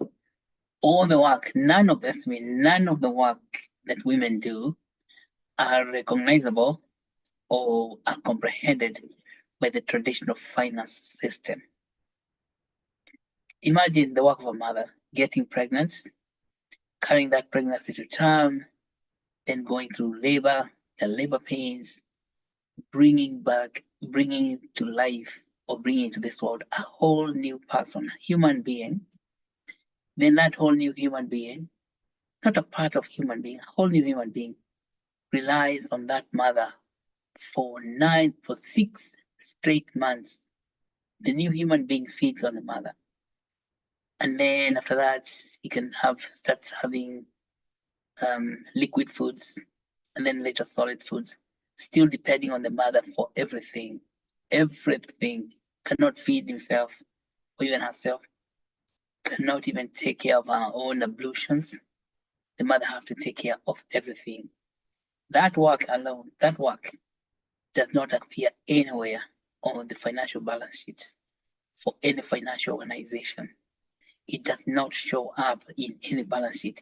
So according to the centralized finance system, the value of a mother is valueless. Those people are extremely naughty. Can you believe that? And you would ask them, how did they get here into this planet without a mother? And shamelessly, there's no mother in this world who can go and say, what is the value of the work that I did to bring you up into this world? And then you cannot account for it. So, yeah, because they believe that work cannot be counted. Because if it can't be counted, we just throw it out there in the bush. That is also dead capital. So a mother cannot, in fact, that time she's doing all that work, she's not participating in what they call centralized economy. So it sounds as if she's unproductive. So women, when they are not working, they don't have jobs out there, and they're actually raising family, they're kind of jobless, and we call them homemakers, because homemaking is not a job. It's an insult. That's an insult from the centralized finance system. So we use all this derogatory term to demean the work of the women. Or she's just a homemaker. So she's not a career woman. When indeed she's doing the greatest career in this planet, bringing life, taking care of the family, making family stay alive. That is the greatest career. This is not a career woman, so we cannot. And that was because in the centralized finance system, career was when you left your home to go and work somewhere else. When you actually left your life to go and work, that's what they say. That's why we have this misguided notion of work-life balance. That's complete nonsense. Who says that life is not work? And why is it that life, or the work of bringing life, of taking care of life, should not be recognized or valued? Who said that? Of course, people in centralized finances. So all this psychology of work-life balance is the greatest nonsense of the age, which makes people believe that to be a career woman, you cannot take care of your family, or when you're taking care of your family, you're called a homemaker or a stay-at-home mom. Yeah, it's because staying at home is not work. It's like you're staying at home. Are you sleeping all day, or you're taking care of the family to make sure that that family is stable? So blockchain makes all that thing go away, because it's possible right now to reward the work of a mother by awarding them tokens. And that's even what you're going to do with Actuate token. And we are going to be working this. It's just like the OJS publishing, incentivizing publishing others for publishing their work. Now we are going to incentivize women for being women, for doing the work that they're doing. That you can incentivize a woman for getting pregnant. That means she receives tokens for actually going to the clinical provider and reporting, I missed my period. That woman needs to be rewarded and awarded tokens. Okay? Just because she has actually gone, she has made the job of going to report, to seek help, or to report that she got pregnant because she missed her period. Then from that time, as soon as she misses her period, the clinical provider should do the tests to make sure, to test whether there's pregnancy or not, the pregnancy test.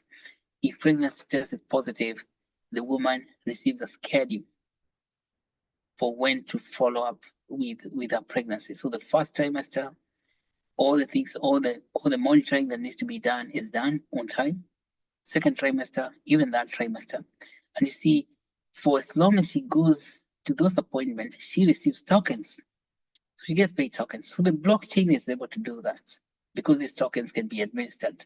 When the tokens are liquid, that means she won't be having enough money. She gets incentive for going to the clinic. When she gets to the clinic, when the clinical provider is entering information and that is connected to her blockchain wallet, the wallet receives the tokens. So it's going to be possible to incentivize good behavior or health-seeking behavior for pregnant women. They get paid to be pregnant and to keep the baby and get the baby checked out, even when going through labor. So when the woman chooses to go and receive care at a certain place, the providers themselves, when they enter information on the system awards them token. And then after giving birth, taking care of the baby, it's taking the baby to the well baby clinic. The well baby clinic providers also enter information that this lady has received care. Well baby clinic has received vaccines for the baby and even vaccine for herself, that everything is getting done, monitoring the right way, the woman gets compensated. The blockchain is able to do that. That was not possible with the centralized finance system. Yes, and where's this money coming from? Money comes from the liquidity pools that all the people are creating together.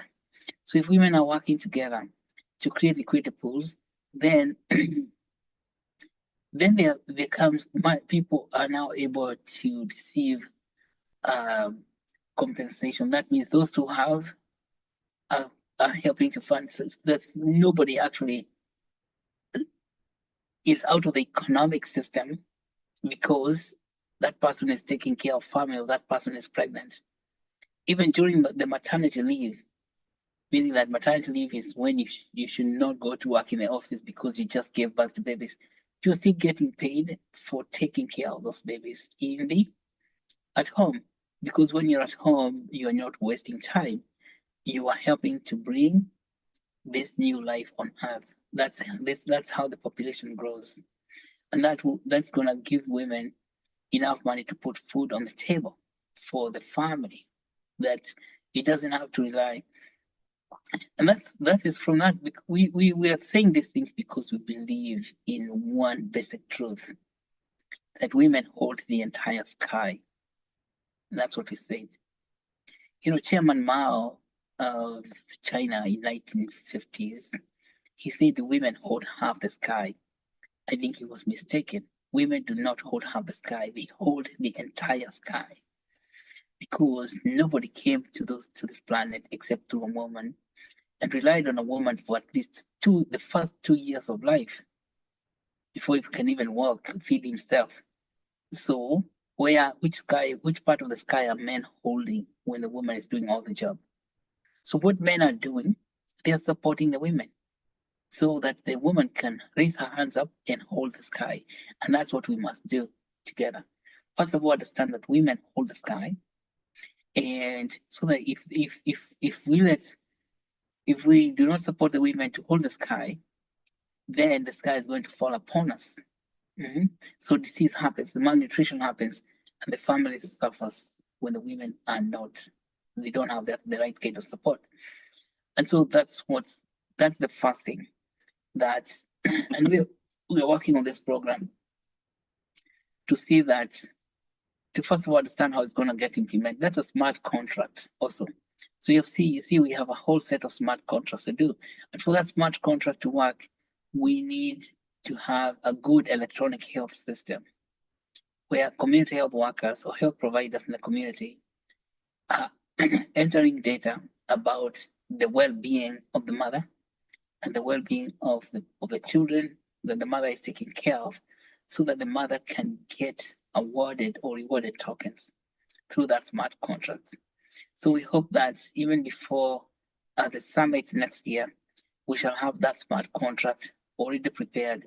And it is what a good time we shall have, because the summit for next year, which is going to be in Boston, we shall be showcasing all the smart contracts and how they're working, how we are allocating, we are incentivizing women for just doing the great work they're doing. So you see, that's one way we're going to fund that. Second, now the Maembe Beach project. That one is a great project. It renders itself to the retroactive public good fund project model.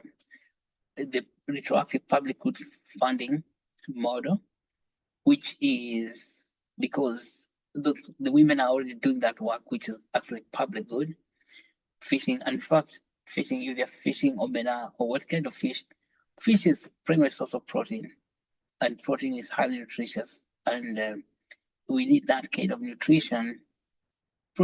Fish is important for not only human nutrition, even for chicken feed and other animal feed. They are fortified with fish like that. So this project would, just like the medicinal plant project, is gonna need investment. Mhm. So I think we need a project plan. I read that document by Glory, and I think it's very powerful. Retroactive public good funding project.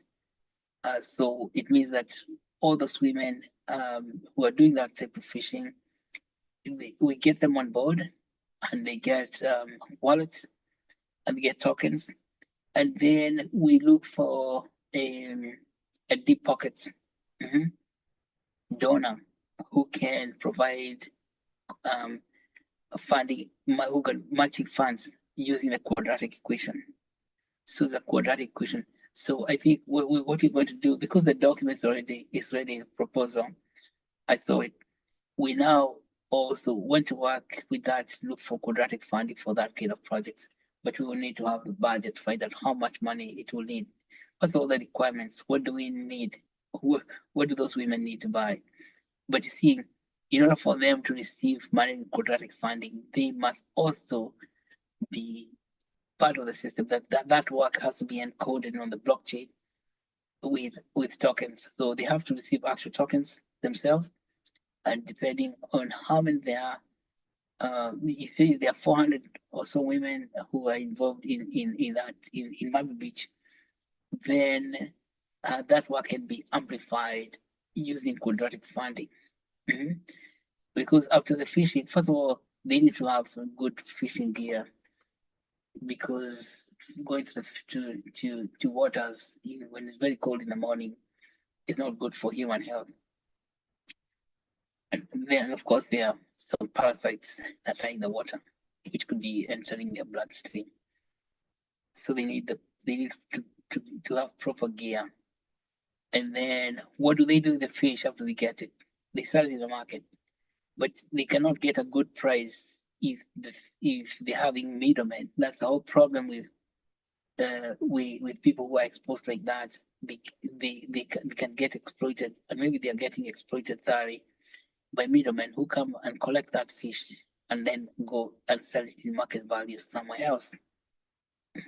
So this work to do. So that simple project is RPGF, retroactive public good funding, and we are going to work on it also. And then Dolphin, I think what you need to tell all these people is that you have the Land One session, East African Women in Decentralized Finance. Is it on Tuesday? Yeah, classes. And so they can participate in the Learn to Earn program every Tuesday at 8 p.m. Okay. Thank you, Frida. I think that's it for me. Unless there's other questions, comments. All right, so I don't see any questions or comments, but if you have any questions or comments, go ahead and type them on the chat. So I think that's it for the workshop, and we have come to the end of the Actuate Summit. Yeah, so I believe we've all gained something from this, and I'm also grateful to the team for being there and coordinating the workshops and also planning the summit. So I'm very making this summit a success. So we've shared ideas, we've shared stories, we've shared visions, and we've not just done this within one location. So that means we've transcended boundaries, and we've had different professionals, we've had different speakers, yeah, and also, yeah. So it's been a wonderful summit, and I believe it's been a good journey. And we've explored how blockchain, decentralized finance, and AI can transform healthcare, education, yeah, and other projects within our communities. So thank you again to our speakers for bringing your expertise, your passion, your innovation into this platform. And your insights have sparked critical conversations and empowered us to think bigger and act bolder. And to the attendees, I thank you for your presence, for your questions, and also for your ideas. They remind us of the power of the community and the importance of fostering a world where no one is left behind. And also to conclude, let us remember that the end of this summit is not the end of our journey. It's just the beginning of a new chapter where the ideas born here are transformed into actions and partnerships, and which will allow us to which will grow into impactful collaborations. And we hope that everything that we've shared here will become a reality.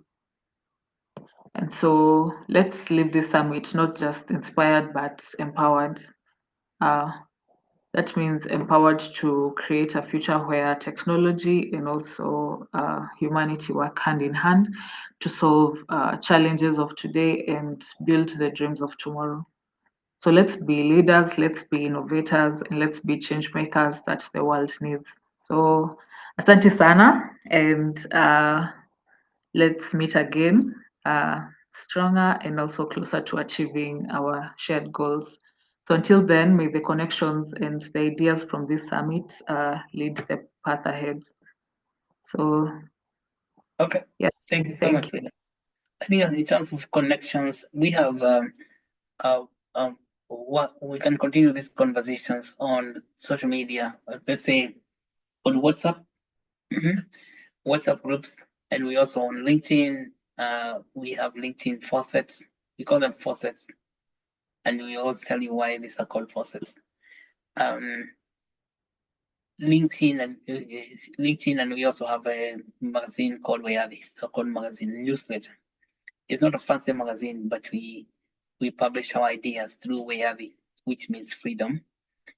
Every single day we publish an article which is on LinkedIn.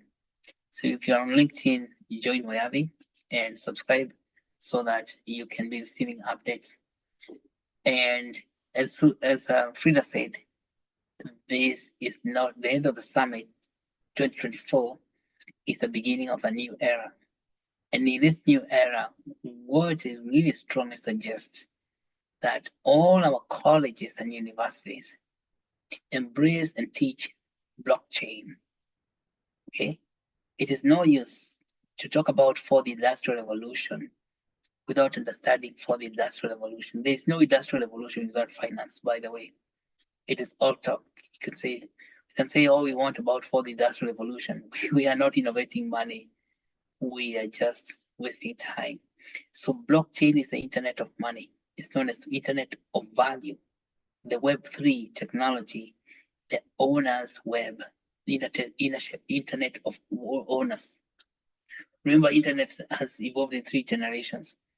Generation 1 was the read web, which is for just presenting articles. Generation 2 was the right web, which gave us Facebook, LinkedIn, and all those YouTube and the like. It's called the dynamic web. Generation 3 of the internet is what's called own web, where the value of your work gets paid. It's you own your work. Now the blockchain has been around for 10 years. Let us not wait for another 1 year in our universities and colleges before we put blockchain in the curriculum. It's a big adventure in missing the points for teaching information tech without own web. You see, I say adventure in missing the points. Like we're missing, what's the point of all this? What's the point of all what we're doing is to own our knowledge. And the technology for owning our knowledge is right here upon us or in our midst.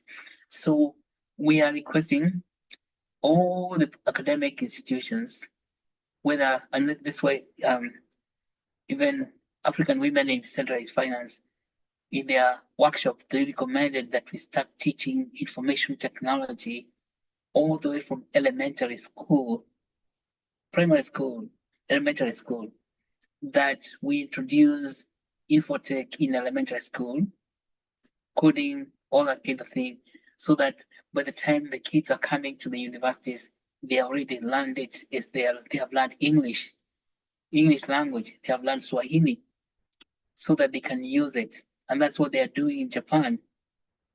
I've got some friends who are Japanese. They start teaching kids how to code when they are 6 years old, at the age of 6. That's, 6 years old kids are beginning to learn the basic HTML code. But then by the time they come to the university, so writing JavaScript and Solidity and stuff like that is not a problem to them because they started very, very early. Now, we are not going to say in Kenya we start teaching in elementary school yet. Maybe we don't know because they don't have, I don't know why we shouldn't anyway, but we should start. But at least all university colleges, there is no excuse today for any college students, whether they're in technical college, whether they're in a polytechnic, whether they're in the universities themselves, wherever you are in college, you must know blockchain as the internet of value. There is no shortcut to that. It's just like if you're going to graduate from any college, you must know English. See, because everything is written in English. Now the internet of value is the value of your work. That's mean it behoves you to learn it. And if the university is not giving you, first of all, Actuate itself, we're going to be teaching you relentlessly, but as we are teaching, we have to insist that our academic organization embraces information tech, particularly blockchain itself. Information tech without blockchain is incomplete. Okay, so there's no point of doing things incomplete. Information tech without blockchain is incomplete. And remember, there's one principle that guides all of us. It's known as all or nothing principle. All or nothing. You either learn all of it or you have learned nothing. There's no point of learning 50% of the technology and then hope you're going to make it. You can never make it if it is just partial learning. You should know that in principles of physics. You cannot boil water unless you reach 100 degrees centigrade at the sea level. You cannot turn water into ice unless you cool it down all the way to 0 degrees centigrade. That is what's called all or nothing principle. And so this all or nothing principle permeates in all situations in life, such that if you're now going to apply technology, we want to make sure you go all the way, the full 9 yards. So the full 9 yards of information technology includes A, read web, B, write web, C, own a web, which is blockchain. All right, let's do that. And then, of course, we do this whole year. You can see we have a lot of work to do in Actuate Nation because we're going to meet again exactly 1 year from here. And all these things we have talked about today, we want to see them coming into fruition by December 2025, where we shall present what we have talked about today, whether we're going to be, whatever projects we're going to be doing, retroactive public good funding model or quadratic funding. By the time we come to Boston, which is about 12 months away, we have managed to execute those projects. 12 months is a lot of time. That even doing a retroactive public good funding model for for biomedicine translation will already have occurred, and all we shall be hearing in December next year is a reporting of the successes that we have achieved. But that means that we need to develop a human resource in the university by training our youngsters how to use the blockchain. Okay. Thank you so much, everybody, for your patience, for being here, and let us continue this conversation through social media and on WhatsApp and also LinkedIn, and then perhaps even Twitter. I'm not on Twitter myself because Twitter it gives me a lot of headache. Yeah, but I think Twitter is a good platform for exchanging ideas. But you won't find me on Twitter, but you can find me on WhatsApp. Okay. So if there are no other comments, let's say bye-bye and let us meet in social media and also meet physically in Boston. Now, one word about Boston. It's gonna be both virtual event and in-person event. And because Boston is gonna require travel and accommodation, expensive. But those who can make it, they'll come to Boston, and so we can have a big party in the Bean Town. Yeah, and also people can experience winter. That's why we have to do it in winter, because there's no point of doing such a thing during the summer. You experience the same weather you would experience in Kenya. What's the point of that? It's good for people to experience something new, fresh, refreshing, like ice. Okay. You have a good one, people. Thank you so much.